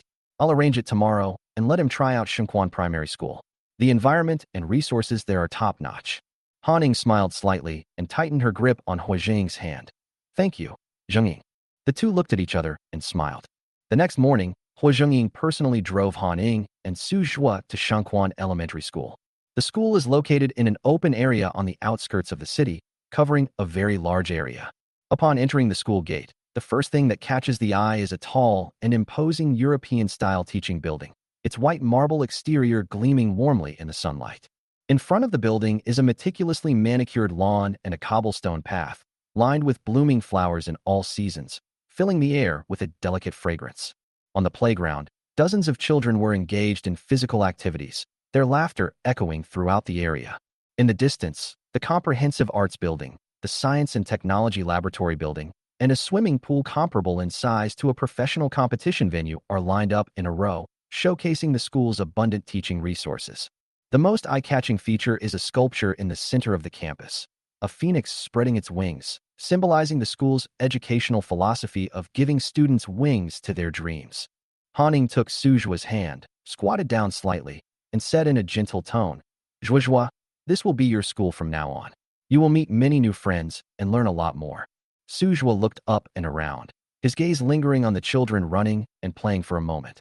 Although he didn't say anything, there seemed to be a hint of curiosity in his eyes. Hua Zhengying walked over and ruffled Sujua's hair.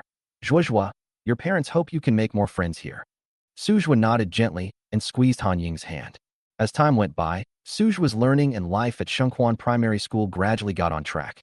Sujua's homeroom teacher even contacted Han Ying, her voice filled with barely concealed excitement. "Mrs. Han, I must tell you something. Sujua is simply a genius, one in a million. His mathematical talent surpasses all my years of teaching experience." Haning put down the phone and paced back and forth in the room excitedly, her face full of smiles. She immediately told Hua Zhengying the news, and the two of them were both proud of Sujua. It was summer vacation, and Hua Zhengying and Han Ying's other three daughters returned home one after another from boarding school. These three older sisters are all outstanding, but they have very different personalities and each has their own charm. The eldest sister, Hua Muyao, is tall and elegant, with long chestnut hair and bright, star-like eyes. She is currently studying economics at Oxford University in the UK, and at only 18 years old, she has already won several international economics competition awards.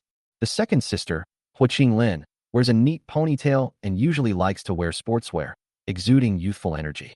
She is cheerful, lively, and loves to laugh and joke. With a straightforward personality, she is currently one of the city's top athletes, specializing in track and field and swimming, and has represented the school in national competitions many times. The third sister, Hua Yaowei, is introverted but has an exceptional talent for art, especially music. She is a violin prodigy who was invited to participate in international symphony orchestra tours at the young age of 14 and is hailed as a shining pearl of the new generation of music. When her three older sisters returned home, Sujua was initially a little reserved, but she was quickly warmed up by their enthusiasm. Hua Qinglin took the lead in pulling Sujua to the yard to play basketball, while Hua Muyao handed her water. Hua Yaowei sat on a bench in the yard and leisurely played a cheerful tune to entertain them. That evening, the dinner table was filled with joy as the three sisters took turns serving Sujua food and trying to make him happy. Qinglin even picked Sujua up and sat him in her own seat, loudly declaring, "My little brother is my precious treasure, and no one is allowed to take him from me." That day, the back garden of the Hua family villa was filled with warm sunshine. Hua Zhengying had set up the scene early in the morning. For this family photo, he carefully selected the venue and props. The background was the courtyard of the villa, with blooming flowers and rows of evergreen trees. Sunlight filtered through the branches and leaves, casting dappled shadows. The filming location was decorated in a warm and elegant style. The photographer was a professional team that Han Ying had been working with for a long time. Hua Zhengying stood in the center, wearing a simple and elegant suit, while Han Ying wore a simple dark blue dress and stood beside him. Hua Muyao, Hua Qinglin, Hua Yaowei, and Hua Qian stood to their left and right in turn. Chapter 101 Family Portrait. The photographer whispered instructions to everyone behind the lens. "Mr. Hua, Mrs. Han, move a little closer and relax your smiles." A burst of light-hearted laughter followed by the click of a camera shutter. Every frame captured by the lens seems to freeze a moment of happiness. Then, the photographer said to Sujua, "Xiaozhua, can you stand next to your mother? Smile gently, don't be too nervous." After the family photo was taken, Haning led Sujua to the side to take a photo of the mother and son together. She stood beside Sujua, her eyes full of tenderness, and said softly, "Come on, baby, let's take a special photo together." Sujua glanced at the camera somewhat awkwardly, his hands slightly gripping his pants, his gaze fixed on the ground, seemingly a little restrained. However, the photographer did not urge him, but gently guided him. "Xiaozhua, lift your head, look at your mother, and relax a little." Sujua adjusted his posture slightly, raised his head, and looked directly into Han Ying's eyes, as if all the tension had disappeared in that instant. The photographer quickly pressed the shutter, capturing this perfect moment. Then, Sujua smiled slightly, her eyes sparkling with a different kind of light. It was a stark contrast to her previous restraint. The photographer, seeing this, was immediately amazed by Su Ningyue's performance. Fantastic, Xiaozhua. As the camera kept flashing, Su Ningyue's performance became increasingly outstanding. Every movement he made, every smile he gave, seemed exceptionally natural and lively. The photographer was surprised and secretly amazed.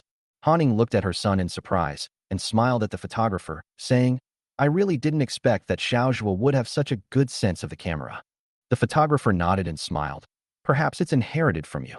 Hanning was overjoyed and picked up Su Ningyue with a big smile, saying, "Of course my son looks like me."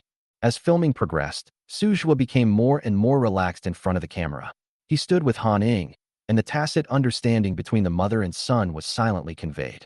In the end, the photographer took an extremely touching photo. Su Ningyue smiled beside Hanning, his eyes clear, while Hanning looked down at him, her gentle gaze filled with maternal tenderness. After the photo shoot, the photographer sent Hanning a copy of the finished photos. Hanning admired them for a while and felt it was a pity that such beautiful photos couldn't be seen by everyone. After thinking about it, Hanning posted her family photo and the photo of her and Su Ningyue on her social media. Hanning has a huge number of fans, and the photos received tens of thousands of reposts and comments as soon as they were posted. "Wow, is that little boy Han's son? He's so cute. And the girls next to him are pretty too. It seems they all inherited Han's good genes." Have you guys noticed that the little boy has a great sense of the camera? That photo of him and Han alone is absolutely amazing. It would look perfectly natural on a magazine cover. He was different from the other children. I don't know why, but I seemed to see a lot of melancholy in his eyes. It gave the impression that he had suffered a lot of hurt.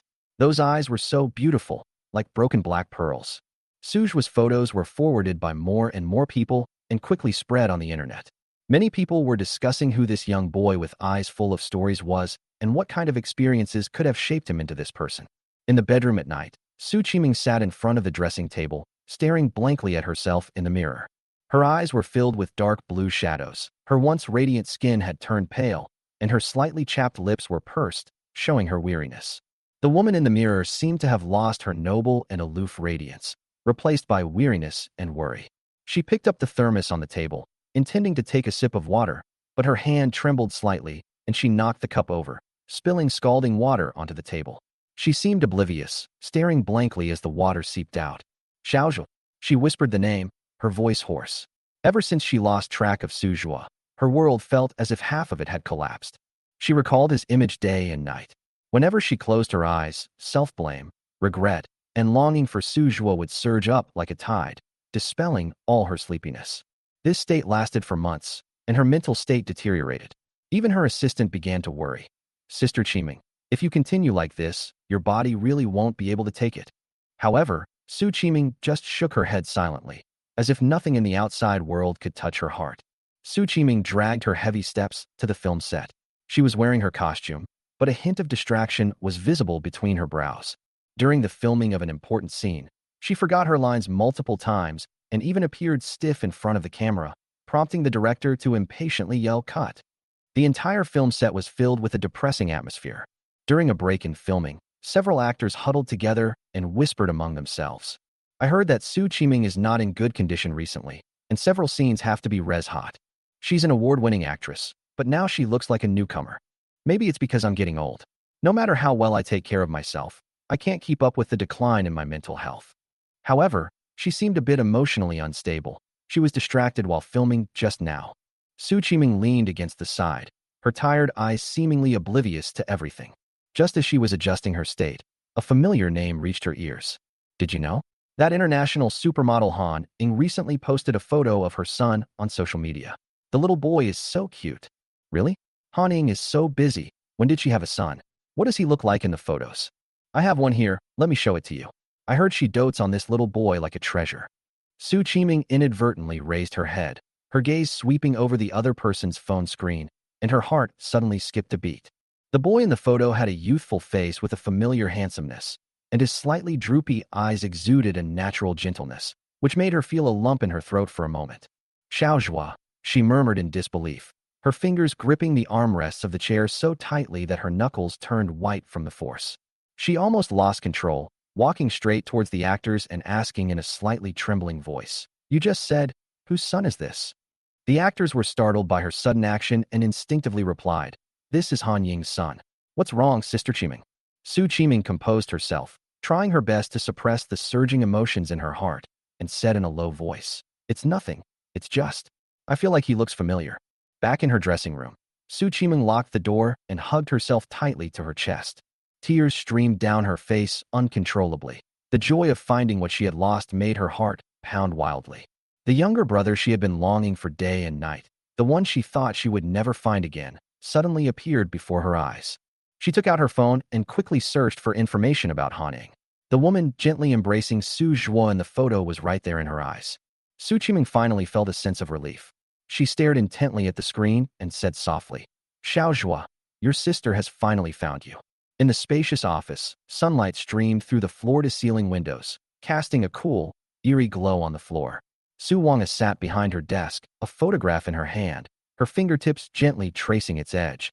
The little boy in the photo has a shy smile, and his clear eyes seem to be gazing at her through the photograph.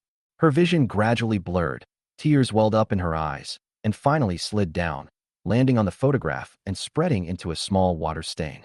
Su Wang's face was so haggard that she had almost lost her usual coldness and strength. Her lips trembled slightly as she murmured, "Xiaozhua, I'm so sorry. Where can I find you?" The tears flowed more and more, as if the pain in her heart was being released along with the tears. She pressed the photo tightly against her chest, as if afraid of losing it again. The assistant knocked on the door several times, but when there was no response, she had no choice but to push the door open and come in. "President Su, this document needs your signature, as well as the board's." Before the assistant could finish speaking, he saw Su Wang sitting there motionless, staring blankly ahead, completely oblivious to his words. The assistant tried raising his voice, "President Su." Su Wang remained unresponsive, as if the entire world had shut her out, leaving only that one photograph to hold her attention. The assistant sighed helplessly, gently placed the documents on the table, and quietly left the office. Shortly after, the office door was pushed open forcefully with a loud bang. Su Wang was startled. She looked up and saw Su Qiming standing at the door, clutching a photo tightly in her hand, her face filled with undisguised excitement and joy. "Big sister." Su Qiming strode over, almost pounced on her desk, and placed the photo in front of her. Look at this." Su Wang was taken aback by her tone and subconsciously looked down at the photo. When her gaze fell on the little boy in the photo, she froze as if struck by lightning. This is Xiaozhua." Her voice trembled slightly, her hands shaking so much she could barely hold the photo. She blinked, looking at Su Qiming in disbelief. "Is this real? Where did you find it?" Unable to contain her excitement, Su Qiming nodded vigorously. "It's true. Han Ying posted this on social media, saying it's her son. But look at those eyes, those features, it's definitely Xiaozhua. I can't be mistaken." Su Wang stared intently at the photo, tears welling up in her eyes once more, but this time a long-lost light shone in them. "Xiaozhua, he's alive? He's alive!" she exclaimed, standing up excitedly, her voice slightly hoarse with emotion. "I knew he'd be all right. He's alive, really alive." She grabbed Su Qiming's hand, almost painfully so. "Where is she? I'm going to find her right now. No matter the cost, I will bring Xiaozhua back. Don't worry, we will definitely find him." Su Qiming grasped her hand, her voice trembling with excitement. "As long as he's safe, that's all that matters. Big sister, we finally have hope." Su Wang nodded vigorously. As night fell, the dense jungle appeared particularly eerie under the moonlight, with the chirping of unknown insects and the low growls of wild beasts echoing all around. The air was thick with a humid and dangerous atmosphere, as if every leaf held a deadly threat. Susie was dressed in a black combat suit that hugged her body, outlining her slender figure. She blended into the darkness, with only her sharp, eagle-like eyes observing the surrounding movements. A deep voice came through the headset. "The target camp is 200 meters ahead.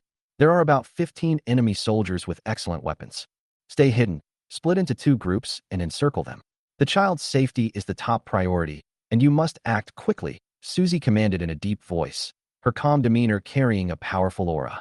The faint sound of a child sobbing came from ahead, and Susie's hand unconsciously tightened around the pistol at her waist, a cold glint flashing in her eyes. She raised her hand to signal her team to stop, drew a dagger from her waist, gently cut away the vines blocking her path, and led her team stealthily toward the target. The criminal gang's camp consisted of a few old trucks and makeshift tents, with a few armed guards strolling around lazily. Susie glanced around in the darkness and quickly determined the number and location of the guards.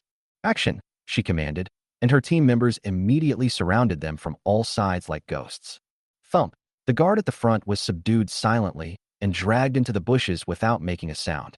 Just as everything was going smoothly, a guard in the distance suddenly turned around, saw the approaching team members, and shouted, "Enemy!" The alarm blared instantly, and the camp descended into chaos. Several guards raised their guns and fired, bullets whistling through the air. Susie quickly rolled behind a tree, raised her gun, and returned fire. Bang! Bang! 2 shots rang out, and 2 enemies fell to the ground. "Cover! Protect the children!" Susie shouted, leading a team to quickly advance towards the center of the tent. Gunshots rang out, and flashes of light pierced the night. Susie kicked open the tent door and found more than a dozen children tied up inside a truck, trembling with fear in their eyes. Susie lunged at the truck, her dagger swiftly slicing through the ropes binding the children. "Don't be afraid. I'm here to save you." Susie tried to calm the children down.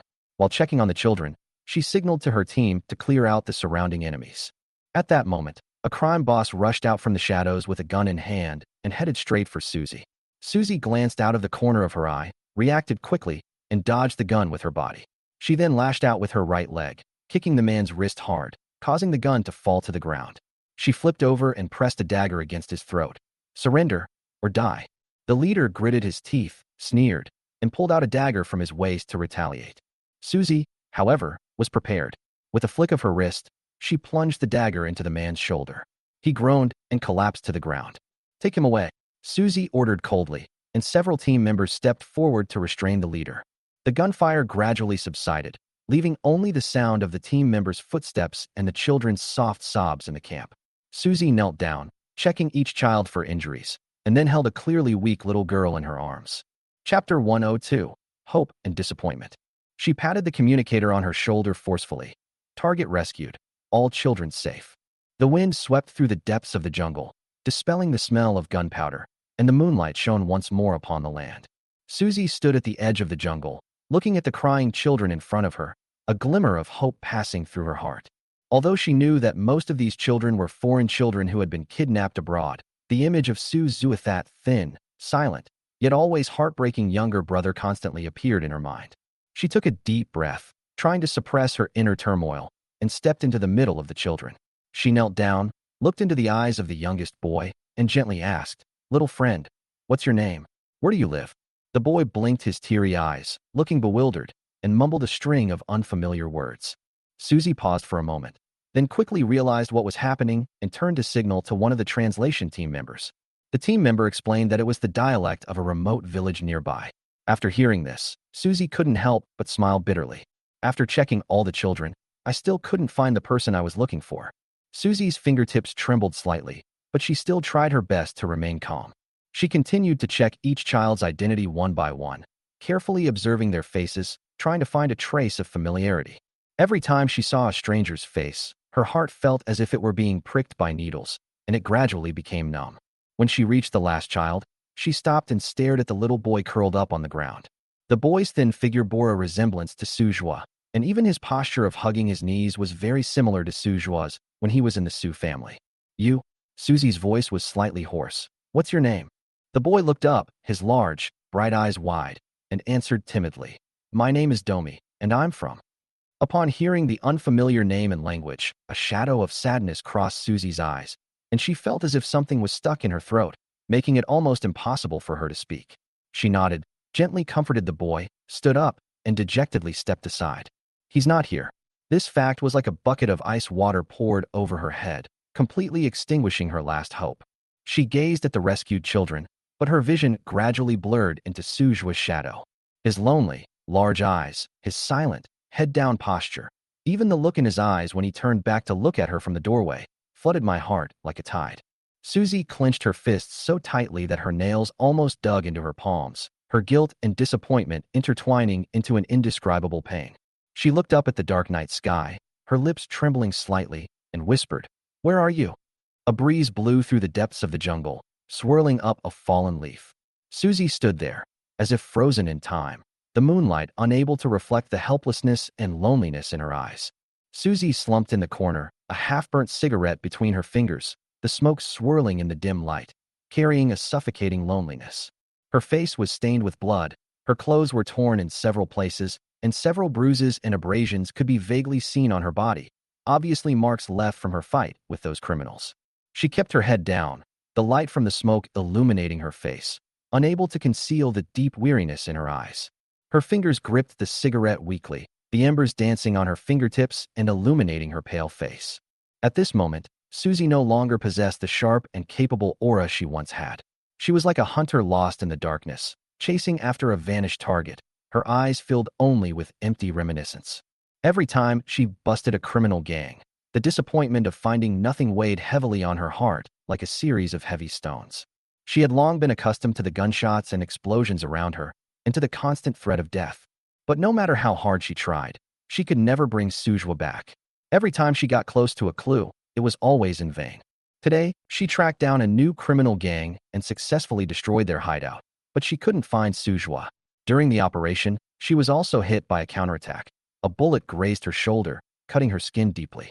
Although the wound wasn't deep, blood still seeped out, flowing onto her already battered clothes.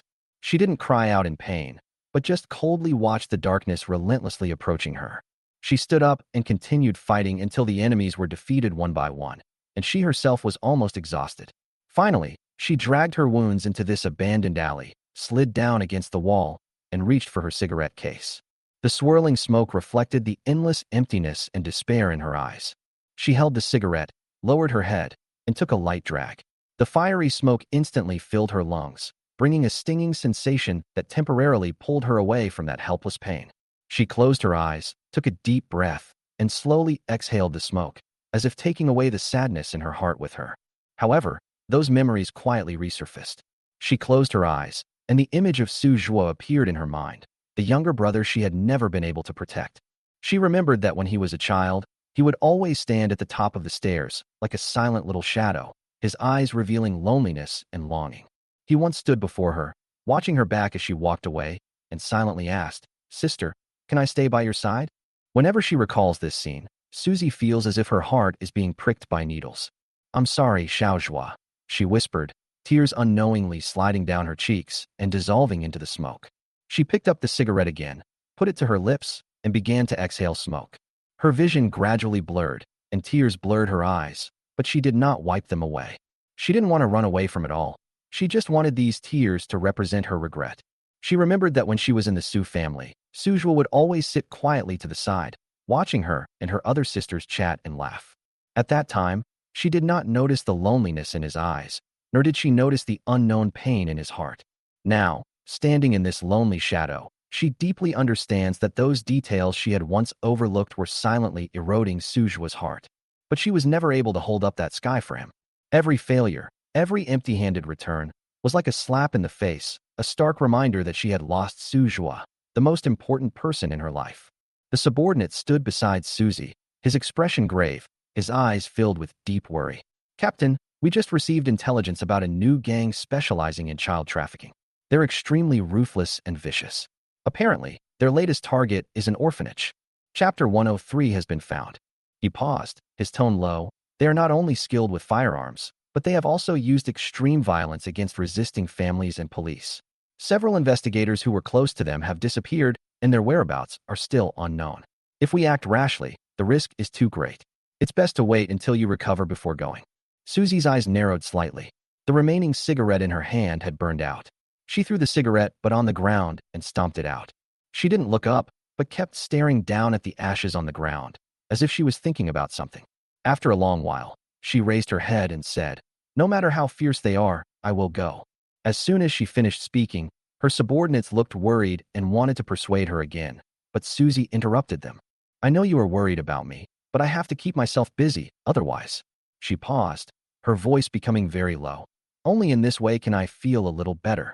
Seeing her determination, her subordinates could only sigh helplessly. "All right, Captain, since you've made up your mind, we'll act immediately. But you must be careful and not underestimate the enemy." "I know." Susie nodded, her expression turning sharp. "Prepare my equipment, let's go." As night fell, the city streets remained brightly lit, but Susie felt no peace at all. She put on her tactical vest, organized her weapons and equipment, and quickly led her team to set off. "We must save those children at all costs," she whispered the order. The phone rang suddenly, breaking the tense rhythm. She glanced at the screen and saw Su Wang's name. A thought struck her, and she immediately answered the call. "Hello, big sister?" Susie's voice was a little urgent. She was preparing to lead the team to set off, but at this moment, Su Wang's voice came from the other end of the phone, with a little excitement that she could not hide. "Cici, I found Xiaozhua." Su Wang's voice came through the phone, trembling with excitement. "What?" Susie's vision blurred, and she could hardly believe her ears. Her heart skipped a beat, almost making it hard for her to breathe. She gripped her phone tightly, her voice trembling with disbelief and excitement. "You? What did you say? Xiaozhua has really been found?" "Yes," Su Wang said urgently on the other end of the phone. "He's with Hanning now, Qianqian. He's really back." Upon hearing this, Susie felt her mind go blank, and she almost dropped the gun in her hand. Her vision began to blur, and her heart felt as if it had been suddenly crushed by a heavy stone, making it hard for her to breathe. She took several deep breaths to barely calm herself down. "That's great," she murmured softly, her eyes suddenly welling up with tears.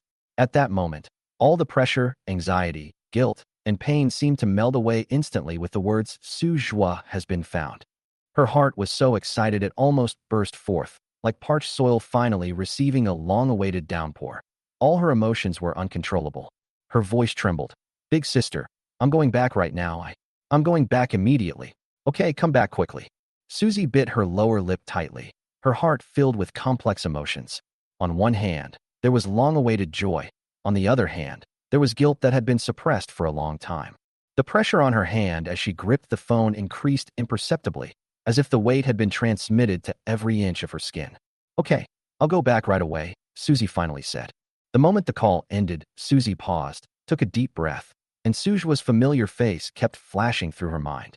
His innocent and naive smile as a child, and his taciturn yet lonely face as he grew up everything was so clear. A surge of emotions welled up within her. She had finally waited for this moment, and all her efforts and perseverance had finally paid off. She took a deep breath, turned around with firm steps, and walked out of the warehouse toward her flight home. On the stage, soft lights shone on Su Ningyue, who wore a well-tailored white dress, looking both fresh and dignified. Her features were exquisite, her voice clear and bright. Standing there, she was like a dazzling presence. She was the focus of the graduation ceremony and an impeccable representative in everyone's eyes. Su Ningyue smiled slightly, politely nodded to the teachers and students below the stage, and then began to speak. "Respected principal, teachers, and dear classmates, good afternoon. I feel extremely honored and grateful to be able to stand here today. 3 years have passed in the blink of an eye. Every blade of grass and every tree on campus, every little thing in the classroom, has witnessed our growth and hard work." She paused, her gaze gently sweeping over the audience. Then, her tone softened, yet carried a hint of sadness. "During these 3 years, I learned how to face difficulties with unwavering faith, and I also understood the importance of cherishing the people around me. Because some people may have left your life without you even noticing, but their shadows always accompany you, making you a better person." Upon hearing this, many people in the audience were slightly taken aback. They sensed the emotions conveyed in Su Ningyue's tone, but could not fully comprehend her deeper meaning. But some people who know her well have a vague idea that Su Ningyue might be alluding to someone who is very important to her, but whose whereabouts are unknown. Su Ningyue took a deep breath and continued. "In the future, we may encounter more unknown challenges, but please remember the precious time we have had and the people who have inspired us. They have given us endless strength. It is they who give us more courage to pursue our dreams." Her voice was gentle yet firm, as if gently knocking on everyone's heart. The students below the stage showed expressions of admiration, while the teachers nodded slightly, their eyes full of appreciation. As she finished speaking, Su Ningyue's tone carried an undisguised emotion, as if she were entrusting the deep-seated longing in her heart to time and the future. "Someone once told me that the meaning of growth lies not in the result, but in the process, in how we become more resilient and courageous. No matter how difficult the road ahead may be, please do not forget those who taught you to love and give. They will always be the brightest light in your life." The speech ended, and the entire audience erupted in enthusiastic applause. Su Ningyue smiled and bowed, but a barely perceptible hint of moisture flickered in the corner of her eye. She forced herself to stand straight and slowly walked off the stage. A homeroom teacher in the audience sighed softly. "Su Ningyue is the most outstanding student in the history of our school." Chapter 104, Taking Him Home. The students next to her whispered, "Su Ningyue is just too perfect." Yes, she's not only beautiful, but also academically excellent. She's a role model for us. Su Ningyue returned to her seat, her heart unable to calm down for a long time. She gazed at the distant sky, her eyes gentle yet tinged with a faint sadness. Zhuozhua, how are you now? I've already graduated. What about you? You must wait for me to find you. She silently murmured in her heart, as if this could convey her longing to that figure who was nowhere to be found. Standing below the stage, after receiving Su Wang's message, her vision blurred for a moment, and every word displayed on the screen became exceptionally clear. Xiao Zhua has been found. Her fingers gripped the phone tightly, almost unable to believe her eyes. This news was the answer she had been waiting for, like an endless night suddenly illuminated by light. All the hardships and anxieties, those lonely nights, and countless times of missing Su Zhua seemed to have meaning at this moment. Her heart began to pound wildly, with an unprecedented speed and excitement. She barely hesitated before picking up her bag and heading towards the exit. On the other side, Su Yingying's phone vibrated on her desk. She glanced at it casually, but her eyes widened suddenly when she saw the words, "Xiao Zhua has been found." She could barely breathe. It felt like something was pressing heavily on her chest, or like a huge weight had suddenly been lifted off her shoulders. She stood up abruptly, her eyes instantly welling up with tears. Found it, really found it. Her voice trembled with overwhelming joy. Ignoring the mountain of work piled up at her feet, she grabbed her bag and rushed out of the office. The assistant behind her was still calling out, "Sister Yingying, you still have a meeting?" But Su Yingying couldn't hear her at all. She had only one thought in her mind, to see Su Zhua and make up for all the time she owed him. Su Tongshan is concluding a debate in court. Just as she was tidying up her documents and preparing to leave, her phone screen lit up, displaying a message from Su Wanga. "Xiao Zhua has been found." She froze, the documents in her hands scattering on the floor. Even with her usual composure, her eyes welled up with tears. She quickly picked up the documents and hurriedly told her assistant, "Handle the rest for me." Without offering any further explanation, she ran straight to the parking lot. Su Qinyu was outside the operating room, waiting for a patient's surgery to finish. A message on her phone made her drop her pen. She stared blankly at the screen, tears welling up and blurring her vision. The nurse next to her noticed her red eyes and asked with concern, "Dr. Su, are you all right?" Su Qinyu took a deep breath and said in a slightly trembling voice, "I'm fine. It's just, a very important person has been found." She immediately dialed the number of the doctor on duty, gave a brief explanation, and turned to leave without hesitation. The group arrived at the Hua family villa one after another, and they all looked anxious and uneasy when they saw each other. Su Wang's face remained indifferent, but her tightly clenched fingers betrayed her inner tension. Su Yingying and Su Tongshan wore obvious signs of anxiety, while Su Qinyu lowered her head and sobbed softly. "Is Zhuozhua really inside?" Su Yingying asked in a low voice, her voice tinged with uncertainty. "There's no mistake," Su Wanga replied in a deep voice, her gaze fixed on the villa's gate, as if she could penetrate the walls and see the figure she had longed for so long. Time passed slowly, but there was still no movement inside the villa. Su Tongshan paced back and forth, her hand gripping the phone so tightly it turned white. "What if he doesn't want to see us? Were we too late? Don't overthink it, just wait." Su Wanga's voice was low, but a hint of unease appeared in her eyes. After a while, Haning appeared at the villa entrance and bowed slightly. "Ladies, I know how you feel, but Xiaozhua just said that he doesn't want to go back." Upon hearing this, Su Yingying almost lost her balance, taking 2 steps back and murmuring, "He doesn't want to see us. Why?" Su Qianyu's tears streamed down her face uncontrollably. She covered her mouth and sobbed softly. "He hates us, doesn't he?" Su Tongshan's face paled instantly, her fists clenched, and her voice was filled with undisguised self-blame. "He must think we abandoned him. It's my fault." Su Wanga didn't speak, but stared intently at Han Ying, her eyes filled with disappointment, pain, and even more so with deep helplessness and regret. She clenched her fists and whispered, "I will definitely bring Xiaozhua back." Inside the car, the atmosphere was so oppressive that it was hard to breathe. Su Yingying leaned against the car window, watching the scenery rushing past outside, tears streaming down her face. She murmured softly, "Why? Why doesn't he want to come back?" Su Wanga sat in the front row and said in a low voice, "We have made many mistakes, and Xiaozhua has a reason not to forgive us, but that does not mean we should give up."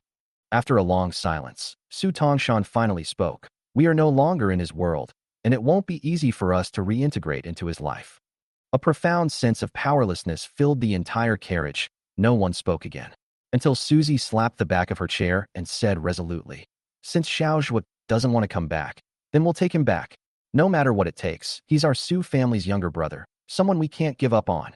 Susie's words were like a stone thrown into stagnant water, bringing life back to the car. Su Yingying turned to look at Su Qian, a hint of hesitation flashing in her eyes. "Take it back? But won't doing this make Xiaozhua hate us even more?" Susie's eyes shone brightly, and her tone was firm. "He won't hate us. He's just been hurt too much. What we need to do is not wait for his inner not to untie itself, but take the initiative to bring him back, and then gradually make him willing to trust us again." Su Qinyu raised her head, tears still glistening in her eyes, but her tone held a newfound resolve. "Su Qian is right. We've already missed each other once. Are we really going to just watch him leave us this time?"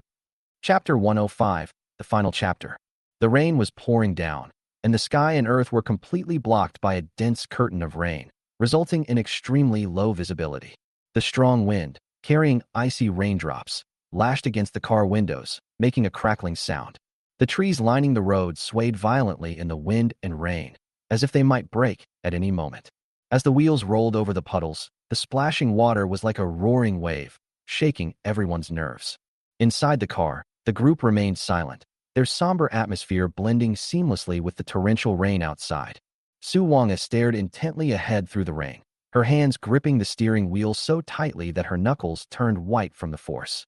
Su Yingying looked down and fiddled with her phone, trying to find any new clues about the Hua family, her face filled with unbearable anxiety. "The rain is getting heavier.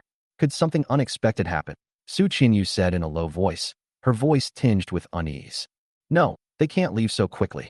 We will definitely bring Xiaozhua back." Susie raised her head, her tone full of determination. The car was parked in front of the Hua family villa, and rainwater slid down the roof like waterfalls bursting their banks. The group got out of the car, opened their umbrellas, and strode forward against the strong wind, getting splashed with puddles. The villa's iron gate was ajar, the lock clearly having just been unlocked. Su Wang's heart sank, and she quickly pushed the gate open. In the garden in front of the villa, the once neatly trimmed flower beds have become messy and disorderly. Several blooming roses have been bent over by the wind and rain, and the soil has been washed away by the rain, exposing the withered roots. The stone path was covered with puddles, and the lights that originally adorned the garden had been blown down by the wind and scattered all over the ground. The group walked to the villa's entrance, pushed open the door, and were stunned by what they saw. The villa was empty. Only a few chairs remained in the once luxurious living room. Several discarded cardboard boxes were scattered haphazardly on the floor, and the decorative paintings on the wall had been removed, leaving only a few hooks nailed to the wall forlornly. "They are gone." Su Yingying's voice was filled with disbelief. Her gaze quickly swept across the entire hall, trying to find any trace of life, but there was nothing. Everything inside the house indicated that the Hua family had already moved out. Su Qinyu covered her mouth, tears welling up again. "Why? Why did this happen?" Susie slammed her fist on the doorframe with a dull thud. "They must have known we were coming. That's why they ran away." Su Wang stood in the center of the living room, her gaze sweeping over the surroundings, her heart filled with icy coldness. She couldn't accept that all her hard work had resulted in this outcome. She took a deep breath and spoke slowly, her voice low but filled with anger. "They want to take Xiaozhu away. Then I'll dig 3 feet into the ground and find them." The group stood in the empty villa, listening to the howling wind and rain outside. Their anxiety and anger surged like a tidal wave, with nowhere to be released.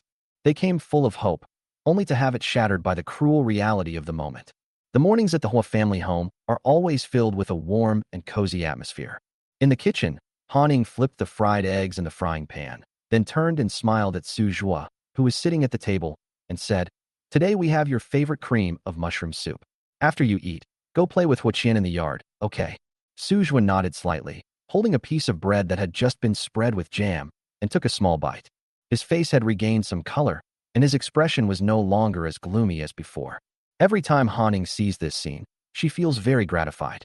After breakfast, Hua Jingying took Su Zhua to the backyard to teach him how to ride a bicycle. Hua Jingying patiently squatted down in front of Su Zhua, adjusted the height of his seat, and then encouraged him with a smile. "Don't be afraid, Dad is here. Try to pedal." Su Zhua gripped the handlebars tightly. Although he was a little scared, under Hua Jingying's warm gaze, he slowly started pedaling. In the evenings, Haning would accompany Su Zhua to read picture books in the study. She read it aloud word by word, her tone gentle. Su Ningyue sat quietly beside her, occasionally pointing lightly to the illustrations in the book and asking softly, "What is this?" Han Ning smiled and replied, "This is a dolphin. They live in the sea, and they are very intelligent and gentle, just like you." Every day at the Hua family home, Su Ningyue felt a warmth she had never experienced before. He slowly began to open up, and although he didn't say much, his occasional smiles and initiative made the entire Hua family feel extremely gratified. Although Su Ningyue was living well in the Hua family, the Su sisters did not give up the idea of taking him away. They tried everything they could to bring Su Ningyue back to the Su family. As a lawyer, Su Tongshan's first thought was to resolve the issue through legal means. She compiled a series of documents about the Su family, attempting to prove that Su Ningyue was a relative of the Su family, and submitted them to the court demanding that the Hua family return custody. However, Hua Zhengying had already hired a top-notch legal team to refute all of her arguments, and even dragged the case out indefinitely, bringing Su Tongshan's efforts to a standstill. Su Wangge went directly to the Hua family to try to negotiate with Hua Zhengying and Han Ning. She tried to persuade them with rational words. "Su Ningyue is a member of our Su family, and it is not appropriate for him to stay here with you. He needs to be with his family." However, Han Ning gently but firmly refused, saying, "He is very happy here with us. We will continue to take good care of him until he is willing to choose his own future." The conversation ended unhappily, and Su Wangge left with a livid face. Suzy chose a more direct approach. She observed the Hua family for several days, trying to find an opportunity to take Su Ningyue away. One night, she sneaked into the Hua family villa and, while Su Ningyue was asleep, attempted to quietly carry him away. However, the Hua family security system was very tight. She had just picked up Su Ningyue when the alarm went off, and she had to flee in a hurry. Su Ningyue and Su Qinyu opted for a gentle approach. They rented a house near the Hua family's home and waited for Su Ningyue on his way to school every day, hoping to awaken his memory by bumping into him. Su Ningyue even bought many of Su Ningyue's favorite toys from his childhood, trying to use them to make him accept her again. In her eyes, there was no one else but her younger brother, whom she cherished like a treasure. Despite the Su sisters' best efforts, the Hua family remained steadfast in protecting Su Ningyue. Hua Zhengying specially strengthened the security system of the villa and even made Su Ningyue's daily life as low-key as possible so as not to be disturbed by the outside world. Han Ning, on the other hand, devoted herself even more to accompanying Su Ningyue, making him feel genuine warmth with her meticulous care. The Su sisters faced setbacks time and time again, but they never gave up on finding Su Ningyue. Sometimes, when they ran into a wall with the Hua family, Su Long, who was abandoned in the orphanage, became their only outlet for venting their frustrations. After all, it was Su Long who caused the tragedy of their 2 lifetimes, and as time went on, the evil in Su Long's nature gradually became apparent. Fortunately, they would no longer be manipulated by Su Long like in their previous life. To prevent Su Long from harming innocent people, Su Wang especially found him a chaotic juvenile detention center, full of kids even worse than Su Long. Without Su Long, and with the opportunity to live a second life, they avoided many risks, and everyone's career flourished, bringing unprecedented prosperity to the Su family. No matter how successful they were, Su Ningyue remained an incurable wound in their hearts.